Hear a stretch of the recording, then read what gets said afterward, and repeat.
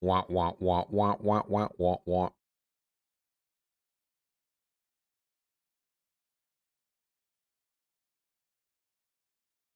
And then that's it. That's the stream.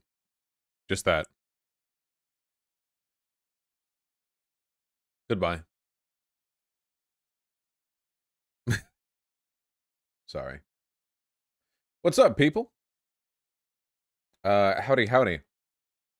Hi, Vosh, how you doing? I'm doing okay. I can't believe that I'm leaving for the Free Your Future Fest thing in 2 days, you know? Uh, gonna have to go for that. Yeah. The Twitch leaks. Now we know that people make money. As I said on Twitter, change your Twitter password. I already did. It's all good. Um, I think the main takeaway with that leak is the fact that I wasn't on it. Because I'm a real leftist, you know? Unlike all these fakers who make money. Yeah. Yeah. By the way, I'm sorry I didn't stream yesterday. I actually meant to, but I got distracted by something. Something which is somehow lagging my stream, in spite of the fact that it's a remastered game. You know, what is that, VSync? Is VSync on? Yep, there's VSync. And if we turn off VSync, still lags. Maybe even more. Huh. I don't know how any of this shit works. Anyway, Diablo's been fun to play. What a pretty game. Let me close out. How dare you support Blizzard? Yeah, don't worry, guys. When I bought it, I attached a note to the PayPal transaction saying, please only give this to the women who were sexually harassed at Blizzard. And they legally have to do that.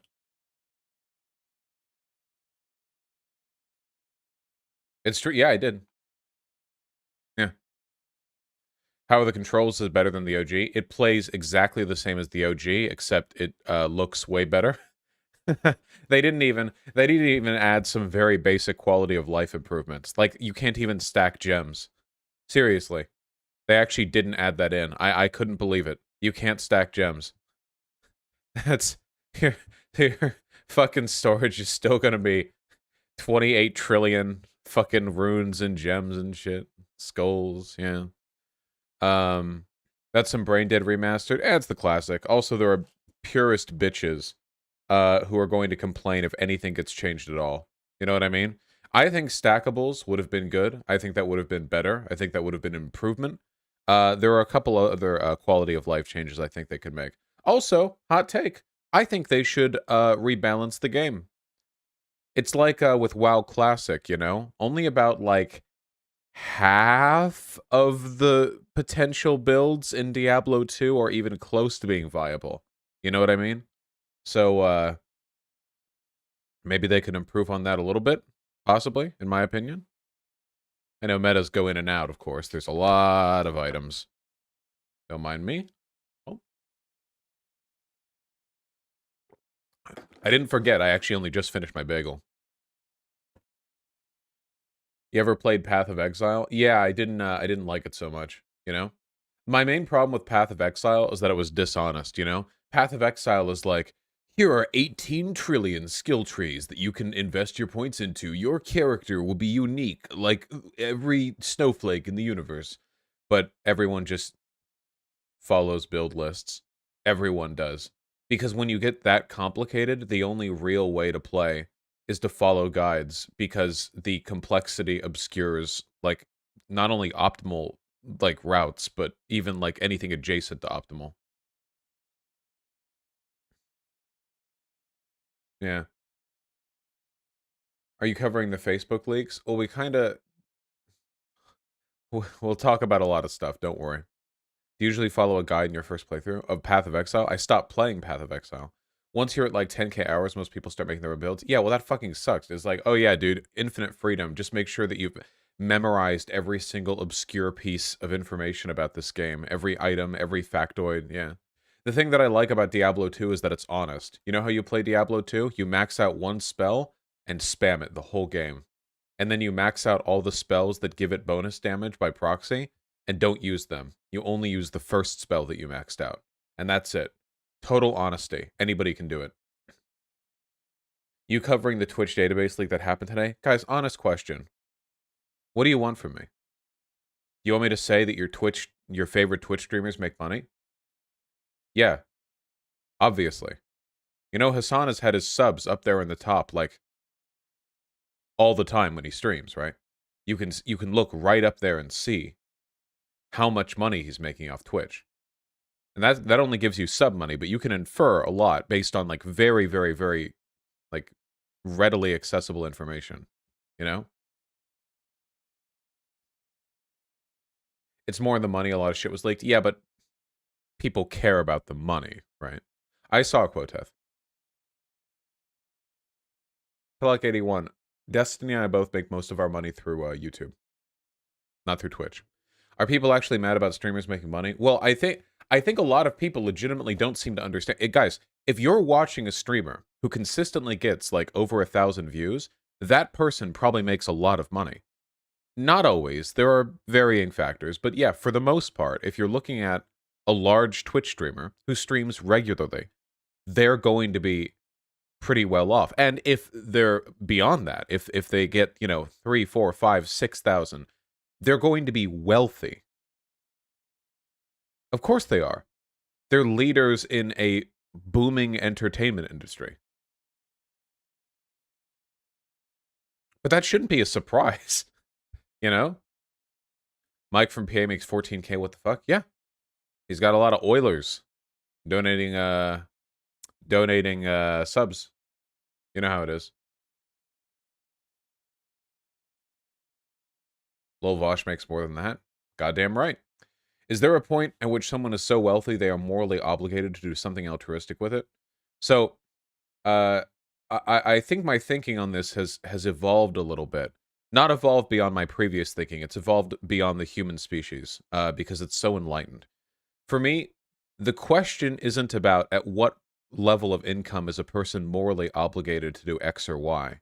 It's about to what extent do we get positive outcomes out of compelling or expecting people to do X or Y with their time, you know? So this kind of comes down to the why do you expect a person to get their pants wet like saving a kid from drowning, but you wouldn't expect a person to like give every dollar in their wallet away to homeless people? At the end of the day, it comes down to the social utility that you derive from holding these expectations. And there are destructive ways to do it, and there are productive ways to do it. So here's a productive way of saying what I believe. This is what I believe, by the way. I think that Hassan should do more charity streams, and I think he should do more direct organizing. He's unfathomably large. I know he's having fun being like a brocialist in like the like frat, like fun online way, but it would be cool to see him utilize his platform in those ways.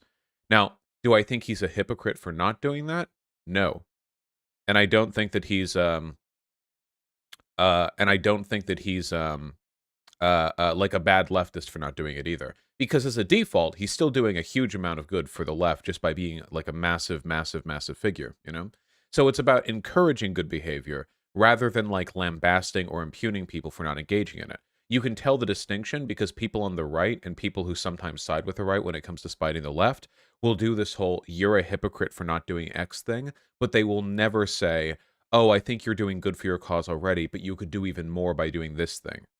They don't ever do the latter. And the reason why is because they're not allies to us. They don't actually care about the health, the consistency, or the construction of our movement. They only care about getting dunks. The real position leftists should take on other leftists is the one which encourages the best behavior. And that would be encouragement, pressure, sure. But if they don't, if they don't fall to it, maybe not like outright canceling them. How else do we make it a norm if not to push wealthy leftists? You can push wealthy leftists. I don't think hypocrisy is like the thing. I don't think hypocrisy is like the factor in there, though. I don't think that these goalposts have wheels, Vosh. Massive cope. Same position I've had for the entire time I've been streaming and before. Giga cope. Maybe your goalposts. Anyway, yeah. If you want to encourage good behavior, then find ways to do it in effective and productive ways, which I think most people can manage. But when people are like, hey, Hassan, big house, and the people who are saying that are lefties, liberals, and fascists is like, I wonder if this argument that's being shared by our ideological enemies is really being done for the best health of the left.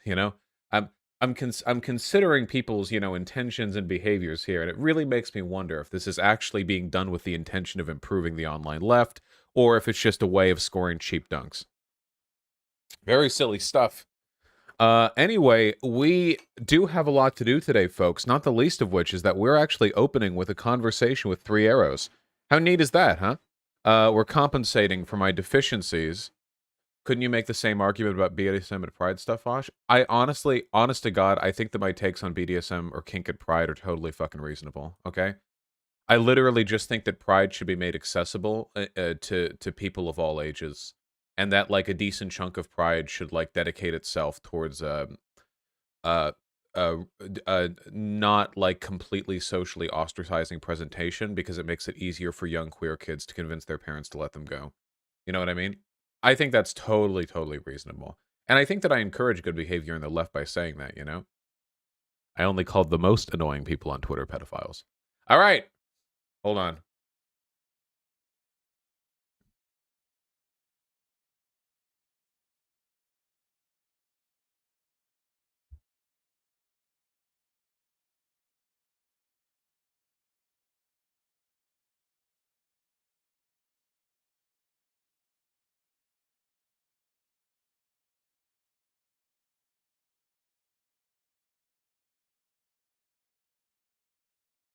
What's up? Hello. How's it going? I'm doing great. How about yourself? I'm doing good. I've been getting some like DMs or emails or something saying that you have some bad takes. Oh What's God, did I actually reach your side of the internet? Yeah, I don't know what happened though. I'm not a lot on social media these days. That's probably for the best. Yeah, you're here as penance. You're the flail that I'm hitting myself with. Okay. Essentially, I had the audacity as an American to talk about another country's politics, so I'm compensating for that.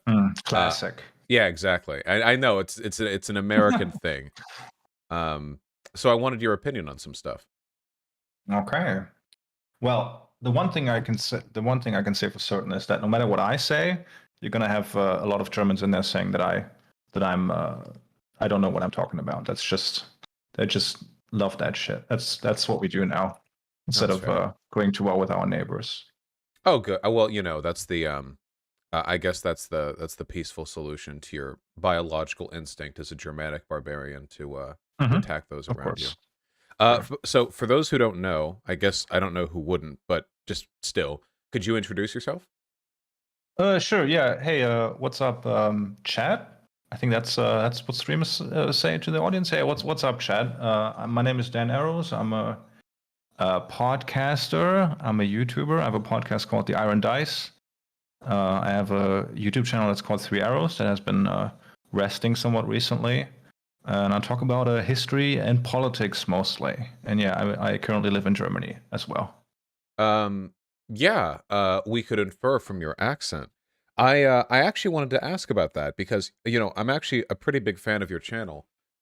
Before I Oh, saw thanks, it, man. well, yeah, before I saw it, I was like, fascism, that sounds cool. But then I watched some of your videos and I realized, whew, how wrong I was. That's a good trajectory, though. Yeah, people have gone on worse arcs. Yeah. But it has been dormant for a while. Could you tell us a little bit about like the podcast and what you're working on now? Oh, sure. I think this was roughly a year ago. I kind of hit a wall, like content-wise. I really got this fear of just shitting out content that was just there to reaffirm the views my audience already has. And when I started out on YouTube, I was just like, okay, I'm making some videos for fun, but then it got really successful. So it quickly turns into, okay, not I think I want to do this video, but what video do I do next? You're kind of looking for topics there. And I felt really boxed in by the audience that I had acquired to mostly go off of debunking right-wing stuff. And I wanted to try something else. So I started this podcast called The Iron Dice, which is one half history in a narrative format. So it's not like your history lessons. It's basically me narrating a story.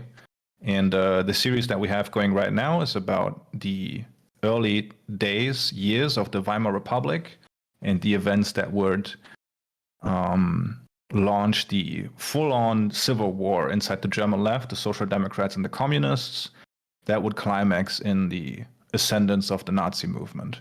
And the other half is me talking about politics, just giving my spin on political events from a European perspective, be it German politics, geopolitics. The last one was obviously about the German election and the dawn of the new alliance in the Indo-Pacific. I had a guest on, Derek Davison, to talk about Israel-Palestine, all kinds of different stuff. Yeah, so one half politics, one half history. Nice. I haven't had the pleasure of checking it out yet myself, but I've had a couple of people close to me, and a few content creators say they liked it very much. So I will, Awesome. right, I will reflect their recommendations as the sun is reflected off the moon, and say that you guys should probably check that out. Thank you very much. Yeah, it's everywhere podcasts can be found, I think. So, first of all, I just want to say that I have, over the past couple of weeks, I've been making an effort to correct some of my deeply American tendencies with regards to understanding other countries. I was watching this long-form YouTube video essay from some achingly small anarchist channel about the history of the Soviet Union. And, he said some pretty unbelievable stuff about what happened after the October Revolution. How workers' councils were betrayed and how the proletariat, like, suicide rates spiked after Lenin would crack down on, like, protests and stuff. And I double-checked after he said it to make sure that, I wasn't being lied to by some little random ideologue. And as far as I could tell, it was all true. And it made me really reflect on how much we have to learn, not just from other time periods, but also from what's going on in other countries. Maybe it can help us fix some of our own problems. So, with regards to Germany and the current political situation, would you mind giving me your impression of the, oh yeah, it was Anarch. Thank you. Sorry, guys. It was Anarch. Okay, someone in chat reminded me. Would you mind telling me, what was your impression of the most recent German election as a person who it benefits and suffers from its consequences? Like, what's going on over there?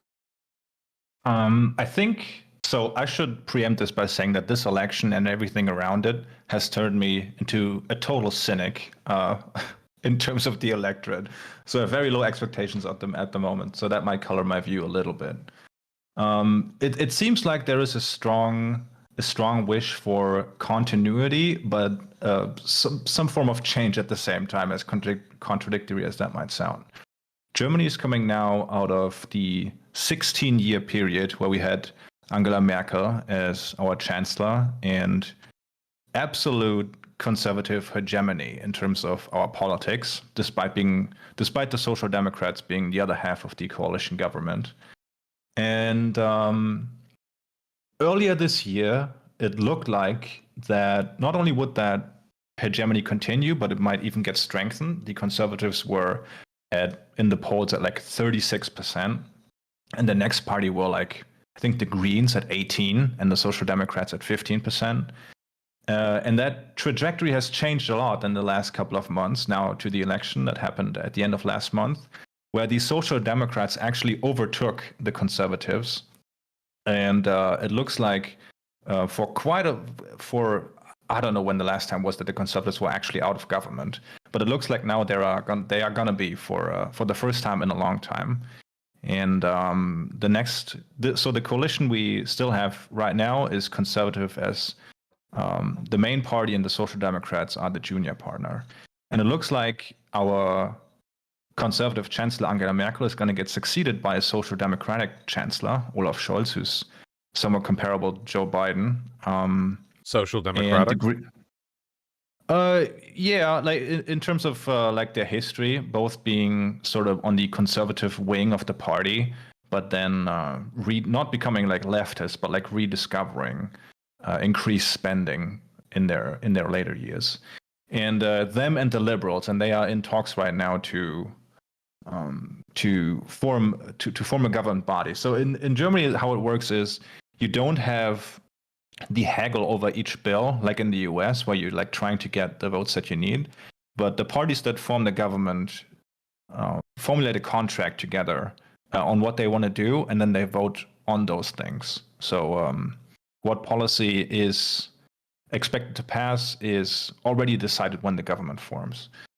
And what I say when I mean... That seems a little bit, you know, I don't want to say anticlimactic. I want to come up with a word that doesn't completely out Americans as thinking of politics as theater, but it does seem a little bit anticlimactic. Is there no, like, to what extent is there this great push and pull over the course of an electoral cycle, you know, like a whole term? Is it just all the cards have already been laid out and everything after that is business as usual, or are there upsets following that? It depends. Usually it's all laid out once the government forms. But if there are changes inside the parties, for instance, the Social Democrats have moved further to the left over the last 4 years, so much so that there was actually talk about them leaving the government coalition, there being new elections. But it's pretty much laid out at the beginning, and this way that like we have a coalition government, it actually reflects the varying like social reality of the country more than I would say so, more than the two-party system in the US, where everyone is kind of herded into these two parties.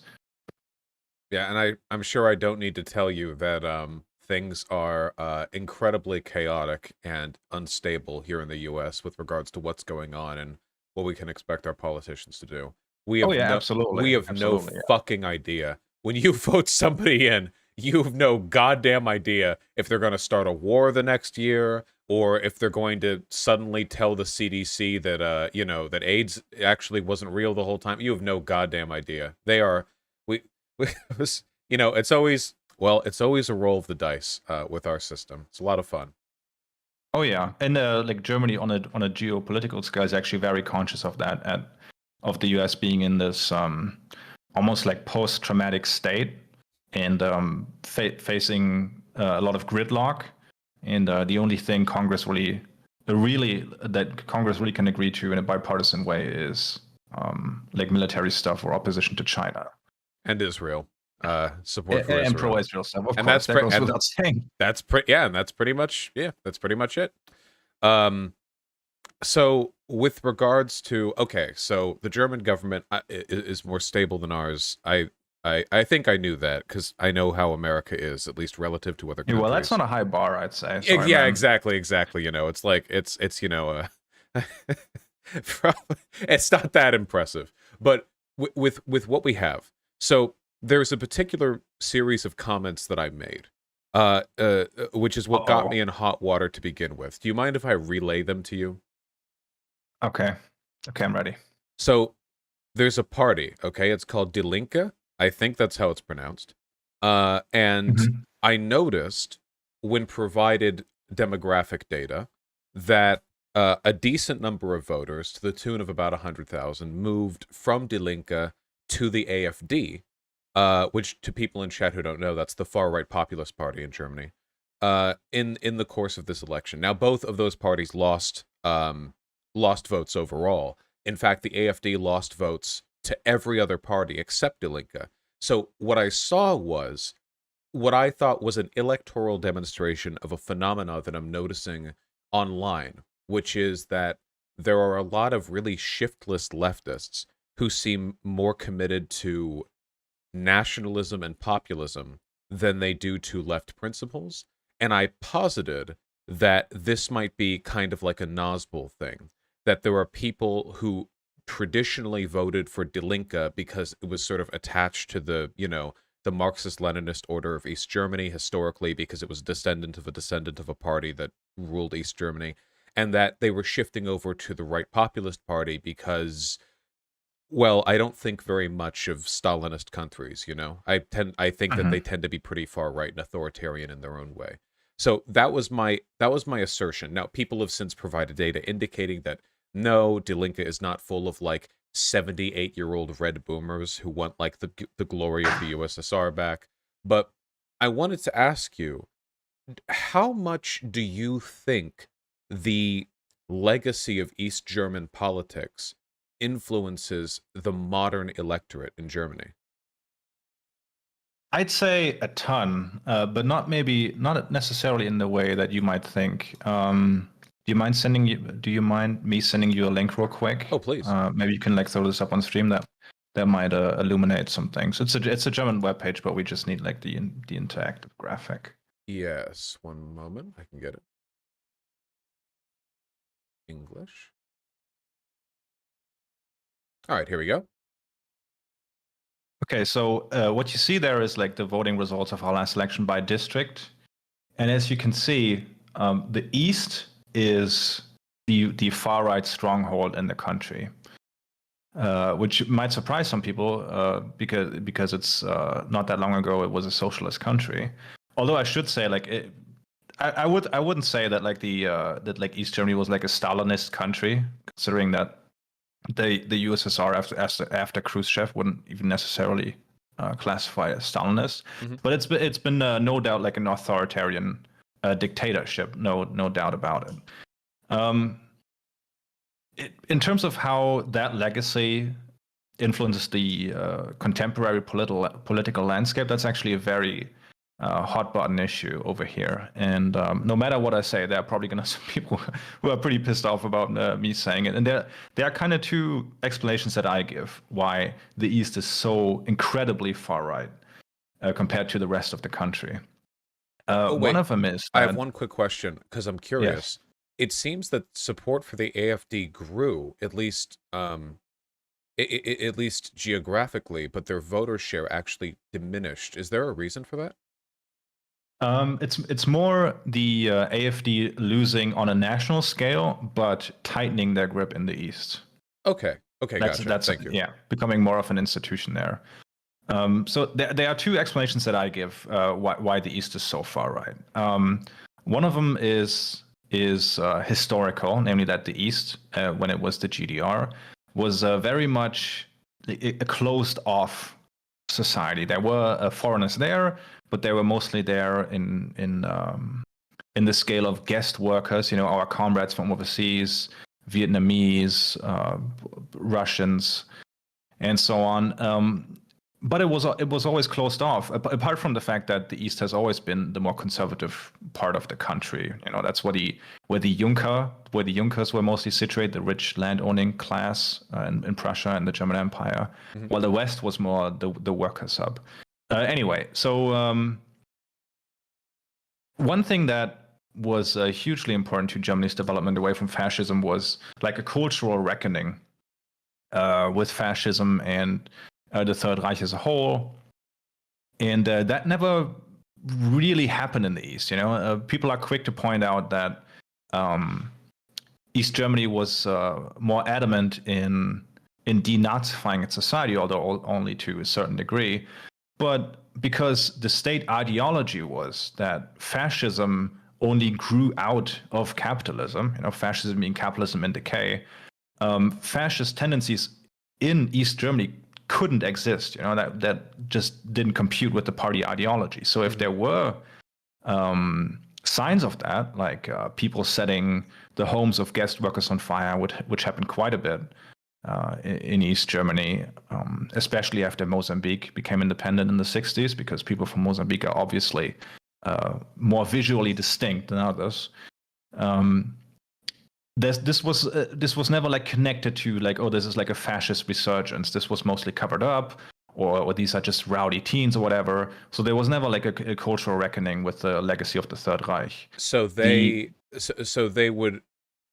were very adamant in attacking the aesthetics and the explicit Nazi stuff, but anything which was ideologically in that ballpark but not explicitly Nazi, they wouldn't recognize, because to do so would be an acknowledgement that fascism could arise from non-capitalist conditions.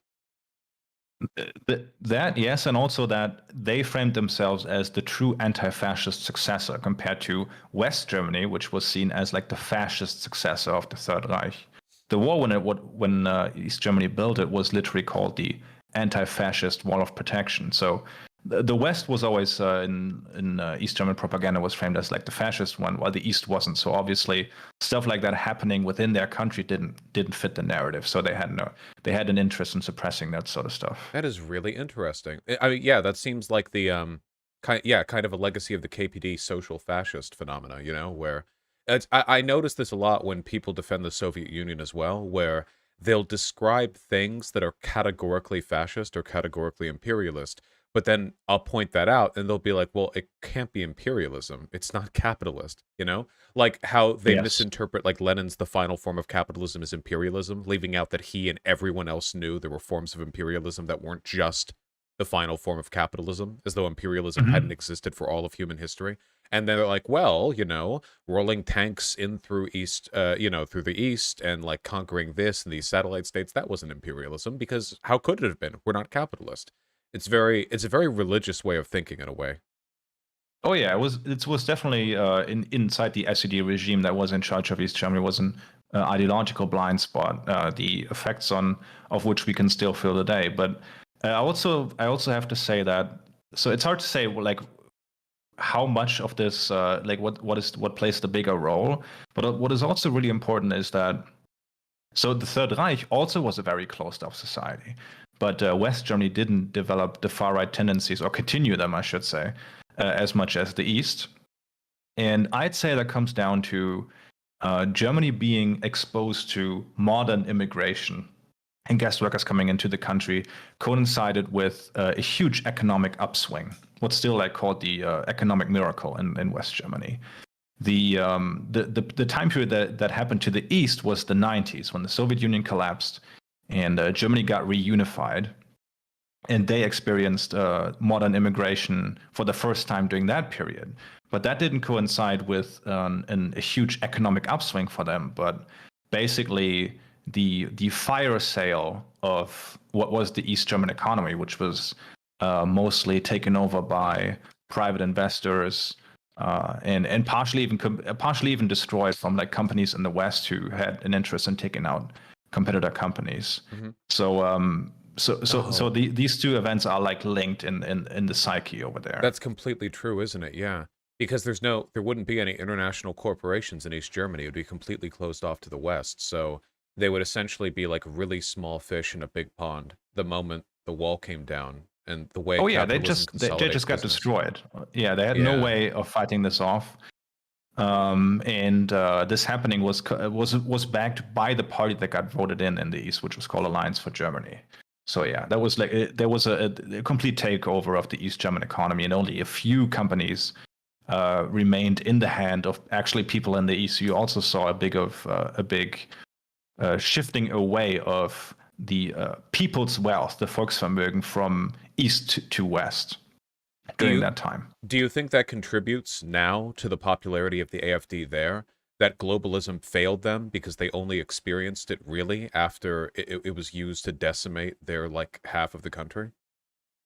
I mean, the data bears that out. If you look in the East, the places where the AfD is really strong are all the places that are desolate, where people are moving away, young people are moving away because there are no opportunities there. Big companies are closing up shop. That's where the AfD really shines, and that plays into the sentiment or like the feeling that a lot of people of East Germany have, and this might explain the voters switching from Die Linke to the AfD and vice versa, is that they are looked down upon by people in the West. You know that they have been taken advantage of, and that they have been dealt wrong that was never really rectified, even now, even to this day. And the left party, up until a couple of years ago, always had the status of we are the party that sticks up for the East, for Eastern interest, and they have now lost that role. I'd argue,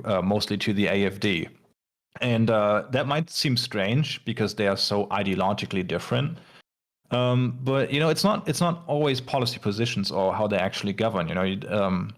There are probably some people who say who preferred, like let's say Trump supporters who support or who would support Bernie Sanders over Hillary Clinton. despite Bernie Sanders being much further to the left than Trump than Hillary Clinton was. But it's like the anti-establishment angle plays into it, and it's the same way in the East. Gotcha. Okay, that makes a lot of sense. Wow, we don't really have. I don't know if we necessarily have an equivalent of that here in the US. I know that the East Germany, West Germany break is really, really unique to your country, but the most of the regional breaks when it comes to poverty have a lot more to do with the death of industries as a product of the natural evolution of technology, or lines that have been in the country since the 1800s pertaining to slavery and land ownership. Not so much like this area just got sharked up by foreign and domestic competitors the nanosecond they were able to. I can understand how that would cause a really big break, and also how that would incentivize a lot of nationalist sentiment. Oh, I guess there is some similarity there, because the AfD is not like an economically populist party. They are a bit more in favor of like welfare programs in their Eastern program, but on a national scale, they are still mostly market radicals. And in the U.S., it's similar that these issues kind of get supplanted by like cultural signifiers. You know, in East Germany, it's like, oh, you know, the West is looking down on us. They treat us like shit. And in the East is in the US, I'd say it's more like you know, we have to like own the libs. This is average age, and yeah, stuff like that's like how East you get Germany a is state older. like Kentucky, which is dirt poor, voting in someone like Mitch McConnell, for instance, who just perpetuates those same problems. You know, and it's a similar issue in Germany, and that's probably or maybe the result of this trend in all of Western politics, where the way people vote is more and more detached from economic circumstances and gets supplanted by cultural signifiers. You know, in the U.S., this is probably in the U.S. the biggest example is probably like the term working class often being instead of like talking about like a fast food worker, they talk about like a guy who drives a pickup truck and like wears a cowboy hat or something, but who's actually like pretty economically well situated. Yeah, it's well, I mean, you're right about the cultural signifiers. That's a big strategy in the far right here in America, especially today, where they'll take note of real economic problems that poverty that poor people experience, and then they'll deflect their causes onto some cultural issue. Immigration has always been the big one here in the US, at least for the past Yeah, sure. Or it's few hundred CRT years. right now, or Yeah, it's yeah. abortion. And they Yeah, of talk about, course. yeah, like Democrats, like they're these wealthy coastal elites. When, of course, in reality, if you look at like any demographic information when it comes to trying to address like the wealth gap, Democrats are heavily favored over Republicans. But it's the cultural signifiers. So you would say that the AfD, if they're not economically populist, is their populism limited exclusively to what, civic nationalism? Do they how hard do they signpost like the racial stuff? Do they talk about like preserving the demographic purity of Germany? Yeah, yes, but there is a big fight inside the party, the same way there is a big fight inside the left party at the moment. And I'd say that fight inside the AfD is close to being over. It seems like the I don't know how to describe it. Like the AfD in the West, for instance, is still a far right party. They're still like, we don't want any immigrants here, immigrants out, fuck them. But the party in the East is more like, you know, straight up blood and soil. You know, Germany has to Nice. be like, there's like a conscious connection of them to like the Third Reich, while the AfD in the West is very adamant of distancing themselves from that. Um, I'm looking at a but I very think that interesting map right now of if I'm reading this correctly, can I send this to you real quick just to make sure my translation is correct? yes. I think that this is how many German website listings there are per region in Germany, and it seems like the whole of East Germany is in like an internet blackout except for Berlin. If I'm reading this correctly, is this like a per capita thing? Um, I, I'm not sure, but what this map is supposed to say, that is absolutely true. That the West is absolutely dominating the country economically. If you look at like the 50 like richest people, I think one of them is from East Germany. Like the West is absolutely hegemonic in terms of economic opportunity or like where the businesses are and stuff like that. Yeah, Yeah, the this East is is like, especially the rural parts, are very much at the mercy of companies situated in the West. yeah, this is in 2000. I just think it's indicative of how like things may have developed because the difference is so stark, you know. Um Yes. so with the with the blood and soil stuff that's developing in the East, is there a significant pushback against the German anti-Nazi laws? Like, is that a topic on the table for discussion, or is that one of those untouchable things where they try to work around it, but they can never challenge it directly?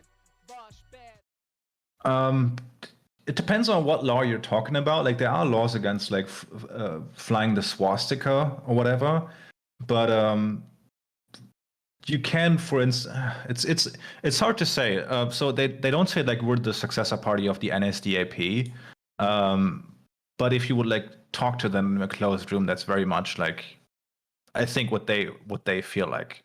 Maybe not what they are, but like they're in the spirit of. So for instance, the AFD in the East is dominated by what's called the Wing, which is like the far right wing of the AFD party. And the guy who leads that faction inside the AFD wrote a book where he actually says that, if we want to fix this country, there has to be a large scale remigration project, getting the immigrants out, that requires a lot of like rational cruelty, Hmm. like talk like that. That's not explicitly saying we need to redo the Holocaust, but getting into that vein of, we need to remove these foreign bodies from the country. A lot of wink wink nudge nudge type stuff. Yeah, Yeah, exactly. I've heard that there are a lot of institutions in Germany that especially the police and the military that have a lot of well, they have a lot of far right types in them, that there's like an actual problem, maybe even more so than in the United States, of an alliance between the far right and your your state legitimized enactors of violence. Is that something often discussed, or is that one of those problems that looks more apparent from the outside in, but internally it's more complicated? Um, I feel like there's a scandal every 4 months where there's like a far right circle discovered in the police force or the military. No, that's absolutely true. Like the AfD is like, I mean, it has become like the far right party in the country. Like the AfD is pretty new. It's sprung up like around the 2010s, I think, for the first time during the Greek financial crisis. But yeah, they have come to suck up all the people who have far right politics who didn't vote in the beginning or voted conservative maybe, and those people often are in the military or the police. Yeah, especially for instance, like the head of our constitutional protection agency, which is there to monitor groups that seek to overthrow the government. Uh, the guy who headed that agency now is like, he's not an AFD member, but he's like, he might as well be. He's like so far to the right that he's barely even conservative anymore. And yeah, that happens all the time. Do you That think like these circles get uncovered. do you think that support for the AfD is going to dwindle now that the Syrian migrant crisis is no longer as directly impactful on the politics of Germany and Europe as a whole? Yes, I'd say so, but I think that will mostly be limited to northwest and south. I think people will return to their previous parties over there, but I think the AFD is here to stay in the east. Absolutely. Like if you use your mouse and you go through some of these districts in the east, even the big cities, they're like it's in some district it's like hegemonic. They are still on a national scale shut out of power because no other party wants to govern with them. But yeah, Well, that's good, they at are here least. to they're the new protest party in the east, and that's there to stay. Okay. What would you say is the most... So you said at the beginning of this conversation you're feeling cynical about electoralism in Germany, and I think being a leftist is defined primarily by cynicism towards electoralism, but what is your what's your fast track forward? If there was some optimism, what would you say is going to happen in the near future, and what should people in Germany do to stop it, or I guess to let it happen if it's good? What are your feelings on moving forward? Um, okay, in terms of German politics, I don't know how much influence is actually now possible now that the election has already happened. But like, there's probably going to be a shift to the center left, not to the full on left, but to the center left in German politics, considering that we now get the Greens and the SPD in the governing party. The risk there is that the SPD might not actually stick to their promises, like increasing the minimum wage, raising taxes on the wealthy, and stuff like that. They're kind of known for going back on those things. And the second big risk, especially for the Eurozone as a whole, is the Liberals, who will be part of that coalition, the FDP, getting a lot in return for them taking part in the government. So they're sort of the kingmakers in the coalition talks. And if if the head of the Liberals becomes our finance minister, which is not unlikely, that actually might be a real systemic risk to the Eurozone as a whole coming out of the Corona crisis. Because of course they are like total budget hawks. They want to drive down spending. And I think if that happens, Germany and Europe as a whole is in for a long and painful recovery from the Corona crisis financially. In terms of like positive stuff, the SPD, which now sets the chancellor, who is not a left winger by any means, but the party has been drifting to the left a lot. Olaf Scholz, which is their chancellor candidate, who will now probably be chancellor, he's not the party leader. The party leader are two other people, and he lost against them in the inner party election for party leadership because he was too moderate and too conservative, and the party has moved to the left. So the left wing of the party was very quiet during the election. They didn't rain on his parade or anything, saying he's too conservative or whatever. And I feel like they did that in exchange for some assurances that the SPD is not going to budge on the agenda they have agreed on. So if the SPD and the electorate, of course, can maintain the pressure on the leadership to follow through with their promises, I think we're in for some good stuff. Be it like maybe getting, maybe not getting rid of, but like softening the impact of the debt brake, which is a constitutional amendment that Germany has that limits investment, raising the minimum wage, taxing the wealthy, all stuff like that. Yeah, that was previously unthinkable under conservative leadership. Nice. Yeah, it does seem like while there is a resurgence right now in far-right populism, it does seem like, at least in many countries in the West, the overall aggregate, like, median citizen is moving more to the left, and the positions being discussed, at least in some respects, are also moving over. I noticed something interesting, and it's that I'm just looking up cultural signifiers that correspond to AfD priorities, and 88% of Germans believe gay and bisexual people should enjoy the same rights as heterosexual people, which is better than here in America. And that's almost exactly the inverse population share of the percentage of people who voted AfD. It was like 10.4% voted for AfD, which is anti-gay marriage, and 88%. Yes. Yeah, so maybe the cultural signifiers can work in our favor here, you know? It's unlikely that people are going to be willing to do any coalition governing with the AfD as long as they adhere to such dramatically unpopular social policies, right? Yeah, I admire your optimism. I'm not sure how Right. much I'm not sure how much the average voter cares actually about that, because if you look like the approval rating of someone like Angela Merkel, who is super popular in the country, more so than she had ever been, and she personally voted against gay marriage a couple of years ago, and that didn't hurt her approval rating at all. I wonder if it's like aesthetics to an extent, right? Because Angela Merkel, her opposition probably came off the same way Obama's did early in his term, you know? As just kind of that stodgy establishment, oh, this is how we've been doing it for a long time.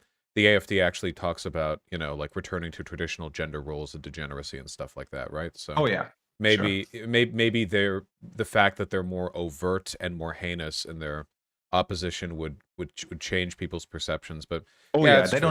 they don't have a pathway to power on the national level. I can't see that in any way. They're too No. far removed from the German electorate for that. Yeah. Better than here in America, where they not only had the pathway to power, but did it, and probably will again in the near future. Yes. So, Yes. well, I feel like we're all a little bit more educated on German politics right now. I feel like I've morally compensated for earlier mistakes made live on stream. Oh well, that's up for your viewership to decide. I can't say. Do you like Die Linke, by the way? Like circling it back? Um, Not really. I mean, of course I'm. If I would take a test on like my positions, that's the German party I would be the closest to, be it like in terms of their social policy or foreign policy. But they remain so divided and so ineffectual and bad at messaging that it's not really surprised that they are really drowning out here electorally. They only made it into parliament this time due to a special rule of getting 3 direct mandates. But the party, like, they seem incapable at the moment of providing, of at least like messaging what vision they want for the country. They are kind of paralyzed internally because they try to bring reformists and revolutionaries under one tent. So there are people inside the party who don't want to be part of the, a bourgeois democracy government at all, and there are people who are very adamant about Wow, being part they'll of the be government. very effective in politics, the people who don't want to be part of bourgeois democracy. I'm sure they'll go very far in I mean, bourgeois yeah, democracy. absolutely, and yeah, they just need to sort their shit out. I feel like, Is and it what you said true they're about the anti-NATO, by the way? Die Linke? yes, Die Linke is anti-NATO. There's I mean, no I'm not way. necessarily like anti-NATO also, but I'm not a fan of NATO too. So No, that makes I sense. don't get me wrong. I'm anti-NATO. It's just there's no way the average German citizen or anyone like in that block of countries like you can't really get massive popular support while being anti-NATO, right?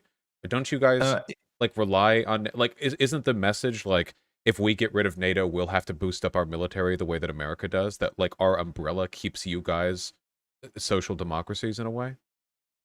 I wouldn't go that far. I'd say that Germany and most of Europe is very much free riding on American military protection.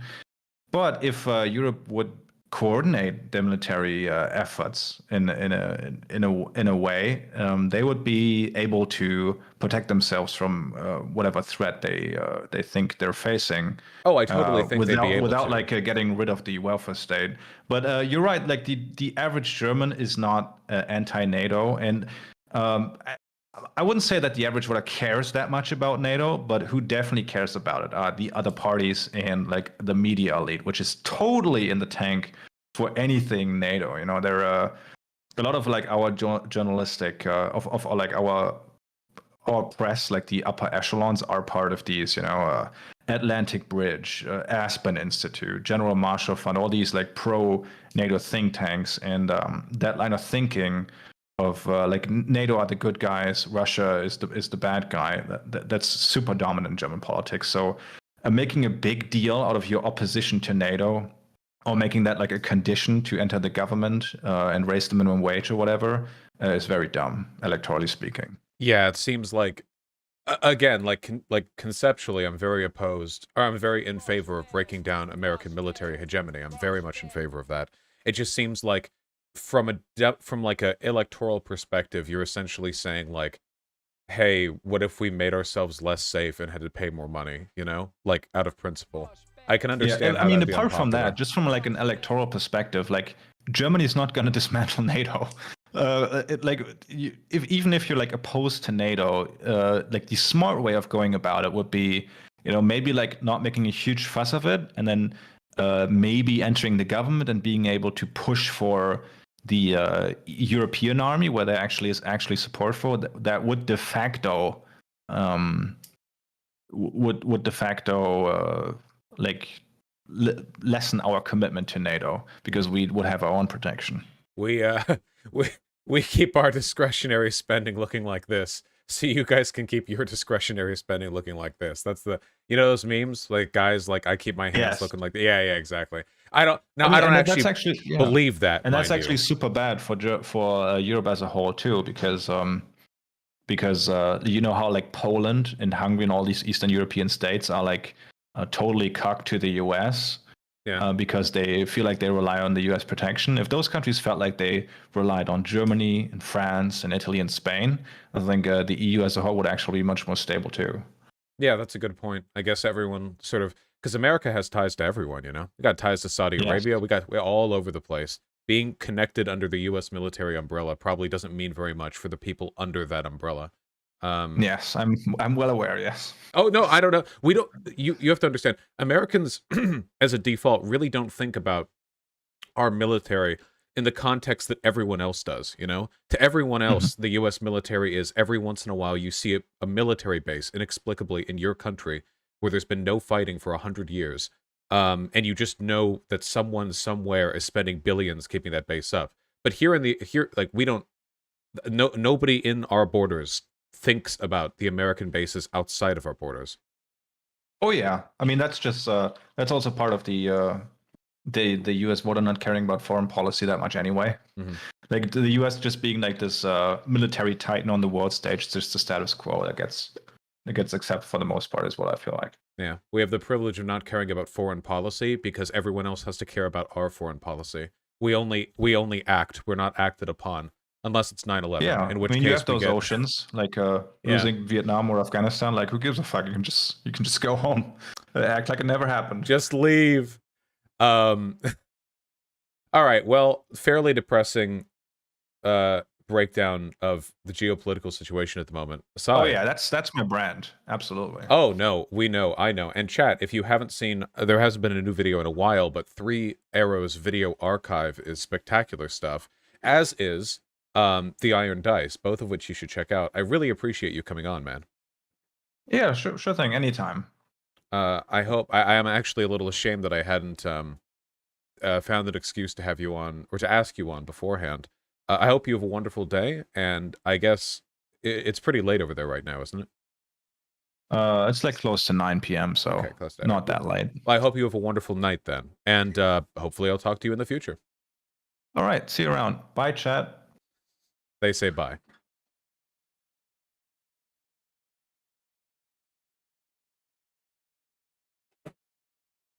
Well, that was nice.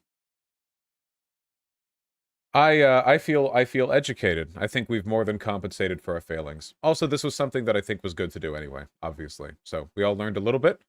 Um, was that the big guest you teased last weekend? No, it was not. Is this going to be a segment? Yeah, why the fuck wouldn't it? Yeah, for sure. I'm not gonna skip my YouTube viewers out on that one, you know? Foreign bases aren't bad as a principle, by the way. Most bases are just for training with allied nations. On principle, I don't think there's anything wrong with it. It's just a matter of scale, right? I mean, we have like a bajillion fucking military bases. We have how many? Hold on.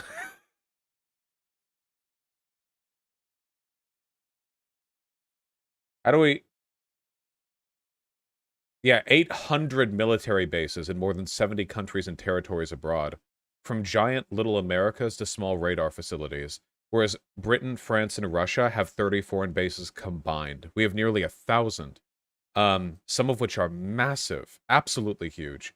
Um, yeah, it's pretty, it's pretty wild. It's some wacky stuff, guys. Um, there's nothing wrong in principle with having military bases abroad with like with your allies for joint training exercises, and I don't have anything wrong, like I don't have anything against mutual defense either.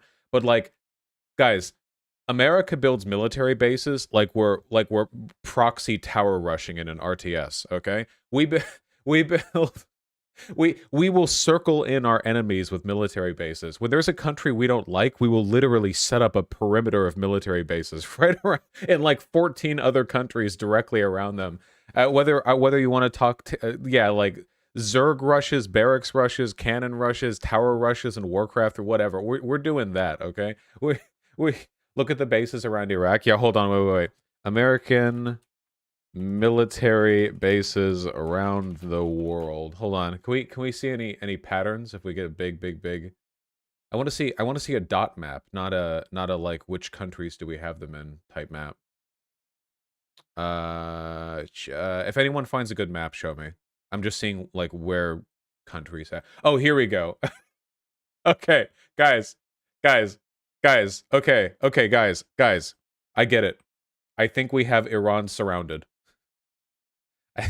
Guys, I think we did it. I think we have them. Congratulations. They can't expand any further. We've blocked them out. Oh, God. Yeah. We need to move into Turkmenistan. True. Why are our leaders sleeping on building more military bases in Turkmenistan? What are we doing? What are we missing out on?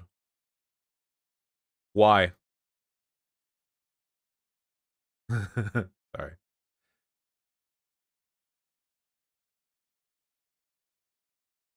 NATO bases around Russia. Yeah, well this feels like a sort of broader perimeter, but yeah, during the Cold War we did this like all the time too, you know? Remember the whole what was it? We put nukes in Turkey and the Soviet Union put nukes in Cuba and we were like, "Dude, get it out of Cuba." And then they were like, "Well, take it out of Turkey." And we were like, "Okay." Right? Oh, they tried to put it in Cuba. Yeah, yeah, the missile crisis, yeah. Um yeah. Uh yeah. There's also aircraft carriers, which are basically mobile bases. Yeah, that's true. And aircraft carriers, those suckers get pretty big. Pretty gosh darn big. No, I don't think that Delinka made exiting the NATO a prerequisite to entering government. It's just like that position feels like electorally untenable in a lot of ways. Yeah. I feel like your average aircraft carrier probably has more ordnance on it than a lot of military bases do, right? Do aircraft carriers carry ground vehicles in them? Like, do they keep landers in them, and the landers have vehicles, or no, only air wing? Okay, gotcha. It makes sense. I don't see any like place where like landers could have. They each have a support fleet. Yeah, yeah, that's true. Yeah, they're a big mobile landing strip. Pretty crazy. They have a battalion of Marines. Well, yeah, I mean, I expect there are people in them, but yeah, aircraft carriers don't go out unaccompanied. Yeah, I'm pretty sure if an aircraft carrier on its own encountered like 2 submarines, that would be that, right? They're basically just like airports that float. And carry like a big, yeah, they have a big fleet with them. What's a standard fleet? Standard U.S. aircraft carrier fleet. What's the standard? A carrier strike group. Does that contain? Yeah, it's an operational formation composed of roughly 7,500 personnel. Jesus Christ. Usually an aircraft carrier, at least 1 cruiser, a destroyer squadron of at least 2 destroyers or frigates, and a carrier air wing of 65 to 70 aircraft. Also on occasion including submarines, attached logistics ships, and a supply ship. You know? Jesus. What was the last time we fought anything that used this? Yeah, it's a whole fucking army on water. Carriers are pretty durable. I hope so. They're expensive. Yeah. These things are huge. We use them in Iraq. Yeah, I know we use them, but sheesh. Look at how many we have. Don't we have like a dozen aircraft carriers? How many aircraft carriers do we have? 20? 20? I swear to God, it was like 11 when I was a kid. Okay, the United States has 11 large nuclear-powered ones, and then 9 amphibious assault ships. Okay, so we have, like, mini aircraft carriers, in addition to, like, the main nuclear-powered aircraft carriers. The largest aircraft carrier is 1/3 of a kilometer long. Jesus fuck. It's... goddamn. It's some shit, man. Fucking... Let's roll up on some goddamn ISIS-K insurgents in Afghanistan. If we see a group of Taliban taking a swim in the bay, you know? All right, lads, roll out.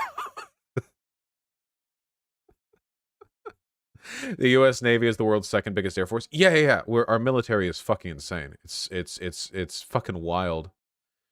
How does something that long survive a choppy ocean? Does I I don't think the ocean even fucking affects aircraft carriers, man. They're shaped so strange, but I've never seen one rock whenever I see it, like videos on it, you know? They're so fucking huge. The waves just like instantly explode against the side of it, you know? They just and they just explode against the side, you know? Yeah. Crazy stuff.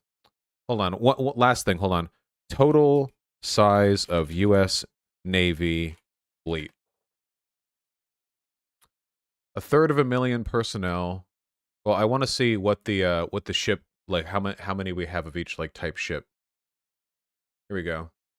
Ships. U United States Navy ships.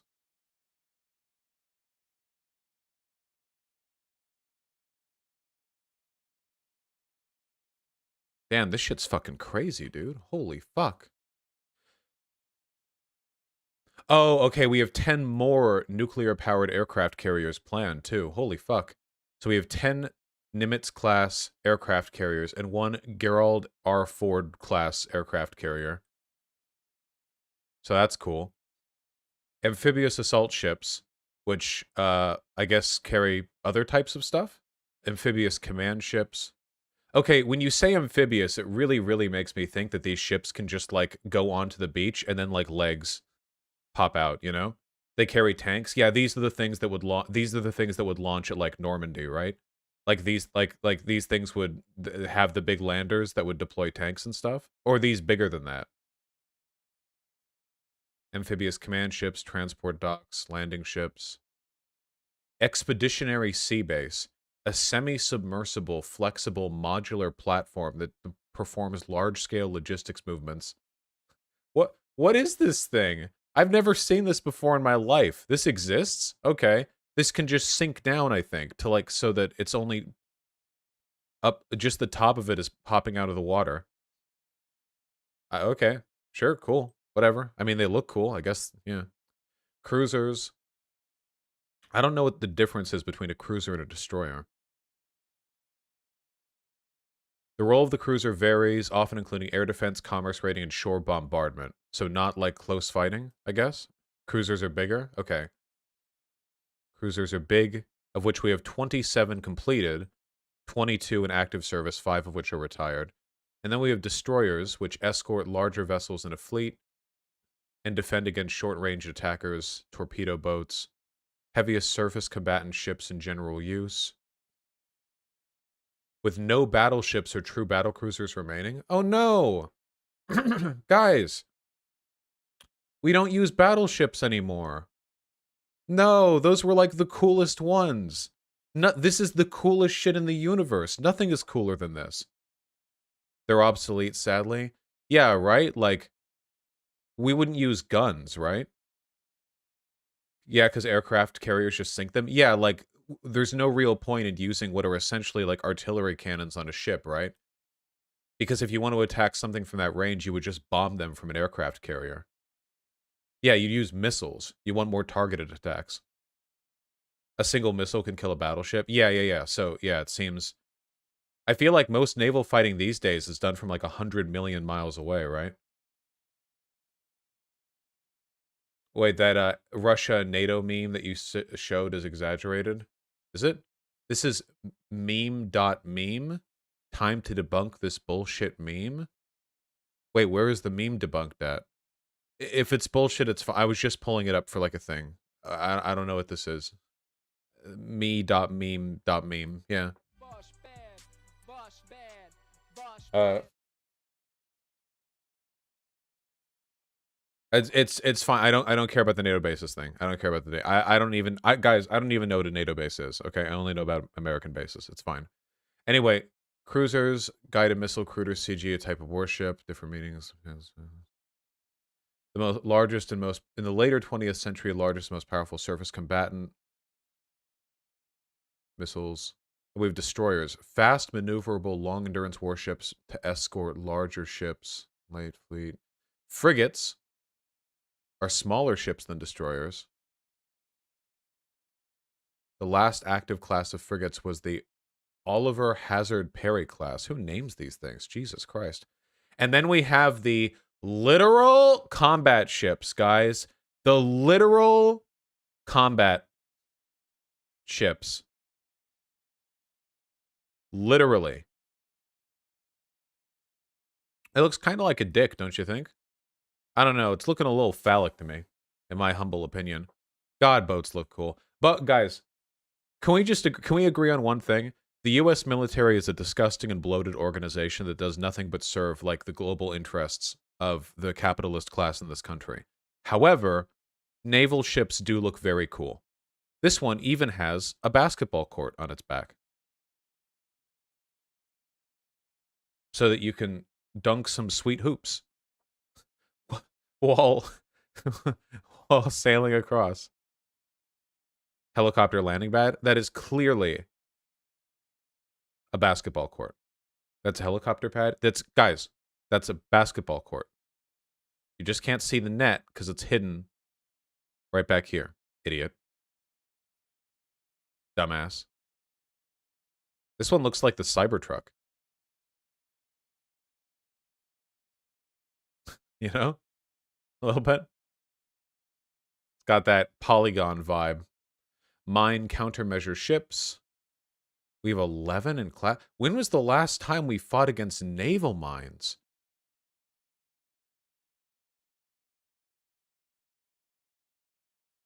Wait, I've got to really though. When was the last time we fought against anything that has naval mines? Iran uses them, but we're not at war with Iran. There's still a fuck ton out there from World War II. I guess. Do these things just like lead fleets? I don't know. Can we just park all of our military? I wonder about the cost, you know? These things are powered by fucking nuclear plants inside of them, okay? This shit is expensive to maintain. Can we just, like, park them at Hawaii and just hope we don't have another fucking... we don't have another goddamn Pearl Harbor? We just have them chill there, put a tarp over them? Hey, do you have appointment for Twitter? Oh, hey, Bastia, what's up? What do you want to chat about? My pulse is doing okay. I think that I have a healthy pulse. I think. I actually haven't had it checked since my last doctor's visit. Nothing bad ever happens in Pearl Harbor. Ah! Yeah.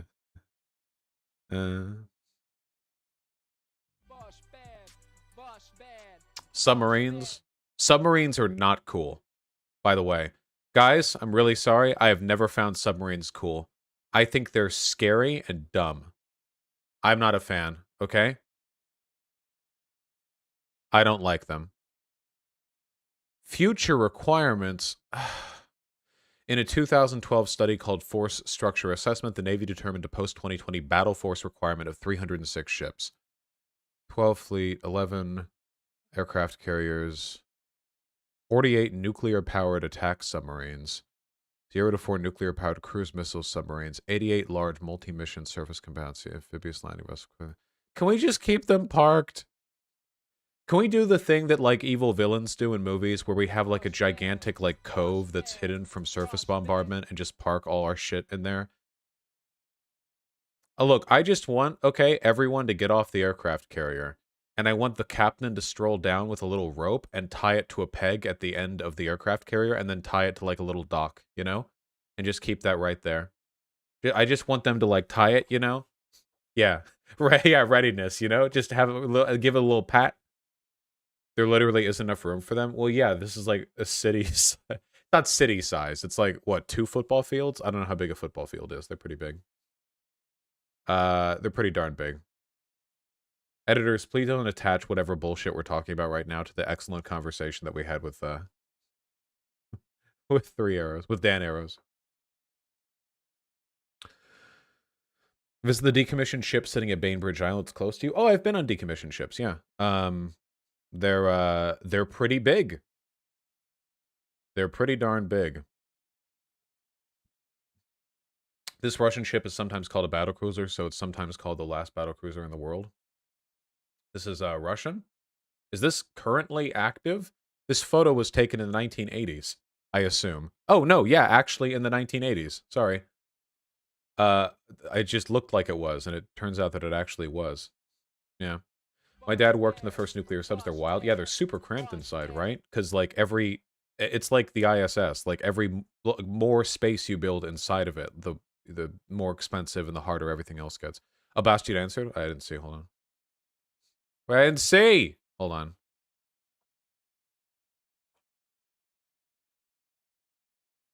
I sent you a Discord of it. Oh yeah, hold on. Dun, dun, dun, dun, dun, dun, dun. Wanted to see if you got a document or video of yours that you genuinely say covers your view of socialism, the different rights. Sure. Wait. Can I just answer that now? I don't know if I have like Rare baby time. rare baby time. She just left. She just left. I don't know what she just left. Her box.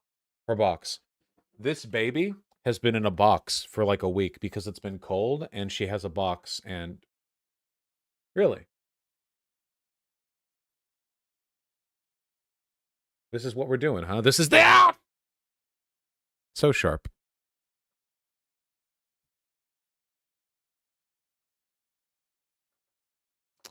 Very sharp. Well, back in the box. Anyway, let me close that. You're going to talk about socialism? Yeah, I just move your butt.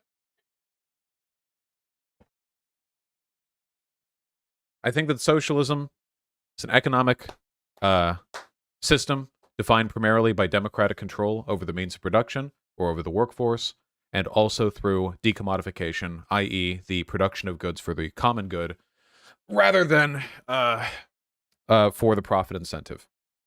Now, I think that's a system which can only be enacted fully on a global scale, so to enable it locally would mean compromising on some of these measures.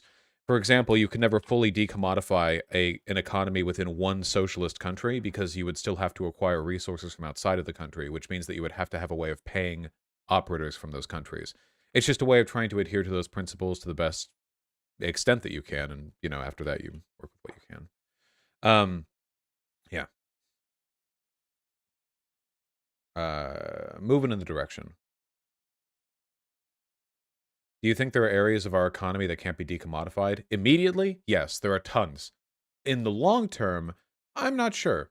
There might be things in the long term that market economies are more effective on. I'm not like fundamentally opposed to markets if they're democratically controlled. It's a matter of how much they serve human happiness, right?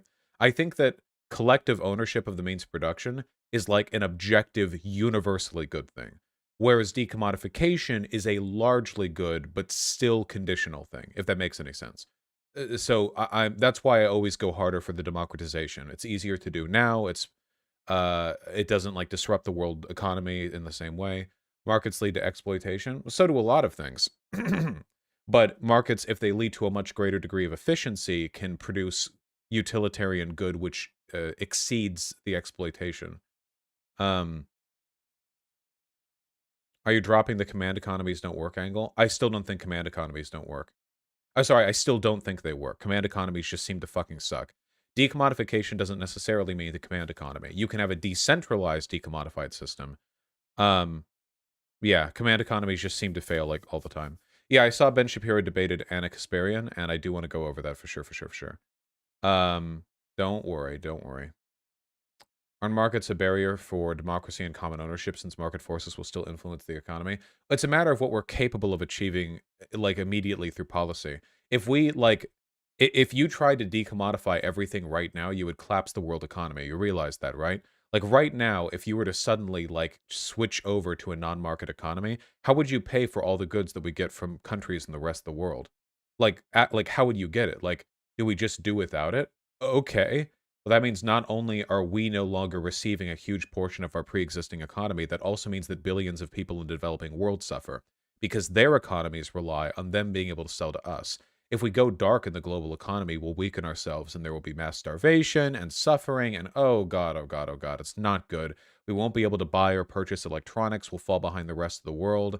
I mean, not just fall behind as in we'll no longer be a superpower. I mean that we'll slowly revert back into like a pre-contemporary economy in terms of our access to like goods and resources. People will be poor, people will be starving. Decommodification is complicated. You need to find ways to implement it, in a pointed and effective way. Whereas cooperatives, democratic ownership, I think that's Pog. Oh, Bastio, hold on. One more question. What do you think of the Matt Bruenig view that in a democratic state, the state's ownership of the means of production is socialism, even if the workplace itself is not democratic? I think it's bullshit, Bastian. You could argue that, like in some esoteric way, like government ownership of a firm or of an industry is more democratic than private capitalist ownership, and I believe that to an extent because a private capitalist is beholden to no one, whereas at least hypothetically you can vote in politicians to change policy on government-owned practices, but that is a very indirect form of control. That's abstracting the people's control to the mythical people, the mythical population, the idea that there's a direct relationship between what the people want and what the government does. There is no people. There are only people. Like people who work at businesses. That's the people who I care about with regards to democratization. Um, it's not a view I subscribe to. You can still have like public ownership in government-owned industries as well. Maybe not ownership at the least, but like democratic control. I think that's the big one. The control is the operative point there, I think. Um, Hopefully you understand what I mean between people and people, right? What's the difference between decommodification and nationalization? Nationalization just means that it's owned. Oh yeah, of course, Bastian. I look forward to seeing you. Decommodification just means that nationalization just means that it's owned by the government, but the government can still run it for a profit, can still run it as a capitalist would. Decommodification means that you're no longer producing or consuming things in that field based on market forces. You're producing them to fill some other social good, but that doesn't have to be government ownership. It's possible to do that without government ownership.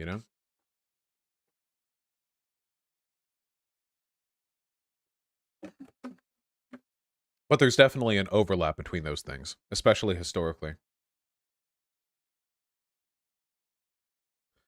What would you say to people that say market socialism is not socialism as defined by Marx and Engels? I would say Marx and Engels' definition of socialism doesn't include the Soviet Union, Mao's China, Vietnam, or any other country these people like to simp for when they're not busy on Twitter pretending that they're not like white Americans. Uh, Marx, if he had seen what took place in the Soviet Union, probably would have killed himself. Seriously, like Marx made some mistakes, but like Marx was not an advocate for vanguard parties. That was something that was formulated by like future theorists, developed upon by Lenin, and even Lenin betrayed principles that he like initially claimed to um to care about, you know? But not Marx. Marx specifically said that the seizure of the state should be done directly from the people, not some elite group of autocratic bureaucrats. Exactly, Bastian. Yeah. Lenin ended the closest thing that the Soviet Union or Russia ever saw to socialism. Now, I will say that I am partial to the argument some MLs make, which is that the revolution has to be defended. The problem is that like the revolution is given like religious significance, and the revolution stops being a set of principles and rather becomes a set of institutions. So when they say defend the revolution, they don't actually mean defend the revolution, they mean defend the post-revolutionary government. And if the post-revolutionary government doesn't secure the revolution in an effective or pragmatic way, all you're really doing is replacing one autocrat with another. I do believe in defending the revolution, but again, there are so many ways to do wrong with that. Yeah, you don't want to embrace dogmatism. To me, like defending the revolution, like the stuff that Lenin did after the October Revolution was so clearly out of line. Like there are very, very obviously ways to. Maybe it would be better. Don't even say defend the revolution. Defend principles. What are you defending exactly? Worker ownership, proletarian rule. Okay, well if that's the case, Lenin did not. Lenin did the opposite. Lenin attacked the revolution, if that's the revolution we're referring to. Zan's interviewing Howie Hawkins today? Oh shit, nice. Thank you, Seminarco, for the very kind $10. I really appreciate that. I have no thoughts because I haven't seen it, but I think it's Pog, um, in my opinion. Like how Lenin crushed the anarchist Ukraine territory. Yeah, there was a lot of stuff like that. I talked about this before, but that anarch YouTuber really did make a really, really good 3-part series on this. Now, I don't think this tells the full story on the betrayal of the revolution by Lenin and others, and Trotsky too, by the way. because because I do think it's important to get a more full accounting of this. But yeah, a lot of this information just isn't taught really in like historical contexts because Western historians don't really like care. Like, unless you're a socialist, why would you ever care about any of this? You know what I mean? I'm shouting this guy out. I don't know if I'd agree with everything this person has to say, but I like the videos that I saw. An arc right here, which is also a pretty cool YouTube name. Also, they're a Chad with huge round glasses. There you go. That's from a Q&A stream they did like a month ago. So if that's an argument in favor of, yeah. Can't be eliminated while the means of production are controlled by the capitalists. I've heard those words. The real thing that I liked was the follow-up. Hold on. Hey everyone, Anarch here. Today's video will... Oh, right, I was watching this at 1.6 times speed. We'll continue the analysis that began in the first part of our video series called The State is Counter-Revolutionary. By the way, the YouTube... What's the thing that I have? The enhancer for YouTube. It lets you speed stuff up by scroll wheeling over this little thing right here. Just like that at 0.1 increments, and it's so good. It's so good. It also auto-pauses YouTube videos when you open them so they don't play out loud. It's so good. It's a good read, Bastion. Is that an add-on? Yeah, it's a Chrome add-on. Yeah, it's a good one. In part, completely absorbed into the state. It had no more meetings, and the last direct mechanism, fellow anarchists called them experts, and the latter to the untutored masses, all possibility of dignity or equality. A fact that it is at present also deployed in the defense of the revolution against its external enemies, but which will tomorrow... Is it true that compulsory labor is always unproductive? Oh, by the way, this was written by Trotsky. I want you to actually listen to these words, please, if you could. This is Trotsky. Is the most Is it true that compulsory labor is always unproductive? This is the most wretched and miserable liberal prejudice. Chattel slavery too was productive. Compulsory slave labor was, in its time, a progressive phenomenon. Labor, obligatory for the whole country, compulsory for every worker, is the basis of socialism. Yeah.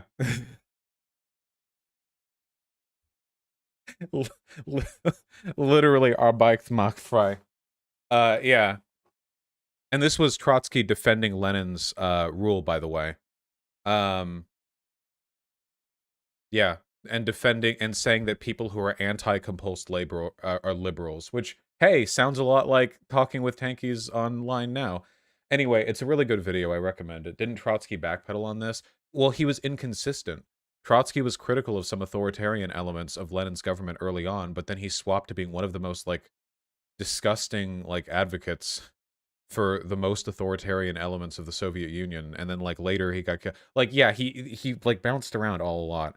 I know that it's tempting to defend Trotsky because, like, Stalin killed him and we know Stalin's bad, but honest to God, if Trotsky had ended up taking Stalin's place, I don't know how much better things would have been. Serious, I really do not think... The failure of the Soviet experiment was set into motion and made inevitable by Lenin. I don't think anything could have changed after that. You know? I think, yeah, Lenin, like, put into place... Vosh, dude, this is definitely out of context. Labor has to be done. Wait, you're memeing me. You're memeing me, right? This isn't... You can read the full text if you want. This... Labor has to be done. Compulsory slave labor was in its time a progressive... Yeah. You can read the full quote if you want. It's, cited in here. Yeah, hold on. Where is it?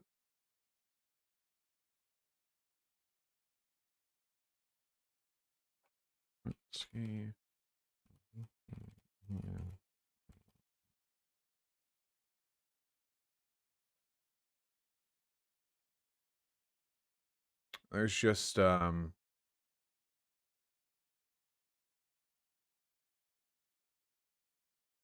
there's just not much to defend with how all that played out, guys. I'm really sorry.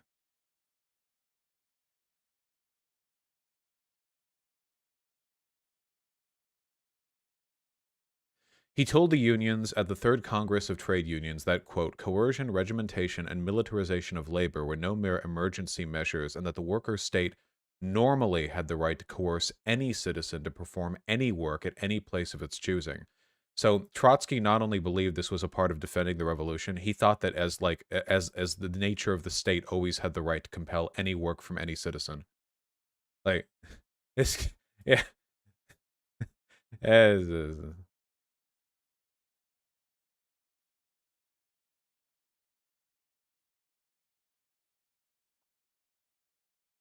Could be better.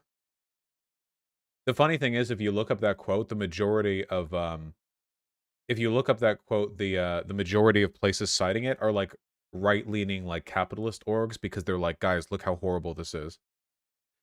And unfortunately, it's pretty bad.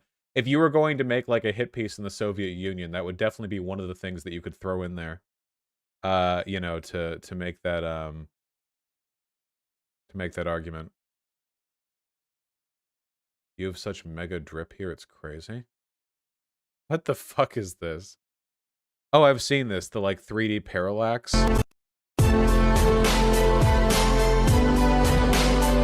God damn. The weaves. I was talking with Vermin the other day about this, but do you think if people call me racist and I posted this picture in response saying, how can I be? Do you think that would be racist, like itself?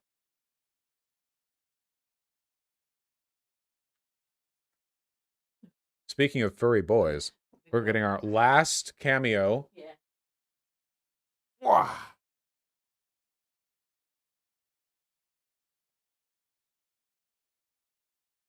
He was very loud this morning. I woke up and I patted his head and he looked up at me and meowed. Yeah? Do it. Do it. Do it. I love you.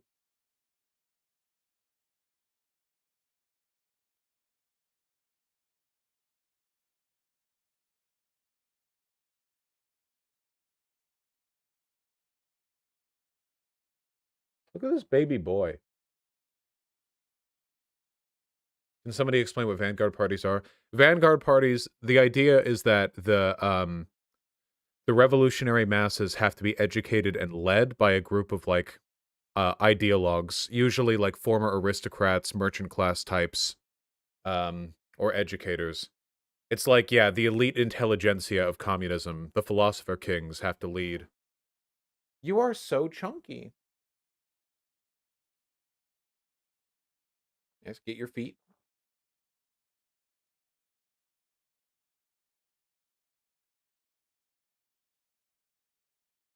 Is he getting fat? Nah. It's getting wintertime, though, so his fur is going to get thicker.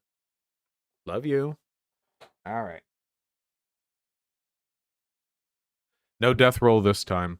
Are most people very politically uninformed? Yes, but real socialists like me understand that the basic principles of socialism are universally recognized, or at least capable of being universally recognized, and that we don't need any, like, intelligentsia to lead. If anything, I stand with, if there is to be any vanguard party, like, they should be, utterly subservient to the masses. Not educating, but being educated by. Not leading, but being led by. Using their special skills, attributes, positions of power to serve the masses in their advocacy for socialism, not to guide or lead it. Much in the same way, yes, like a democratic vanguard, silent, quiet, and ready to cede power the nanosecond it becomes necessary. Exactly like what Lenin didn't do. Yeah. But, you know. So the Democratic Party, yes, like Biden. Whenever you want, Dem Soap. That's what Lenin said, but then he didn't do it. Yeah, but if you take a look at the behavior of Lenin, like, the problems began way before the October Revolution, you know? Like, if you take a look at the behavior Lenin engaged in and the stuff that he was doing, the problems did not begin after he seized power. There were very clear warning signs that he was trending more authoritarian. How do you decide what the masses are? How do the masses communicate? I'm not being directly literal. I'm just saying that if you are to be a vanguard, your job is just to use your unique skills and powers to aid a broader popular movement, not to lead it. And if you are to lead it, it should be only through the common will. Not because you happen to be the strongest warlord who seized power at the time, but rather because you know you have a valuable skill set. You can be forthcoming and pragmatic in your advocacy of these issues. You want to avoid, elitist and exclusionary behavior, if at all possible. Wasn't Lenin a worker and not a member of the intelligentsia? But by the time he became a revolutionary leader, he was far more than a member of the intelligentsia. He was the most powerful person in the entirety of Russia. It went quite a bit beyond that. I'm not speaking circumstances of birth. Yeah, wasn't he? Yeah, certainly wasn't a worker.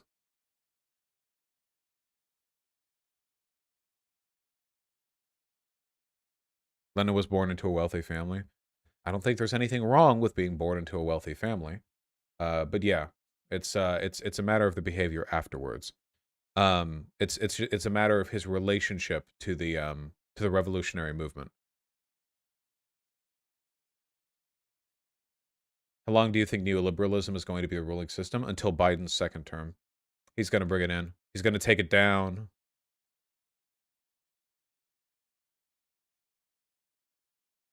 Yeah, you knew it. Well, sorry, Win. That's just life. The alternative is authoritarianism. Let the former be the manner. I'm dying at TJ making fun of your social media and gambling takes, Lamau. Oh, is there a live stream right now? Uh-oh. If there's anything, it's probably on my Reddit, right? Anything juicy?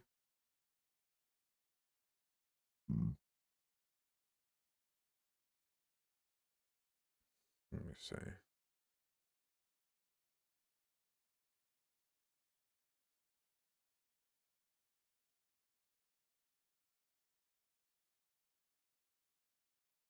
Uh,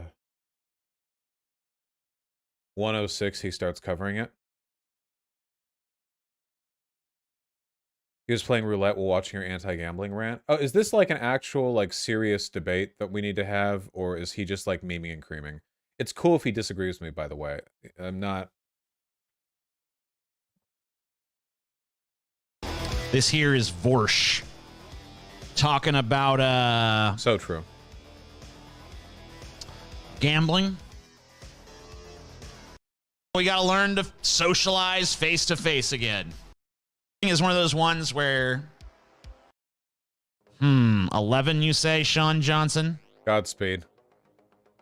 God damn, he's growing that beard out. Honest to God, I think he looks better now than he did 10 years ago. Yeah, it is Bastion. I don't know, I think he's coming to his own. His beard is more powerful than yours. Yeah, obviously, you don't need to rub it in. Clearly. Alden's number? Which one is... Isn't your position all gambling should be banned? Dude, look. My position is that casinos are fucking degen shit, okay? Slots are degen shit, okay? I don't want microtransactions, loot boxes, in-game gambling, gambling being promoted on media or social media, and I don't want slots, okay? Slots are literally just like a flashy way of losing money, and they prey on people with addictive personalities, okay? Casinos make their money from people with addictive personalities. It's like, it's so obviously bad, you know? Fuck that, slots are fun. Whatever. Yeah, no, sorry. We're coming. Yeah, we're coming for gamers here. I'm sorry. I don't care. If people want to play poker, I don't give a fuck. Okay, well, I don't care.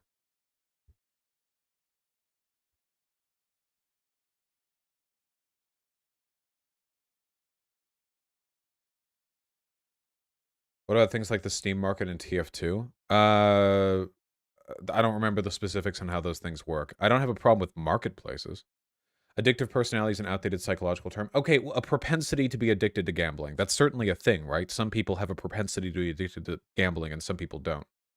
Beer ads also prey on people's addiction. Should they also be banned? Beer ads are literally banned in a bunch of ways that other things are. We banned tobacco ads. We already did that. We've already taken selective steps against these highly addictive substances. Yeah, which I think was a good thing. And we've already limited like their access. Now, of course, you can't gamble in a casino unless you're 18 or older, I think, but yeah. Wouldn't strict regulations be more preferable to a flat-out ban? Yeah, maybe. I don't know. It may, you know what? You guys need to take the more woke take. Say that it's anti-indigenous for me to be anti-gambling because some tribes make a ton of money that way. That's what you guys need to do. You're honestly missing out on the optimal route, okay? You could be accusing me of being a colonist right now. Yeah. Goddamn right. Absolutely. TF2 is... Oh, does TF2 have loot boxes? I'm sorry, I haven't played that game in like a bajillion fucking years. Well then, yeah, then I would want to ban that. Yeah, for sure, for sure. Yeah, 100%. That's super fucked up. Loot boxes, objectively make games worse. They just do. I'm sorry, they just do. And they make them worse, and they make them, like, really, really predatory. I just think that's bad. I don't want, like, an industry to be propped up by, like, game models that exploit people's, psychological vulnerability to this stuff. You know? You said it was okay if it's cosmetic only, TF2 is hats only? Maybe. I don't know. Guys, the policy prescriptions of something this complicated would be pretty nuanced. I have a general set of positions. Can I... Yeah, yeah. Yeah, haven't you guys seen Squid Game? Gambling is exploitation? Honestly, true. It is sad though. You can go to any casino in the world and see a bunch of like geriatrics like gambling away their pension money in the hopes they're gonna make some quarters or whatever. Did you see Lonerbox's video on Lauren Southern? Yeah, it slapped. Let's talk about the strikes. Yeah, we'll get there. We'll get there for sure, for sure. No spoilers in chat, by the way. No spoilers. Sir Political Banana. I think that, like, I don't think that pure, like, the way research would be handled wouldn't really change, right? Most, like, major groundbreaking research is done, it's done by universities, you know? It's, like, funded by the government. I think that government-funded, like, development of, like, internet and cell technology has indicated that it's totally possible to just pour money into laboratories and just let scientists, like, work on shit, you know? Um, Obviously, they can be given specific goals for specific tasks or commissioned to do things, and they can be held in higher or worse favor if they fail to meet those goals in an appropriate, time period or whatever. But I think it's possible to do that.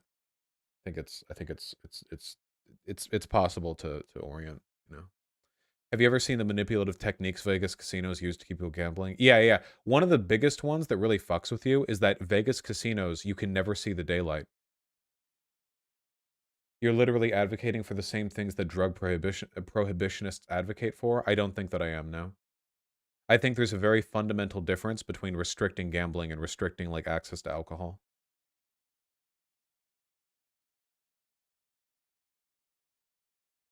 They raise the oxygen content of the air? Jesus fuck. Guys, would you agree with me that, like, some of the shit... Like, dude, what if, like, casinos just pumped pheromones in the air that just made you, like, delirious? And, like, willing to... Like, at what point, like, where can we draw lines on this, man? I don't know. Would casinos with fake money work? I don't know.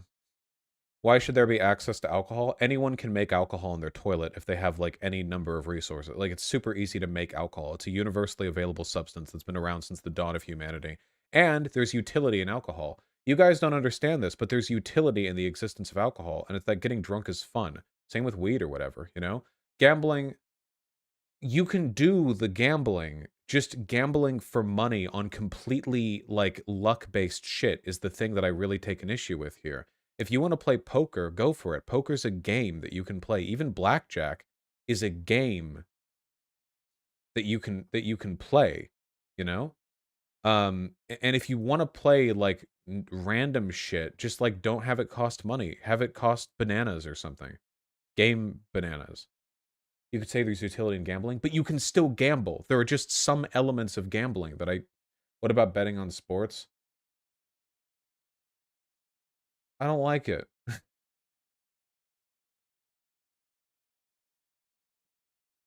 Whatever. We'll do a full write-up on this sometime in the future, man.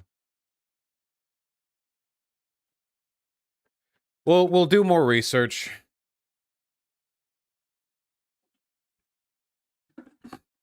Yeah, Rock JB2D. How much did it, like, go down, though? right? We're going to abolish money in the end, aren't we, Lamau? Yeah, but that's not today. We're not talking about what's happening today with that, you know. Vosh wants to end predatory behavior by corporations, and chat just mauls about my freedoms. Yeah, it really makes me wonder how many libs there are in my chat, because there are literally people arguing here that corporations should be able to design things specifically designed to milk money out of psychologically vulnerable people. Like, that's literally the thing that I'm talking about here. Not the concept of playing poker with your friends or whatever, but, like, the concept of, like, multi-billion-dollar industry specifically designing, like, institutions and games that have a 0% chance of paying out, on average, the average person. Like, I don't know, it feels like you guys are like, but I'm really attached to this form of exploitation. And the poor tax, too. I don't know, it's just really weird to me. What about betting, sports betting, politics betting, betting on random shit? There's no way to, like, legally prevent that, right? Like, the government can't stop people from making bets with their friends. That's not what I'm talking about. I'm just talking about, like, let's focus on the big things, okay? Casino slots are a big thing. That's where casinos make the majority of their money, and, like, microtransactions and loot boxes. Those are simple things that I have no problem getting rid of. And honestly, if you enjoy slots, I just think your brain is broken. I'm really sorry. Go find something more fun, like sticking your hand out into traffic, or like smashing your dick into a door, like closing it over and over on your dick, okay? I'm really sorry. It's literally like flashing lights. What you're really attracted to, like when you do slots, is the thrill of like bleeding away portions of your life with the chance you'll get more back. And if you really want to do that, then just go drink and drive, okay? No, don't do that. That was a joke. I'm just saying, like, there are other ways you can do that, okay?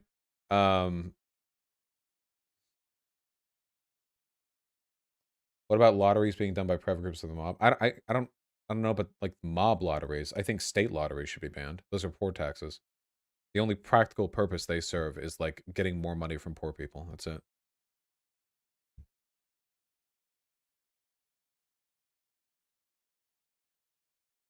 Can't you try to time slot machines to line things up? Isn't that a skill-based thing? Have you ever played a slot machine? You don't line them up. You just roll the thing and they line up. That it's not a video game. You've played video games for version of slots, haven't you? Video game version of slot machines sometimes do allow you to line them up, because then there is a skill element. But no, in casinos, it's you just it's thinking of Mario. Yeah, no, you just pull it and what happens happens, you know? By the way, if you've ever seen that one video by, who's that engineering guy? The guy who did the video on how not casino games, how games are rigged? Mark Rober? Yeah. This guy actually built a machine designed to ace this light thing. You've probably seen it before in arcades. This thing right here, where the light circles around and around and around, and you hit the button right when the light is supposed to be on your thing. See, like that, like you hit the thing. He built a machine calibrated down to a millisecond, down to a thousandth of a second, and was able to get a yes hit 1 in 20 times, I think. Because the machine cheats. It's only set to pay out so many times, meaning that even if you hit it exactly down to the millisecond right on the right thing, it'll just make it go one over, or just like hit it back one fewer. They cheat. Yeah, like claw machines as well. I know you do, Zan. Claw machines also cheat. You know how claw machines fucking suck? We've all tried claw machines, right? They're literally broken. They are designed that they will go slack one in every so many tries to guarantee that you never ever lose money on a claw machine. Even if you are like mathematically perfect with how well you handle a claw machine, the grip will just go slack. Yeah. Some people are better at claws, though. Yes, it's possible to be better, but it's never possible to outdo the machine. 1 in 7 is standard for claw machines. Yeah, the way they're designed. Yeah, if they'll pick something up and then drop it, like they're specifically designed to allow the people who own those machines to calibrate how often they pay out. Yeah, the house always wins. Yeah, the house always wins. Yeah, simple as that. The house always wins. The house always wins. Always. That's the reason why card counting is banned in poker and casinos. Like, if you actually think about it, card counting should be legal when you play poker, right? It's literally just a part of the game. Like, directly. Like, card counting is literally just like having a good memory and having like a good skill for predicting the odds. Oh, sorry, blackjack. My bad. Sorry. My bad. Blackjack. Not poker. I don't gamble, guys. But anyway, if you count cards, how do they prove you're counted? I don't know the specifics. They're talented at detecting when people do. But if you do that, you can actually beat the card counting is legal, but the casino is legally allowed to kick you out for it. No, I'm not saying it's illegal, guys. I'm not sorry. When I said illegal, I meant against house rules. I didn't literally mean that the police will fucking arrest you for counting cards, dude. Holy shit, obviously. Yes. Stop, guys, I know it's not illegal. There's no law. Okay. Anyway, the reason they'll kick you out if you card count is because if you're very good at it, you have the ability to outpace the house, and they don't want that. Casinos will never host games they'll lose money on, so... Yeah. I actually have a cop there, and they'll just shoot you if they see you. Yeah. Your chat has problem picking up context clues. We're all autistic here. It's okay. Yes, counting cards is a TOS violation. What if there was no house? Well, then you couldn't really play slots. You'd need a house to have like a bank you can draw from. How do they know you're card counting? There are probably people who have spent years and years and years of their lives learning how to card count and detect card counting. It's a whole thing, and I don't know. But they do know ways. This is baseless conspiracy theory. The idea that casinos will kick you out for card counting? They literally... I can't deal with you guys. I literally, I can't. Every time I try to talk about anything, you guys are like a fucking... You guys... Jesus Christ. It's like I have a machete and I'm trying to cut my way through a fucking jungle, you know? Every once in a while, I'm on my way to make it a point, and it's like a vine like drops down in front of me. Oh god, it's a whole thing. It was like one person, then everyone else weird champ them all. No. It's every single one of you. Next segment, please. Shh. Instead of doing that, what if we moved on to the next segment? Hold on.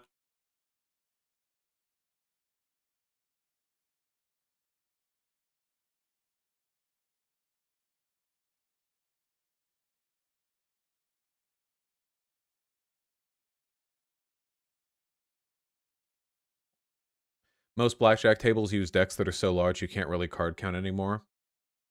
I don't know. Why don't they just use the Infinideck, you know? Why don't they just have, like, a gigantic crate that... You know what I mean? Like, yeah, like, here's 8,000 cards. Do the math. You know what I mean? They'll advertise single deck. Oh, that's true. That's true. They could do that, right? Online blackjack does that. Well, of course, if it's online, then there's not even a deck, really. It's just, yeah. Yeah. Why is TJ so triggered about your tech and gambling? I don't know if he's triggered, but what if I just commune with the machine spirit of the slot machine? Yeah, well, good luck with that. All right, hold on.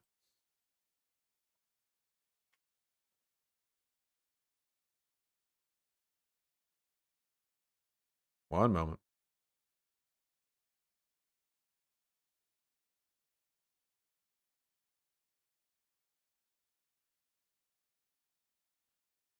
All right, folks. So, did you guys know that Dave Chapelle has political opinions?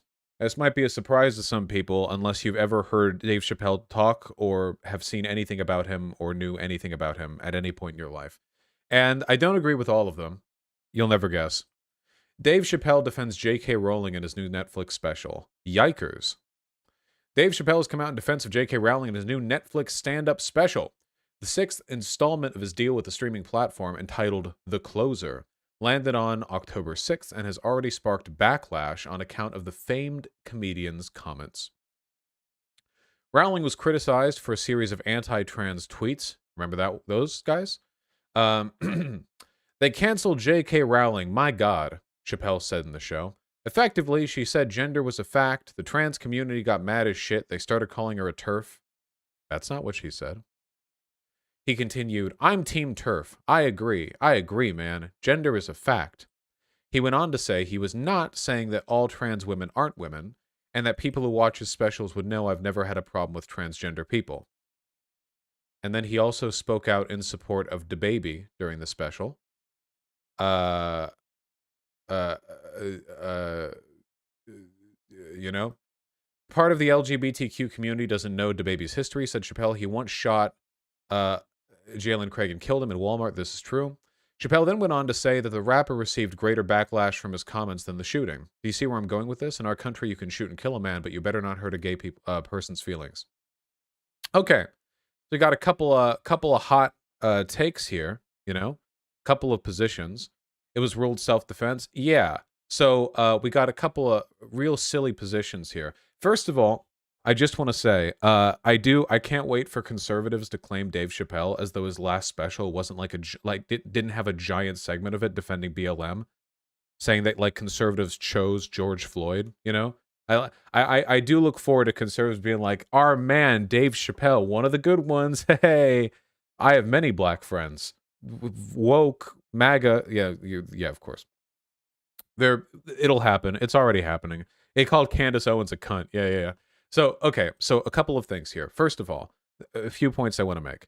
So, none of this really comes off like a joke, which is interesting to me. It just seems like the sort of indignant political call-out that he tends to engage in. You know what I mean?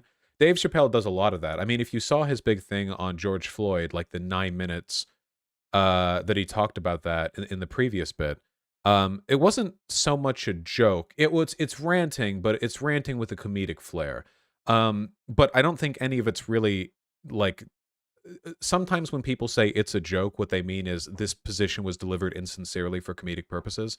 While there is a comedic element here, I don't think anything here was delivered like as a meme. I think these are sincere reflections of how he feels. So the with regards to the J.K. Rowling thing, you know, I think if anything, this is a testament to how effective TERF propaganda has been, because J.K. Rowling wasn't saying gender was a fact. J.K. Rowling was saying over and over, sex is real, which implies that trans people don't think sex is real, when in reality, everybody knows that sex is a thing. I had it with Dave Chappelle's dad last night. His dad isn't dead, is it? I don't actually know. If he is, I take it back. I don't actually know. He is dead? Oh, geez, is he? Oh. Yeah, he's dead. Fuck. Well, you miss every shot you take, I guess. All right.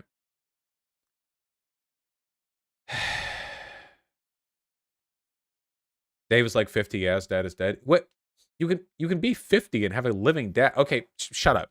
Anyway, I think this is a testament to how effective TERF propaganda has been, because J.K. Rowling's argument wasn't that gender was a fact. First of all, the statement gender is a fact means literally nothing. What does that mean? Do you mean there are objectively two genders? Do you mean the social construct of gender is a fact? Because if that's what you're saying, I agree. Yeah, it is factually correct that gender as a social construct exists. The statement doesn't mean anything. And J.K. Rowling didn't say that. J.K. Rowling would say sex is real, implying trans people didn't think sex was real. And then she would like waver back and forth between saying that she loves all trans people and saying that women's rights are being eroded by not believing sex is real, which again, nobody believes. So we have to read between the lines and assume, which she later confirmed in her manifesto, that J.K. Rowling does not think that trans women are women. Because trans women don't make the argument that they have the same sex as cis women. There are sexual signifiers and characteristics of sex that trans women are closer to cis women than cis men are on. Did I phrase that right?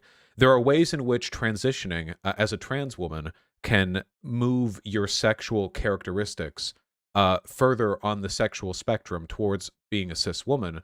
But if trans women didn't think that there was any such thing as sex, why do they like medically transition sometimes, right? It's kind of a meaningless statement. Anyway, Dave Chappelle's position here seems more to me like boomer shit, you know? Not like virulent hatred like dog whistling, but more he's not really with it, and from the not with it perspective, what J.K. Rowling is saying came off as more reasonable than the sort of incoherent, disorganized backlash that she received. Hopefully he changes his mind about stuff like this in the future, but I don't think Dave Chappelle is actually like Has Dave Chappelle ever actually done anything transphobic in a more explicit or politically directed sense? I mean, probably. Yeah, true. He's been talking for a while. More recently? How recently did he do it? Vosh, seriously? I have a very poor memory. I mean, he did this. Okay, I'm obviously referring to something apart from this.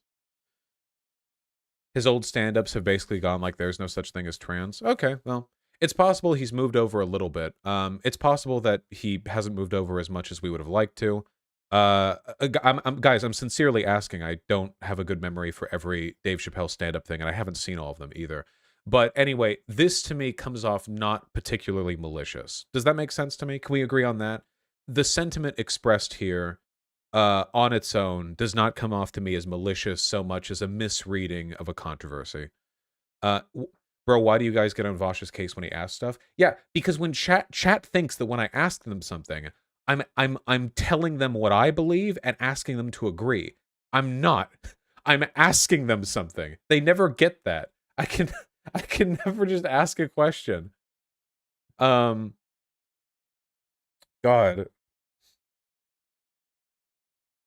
I watched the whole thing. It's worse than the article makes out, honestly. I guess I should give it a look then, huh? He was making LGBTQ alphabet soup jokes. It's so hard for me to like read those situations because I've made alphabet soup jokes myself, true. I mean, I want to reduce the whole thing down to queer. But a lot of people get mad at me for saying that, so I don't really know. Anyway, how about this? We'll put a pin in the transphobia situation and say that right now, with the information presented to us, there are definitely problems here. They think every one of your questions is rhetorical. It's incredibly frustrating. You guys can tell when I'm asking a question rhetorically. If I'm like, you like that, don't you, folks? Like, if I'm playing into it, it's rhetorical. But if I'm just asking a question, I want an answer to the question. But people weird chant me like I'm saying a statement through the veneer of a question. Shut up. Anyway, moving on. Do you think you're big enough to have Chapelle in your show? I love you. You are so delightfully optimistic, and I appreciate you typing that in chat. You do deadpan too often. No, I think you guys can read it better. Fuck all of you. Anyway, the yeah, this to me seems way, way, way worse. So DaBaby made some shitty comments about age in the gay community, blah blah, and then what is this completely false equivocacy from Dave Chappelle? So Dave Chappelle's like he shot a guy and killed him in a Walmart. Look at where the country is. You can shoot and kill a gay man, but you better not hurt a gay... You can shoot and kill a man, but you better not hurt a gay person's feelings. This, to me, doesn't this come off a little bit like when bigots are like, if you want to see who rules over you, find out who you can't criticize me? I don't know. This is very, very strange to me. So first of all, as I understand it, this was ruled self-defense. So, like, why would people be... Why would people be angry over it? Yeah, these were dropped, right? They were cleared of charges in connection to a shooting in a North Carolina Walmart. He was charged with concealing a concealed gun. Shooting was the result of a fight between multiple people inside the store. DaBaby maintained that the incident was a matter of self-defense after he was accosted by men with weapons as he shopped with his family. Then he did an Instagram video on describing the details of him killing a person while laying shirtless in a bed. A good meme, to be sure. Anyway, so what does that have to do exactly with like being mad at him for making homophobic comments? By the way, even if DaBaby had done a murder and it wasn't ruled as self-defense, a murder affects only the people directly related to the incident, right? Like if there's like a shootout and somebody dies, I mean that's kind of like it's localized to an extent. Whereas if you're a huge public figure, being homophobic can have repercussions for millions and millions of people. There's a difference between the behavior that you engage in as a public like advocate or a public figure. Please don't make this argument. This argument is objectively correct. There are huge differences between the types of behaviors that you engage in, categorically. You can do horribly, horribly shitty things as a public figure that are localized, and then you can do like bad things that are generalized. Being a bigot is not worse than murder. Nobody said that. Holy shit. If you're going to be mad at a person who is a public figure as a public figure, if it is their public figureness that you are angry at, it is the things they do as a public figure that they are being attacked for. Killing a person in a Walmart isn't doing something as a public figure. As far as I could tell, it wasn't.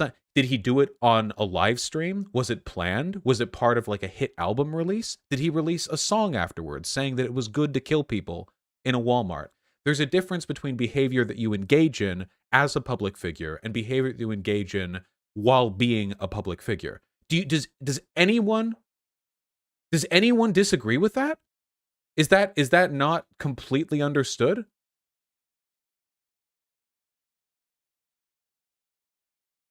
We understand? He went on Instagram with his shirt off. You said that? I'm not talking about it in public. I'm talking about what you signal boost as a public figure. Like, for instance, the difference between like John Lennon being like horribly abusive towards his wife and John Lennon advocating for abuse publicly. Do you see how there's a categorical difference between those things? Do you recognize? Right? Like, there's a difference. It's not a which is worse or better. There's different types of things there. Wait, John Lennon was abusive to Yoko Ono? Was it Yoko? I have no fucking idea.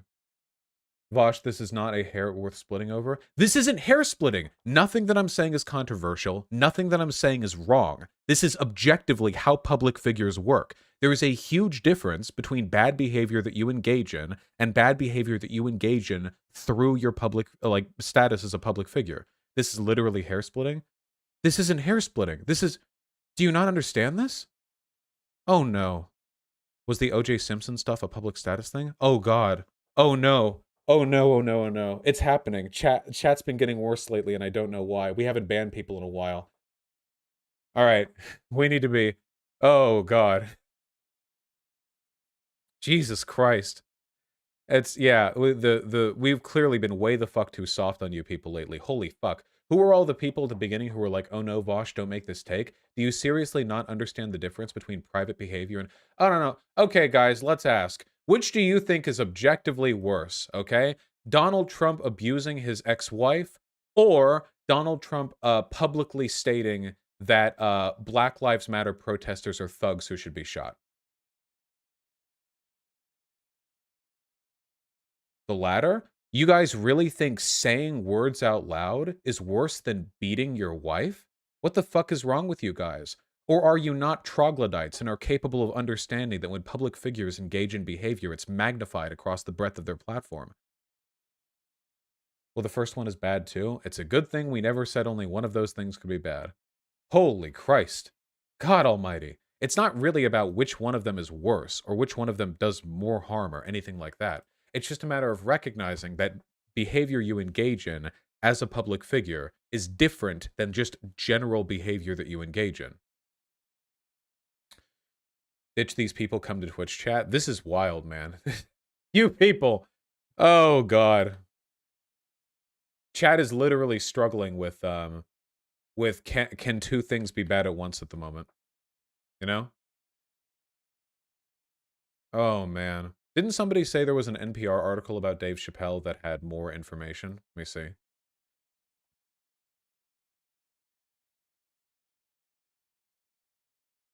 I watched a clip and Dave compared trans women's vaginas to Beyond Meat or Impossible Burgers. That's not blood, that's beet juice. What? All right, we're taking a look at the NPR article. Hold on.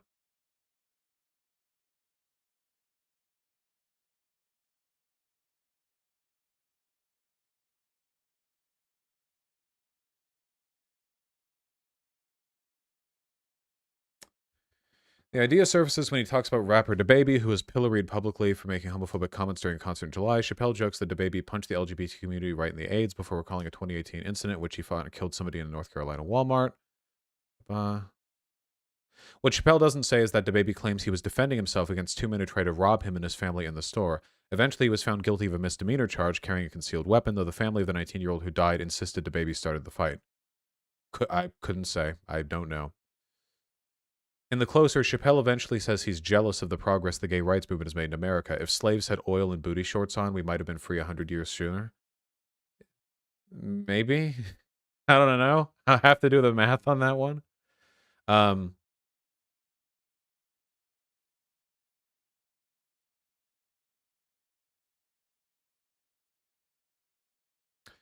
Gay people are minorities till they need to be white again, Chappelle says, as Capper to a different story about his conflict with a white man in a nightclub who called the police. The comic says the man he nearly fought was gay. This is the comment that Nazis make about Jews. That, guys, intersectionality. Can we get with the fucking program? Jesus. And yes, we know calling the police and a black man can mean calling the police and a black man can mean a poster for the world, but if some belligerent jerk were confronting me in a nightclub, I'd probably call the cops regardless of the race of the jerk. And Chappelle refuses to consider this possibility. He goes on to joke that for years he thought the word feminism meant frumpy bitch, that the Me Too movement was silly because wealthy women in Hollywood didn't fire their agents and uplift women working in the mailroom. That just when he figured out how to nail white people on their racism, some white people changed the game by declaring they were changing genders. Okay, Dave, Dave, being trans isn't a way of evading being called racist. You can still accuse white trans people of being racist. This really does sound kind of like boomer talk, doesn't it? Like the world is like running ahead of him and he all thinks that it's in relationship to him, you know? Chappelle recalls how he was once asked why it was easier for Caitlyn Jenner to transition in public than for Cassius Clay to change his name to Muhammad Ali, ignoring the obvious answer. Ali adopted his name 50 years earlier. Thankfully, times also eventually change. Seriously, what is this, like, oppression Olympics shit right here? Wait, hold on. Is that the title? Dave Chappelle goes full on oppression Olympics? Like, there's in no way is the struggle for trans liberation competing with the struggle for like racial liberation. These things don't fight against each other at all. Trans white people are far more likely to be pro BLM than cis white people. You know, it's like that's a very strange. Like we're the funny thing is that conservatives are going to eat this up. But what he's doing right now is literally oppression Olympics. He's engaging in the actual stereotype of progressive behavior, where he's like invalidating like other concerns around him because he's competing with others to like find out who's the most oppressed. Which is really fucking weird. This is why intersectionality is super important.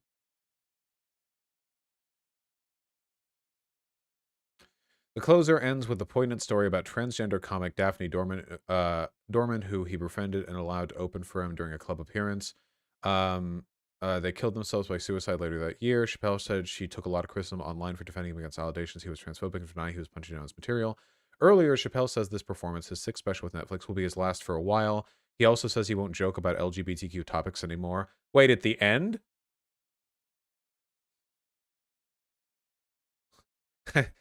Like, get it out of your system, I guess? I'm done talking about it, he says towards the end of the closer. All I ask of your community, with all humility, will you please stop punching down on my people? Wait, hold on. What does this fucking mean? I ask of the LGBTQ community, will you please stop punching down on black people? What? What do you mean? Who is he acknowledging here? The queer community is more progressive in every single... He was referring to comedian people? Oh, did he mean comedian people? Oh no, the queer community punching down on multimillionaire, internationally renowned comedians?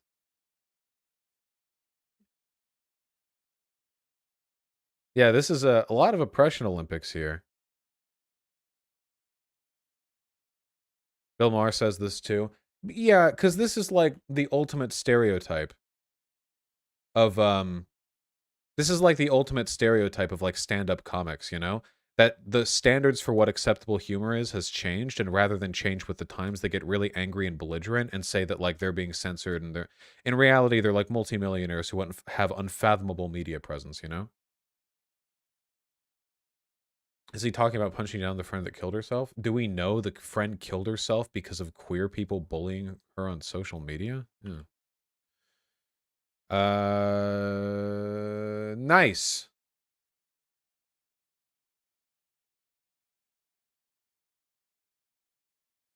You should watch the clip from him last special where he justifies saying the F slur because he says there's a double standard for when he uses the N word.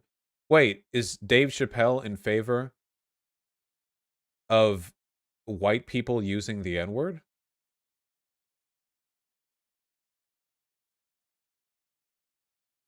He means black people. He means black people because people like DaBaby and Kevin Hart have lost job opportunities for past homophobic, transphobic comments. Dude, public figures of any race have lost job opportunities for being bigots in the past and present. That's not a race thing. That's not. Yeah. What? Black Americans aren't being targeted by queer Americans for cancel culture or whatever. It's just making up a conflict where none exists. All right, editors, cancel everything. Bring this down. I'll watch the damn segment. I'll watch the damn special, and then we'll be back.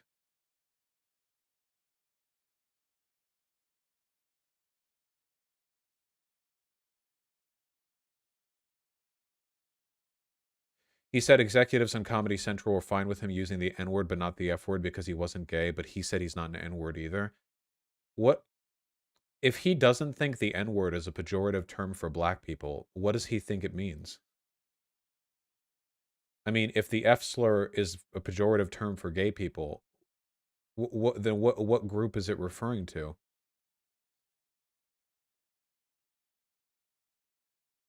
It's not always pejorative. Uh, I was imagining like hard R. No, he was more like don't call me the N-word, but he's saying he does want to use the F slur. He was commenting on the standards and practices with regards to broadcast TV, Vosh. He was saying he wasn't that.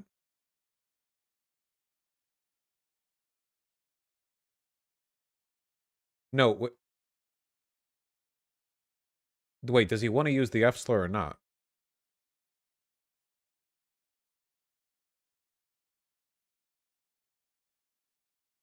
Not, then okay.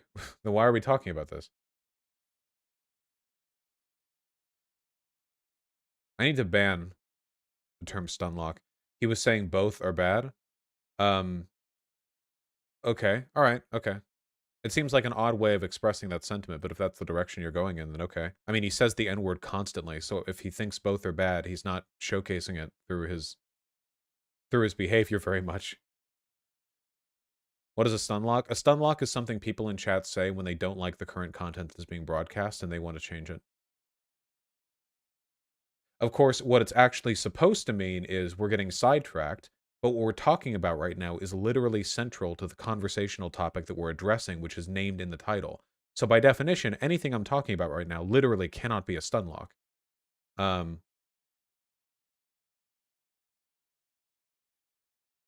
Yeah, it was an odd way of making that point.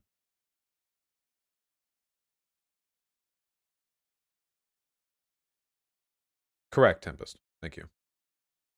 Have you seen the Anna Kasparian and Ben Shapiro debate?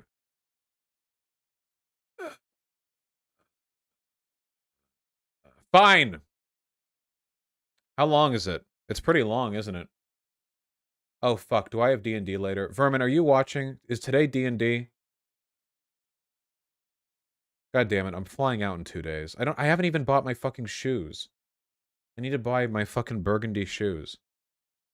Vermin? Vermin? Vermin? Vermin? Vermin? Vermin? Vermin? Vermin? Vermin?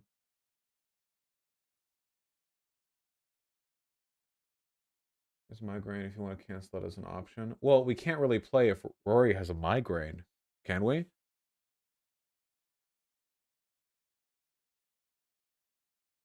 You live in the same house? Yeah, but I'm wealthy. I have a mega mansion. Was Anna supposed to be that big guest? No, chill. Shh. I love you.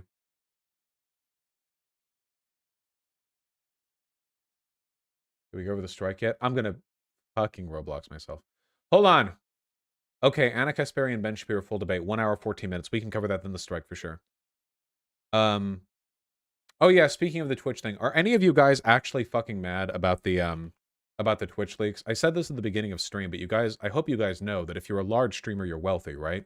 It's possible to be a large YouTuber and not be wealthy because the way YouTube pays out can be dependent on a lot of factors, how effective you are in monetizing, whether you've been demonetized entirely. But if you're a large live streamer, you are almost certainly a wealthy person, you know? If you get more than a thousand viewers consistently, then you can like that person might be making 6 figures. I think that in terms of like making $15 an hour, you know, like meeting a basic like very basic survival income. If you live in a city, I guess it'd be 15. What in terms of just making like enough to make streaming a career, I think once you're getting around 100 viewers, you know, consistently, that can be enough. That can, honest to God, be enough, you know? Depending on where you live, it's possible that's enough. Yeah, the overwhelming majority of Twitch streamers don't make it this far, okay? Being a live streamer is not some guaranteed, like, you know, shortcut into being super duper wealthy. It seems like most of the people on the Hassan tag on Twitter, because he's trending right now, aren't really, like, making fun of him that much, you know? Hey, Hassan, can I come over?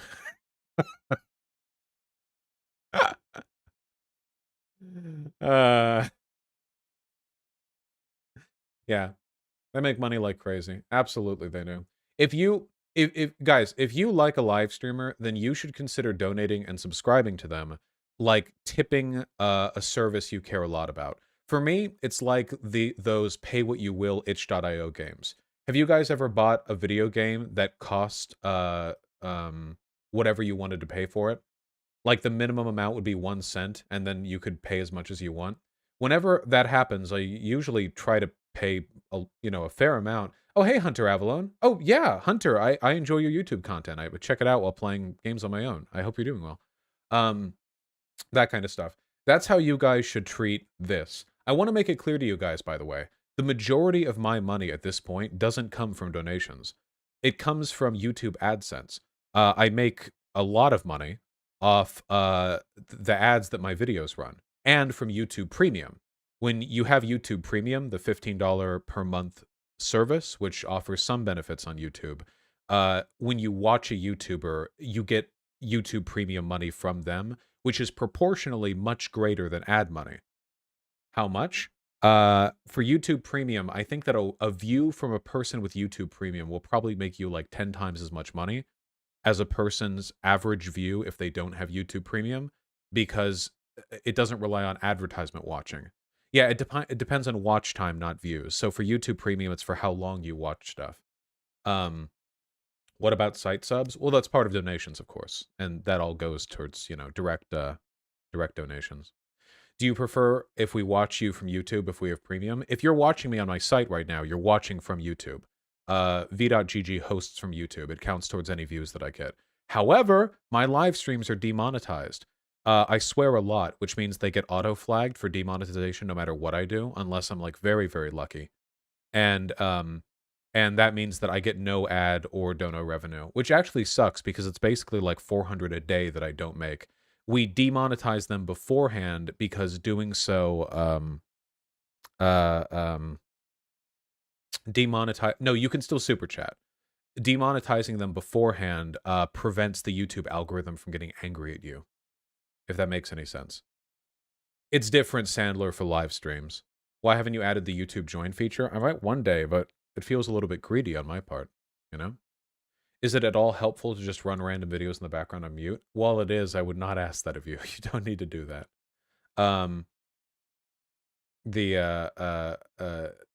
The vast majority of the money, how do you make money when they're demonetized? The streams are demonetized.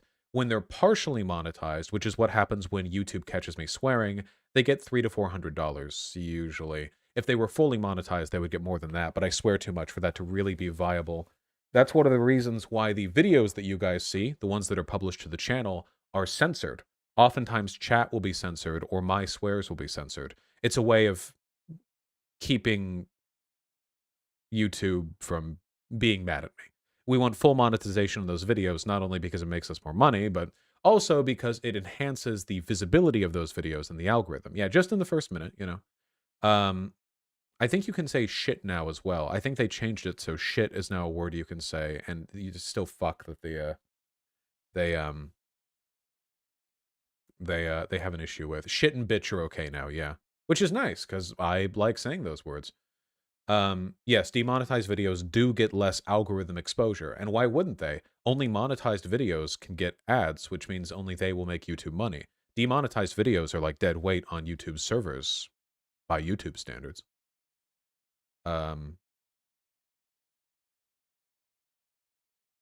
So yeah. Learn to cuss in a different language. I figured they'd probably get that too. Did you see this clip from Hassan? Well, you linked me Destiny's Twitter, so what is this going to be? Him saying that he lives in the poor part of Los Angeles? Like, socialism is literally about getting paid more. If there's any way to, like, reduce Marxist principles to a singular fucking statement in the most reductive way possible, socialism, unironically, is about making sure that you make more money. Like, socialism is actually exclusively about making sure that Hassan makes more money. It's not about all of us, it's Hassan. Big cash money for Hassan. Big cash money.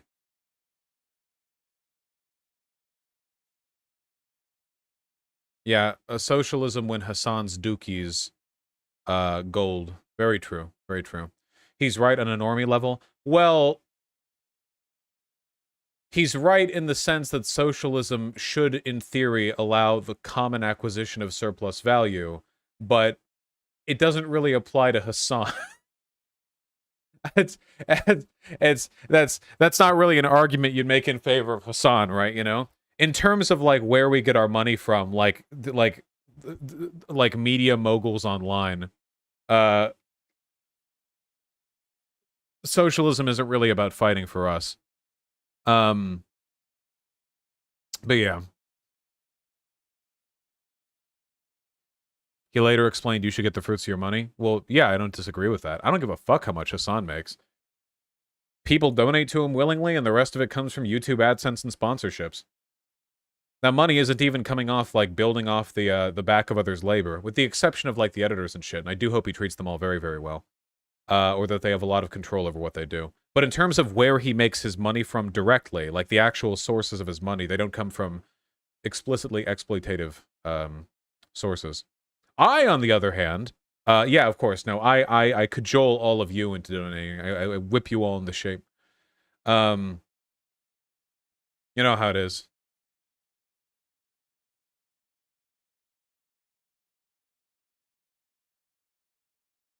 He gives up a huge amount of revenue to the Clips industrial complex. Well, he's making like what, like 5 million a year? He'll probably be okay. He'll probably find a way to be okay. He makes significantly more than I do. What's your financial yearly goal? Dude, I want to make fucking Mongo money. You kidding me? Who doesn't want to make a bunch of money? When the fucking world ends, I want to make sure the bunker that I've bought somewhere off in fucking New Mexico is well stocked with beans. And Nintendo game consoles, okay? Yeah, absolutely. Stack me the fuck up. Can we stay in your bunker? Yes, all of you can stay in my bunker. Every single one of you. Welcome to the party. Yeah, we'll live off rice and black beans, just like in college. Goddamn right. We can make a little underground, like, farm with, like, squashes. I don't know what plants grow well in low light conditions, but you can come too, Tempest. You'll be in one of the, like, better suites, you know, right? We'll have like the nicer bedrooms, and then we'll have like the festering pits where thousands of Voshites are, you know, eating each other and, you know. Oh yeah, tier 4 subs get to stay up in the nice bedrooms.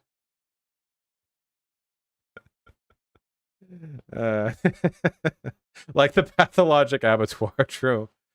Alright, fine, Tempest. Miss out on the fun. What about 3s? We'll find some middle-class accommodations for you guys. What about tier 1 subs? You still go in the pit, but I give you a spike bat. Like a board with some spikes in it. Before I send you down there. You know, you get an advantage. What about the gray names? You don't get the bat.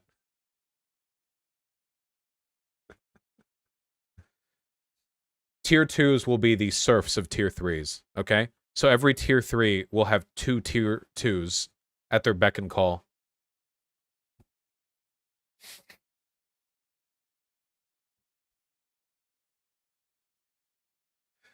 Oh, God. Anyway, what was I saying? What about Sake Tanuki? Well, he'd own the bunker, of course. You know, I'd be leasing it. Anyway, the point that I'm trying to get at, all jokes aside, is that, in all seriousness, never be baited by your favorite big streamers, like, telling you they need your money. But do donate if you want to. I get guilty pangs sometimes when I see people in chat donate, and I know you guys are, like, college students. Just make sure that, like, donating is... It's not just a secondary priority. It's a third, fourth... It's the lowest priority on whatever you're spending your money on, okay? It might not even be a priority. Just don't put yourselves in a bad position on my account. I just donate for your sweet, sweet attention. Yeah. Sometimes I think it'd be more ethical for me to not even acknowledge donations, because that way the parasocial element would be stripped out even further. But I do like reading your guys' donos. Oh, anyway. I don't know how much YouTubers make. I know how much I make, but I'm not your average YouTuber, because like 3 videos get posted a day, right? I mean, that's going to be like... That's going to be a much, much, much, much larger amount.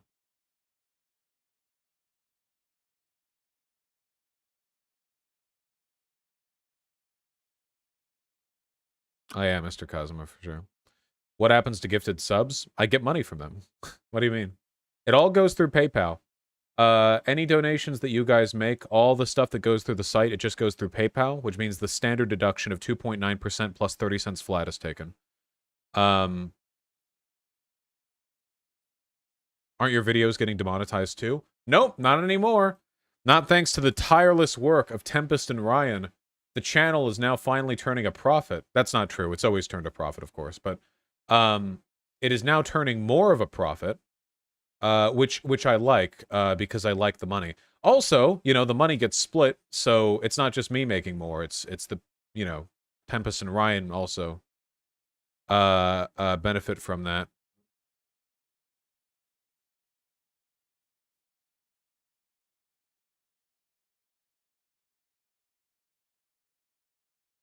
Damn, when did my Alex Jones video do so good? Holy shit.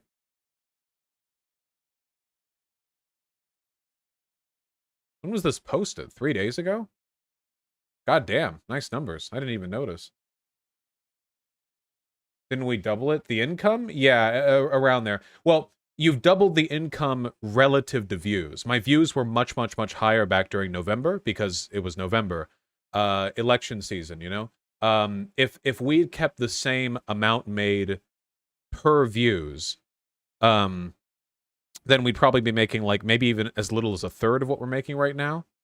Like, maybe a total of, like, 15 or 20,000 between the 2 channels. Yeah.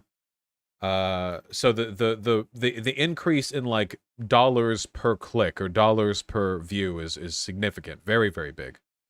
Yeah. Also, the thumbnail for that vid was super clickable. Goddamn right it was. How much have you made from your Ben Shapiro videos alone? I don't know how I could check for that without, like, laboriously cutting through every single... You think the midterms are going to boost your numbers? Yeah. Mathematically, it's almost guaranteed, for sure. That's the boom and bust cycle for any kind of political thing, you know? That's fine. I want to do more cultural stuff so I can be relevant like all the time, you know, like doing media reviews and stuff like that. If I take a look at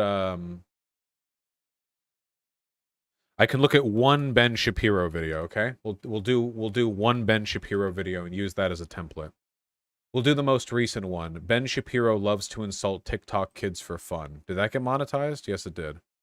And analytically, with 177,000 views, it's about $1,500 in revenue. The overwhelming majority of which is ad revenue, but some of which is YouTube Premium. A good chunk, you know? That's about, yeah, it's about like, what, 1 cent per every 100 views? Yeah, they're about, yeah. Which is, you know, that adds up a lot quickly. Right? Wait. 1 cent per every... Yeah. Yeah.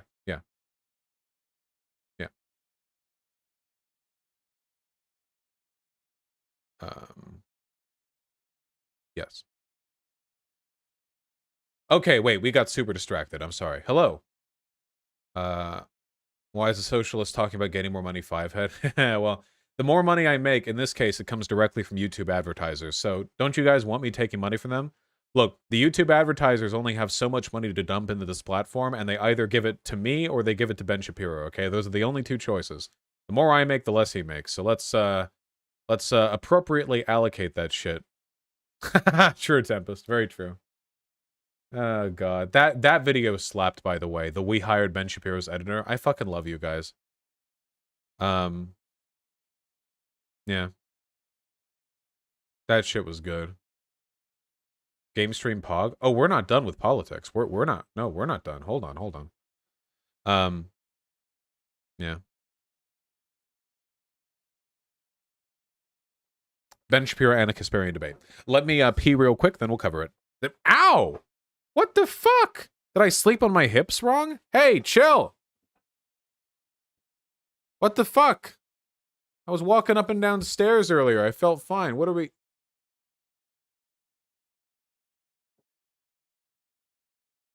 You're getting old, that's all? No, I'm not. Shut up. Oh, by the way, some really good shit, by the way. Really good news. Well, actually, it's bad news, but it's actually good news. So, because I've been getting a little lazy, you guys know that I injured my back years ago, but I've been doing physical therapy. Well, I've been doing the physical therapy just once a month now, not once a week, because I don't need it once a month or once a week anymore. I'm healthy enough that it would just be a waste of time. But I've been getting a little lazy the past month, and I haven't worked out like at all in the past month, and for months and months and months, like for the past 7 or 8 months, every time I would stop working out, every time I would take a break, within 2 or 3 days, my back pain would come back. You know, like I would need to constantly work my lower back to maintain like feeling normal. But the past month, I was fine, and I've been fine the whole month without working out. My back is strong enough now that without constant maintenance, it can be it can feel normal. I haven't felt this good in so long. Now, of course, I should get back into working out, and I did work out yesterday thanks to Vermin, who encouraged me to. But I'm just saying it's nice to know that I'm no longer relying on it in order to feel like normal. You know, like I can just normally feel good without. Is the weight loss contributing to that in any way? Well, probably indirectly at least, right? You're not carrying as much weight. What's your workout routine? I keep it very simple. I alternate between days. On one day, I will do weighted good mornings when you have the bar in the back of your shoulders and you like bend forward and then back up. And then I'll do assisted pull-ups. And then on the next day, I'll do some basic calisthenics with my workout bands. That way I keep all of my adjacent muscles strong. These workouts never take more than 15 minutes, and it keeps me, you know, looking good, looking Teddy fresh. I'm going to pee, then we talk about the debate.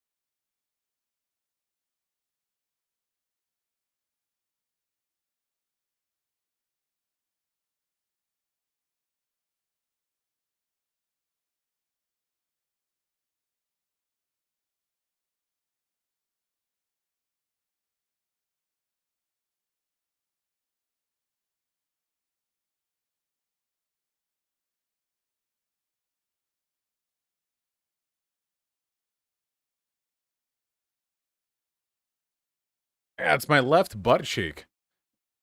I don't think it had a twinge earlier. I must have just not flexed it in the right way. All right.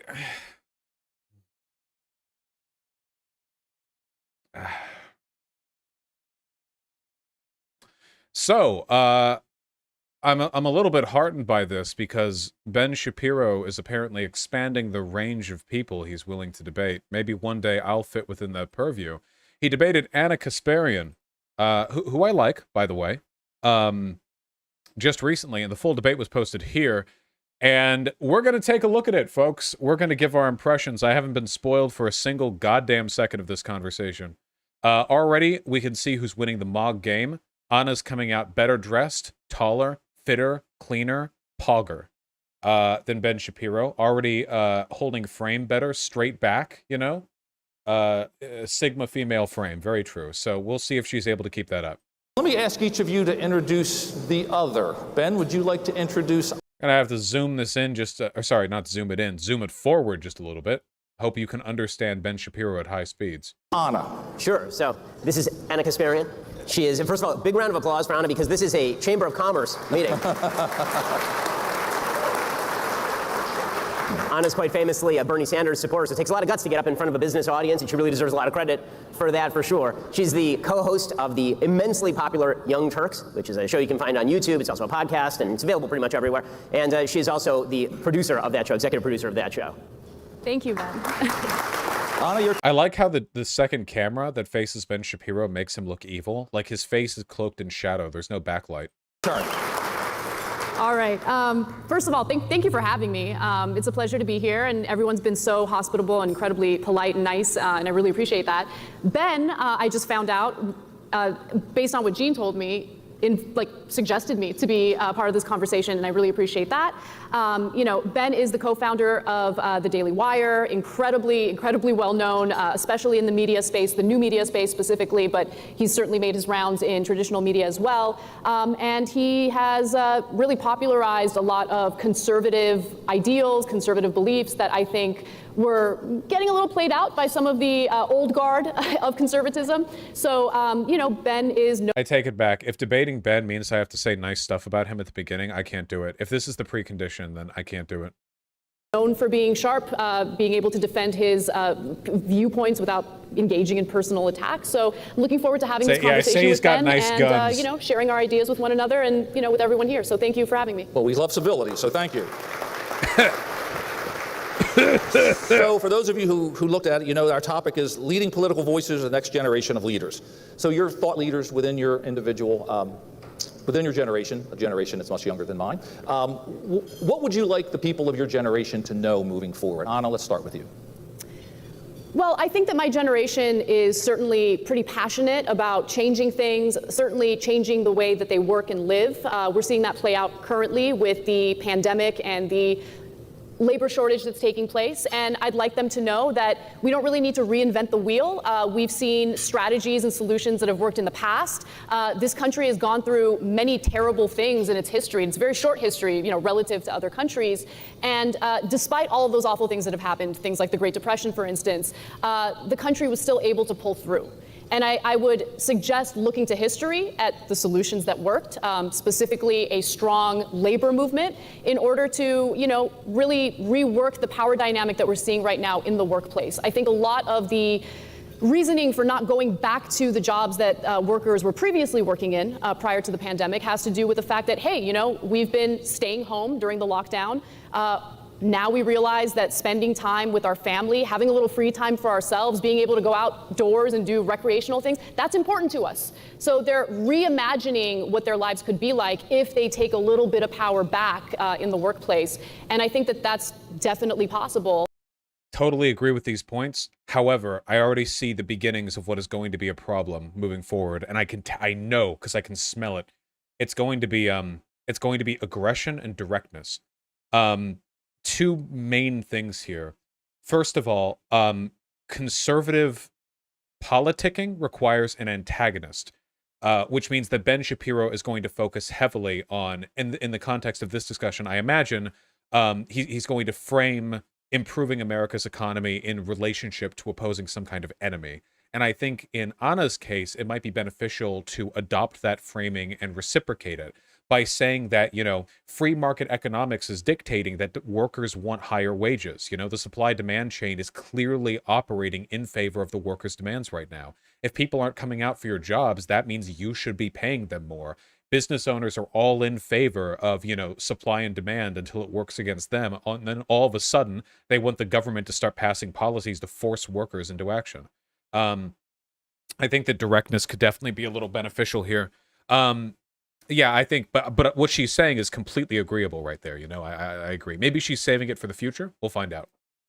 They just got to fight for it. They got to organize. They got to work together and not get distracted by manufactured culture wars that we see play out in the media every day. True. And how about folks on your side? So, I think that for folks on my side, I sort of have the same message for everybody on all sides, which is that the world did not begin spinning when you were born.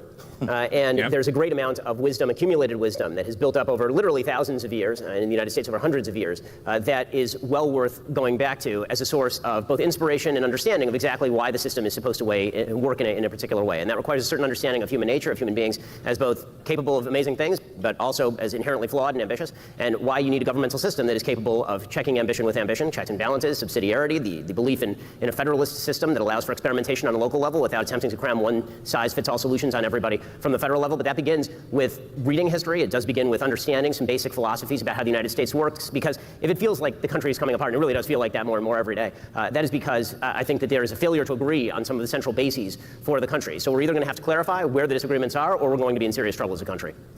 That didn't mean anything.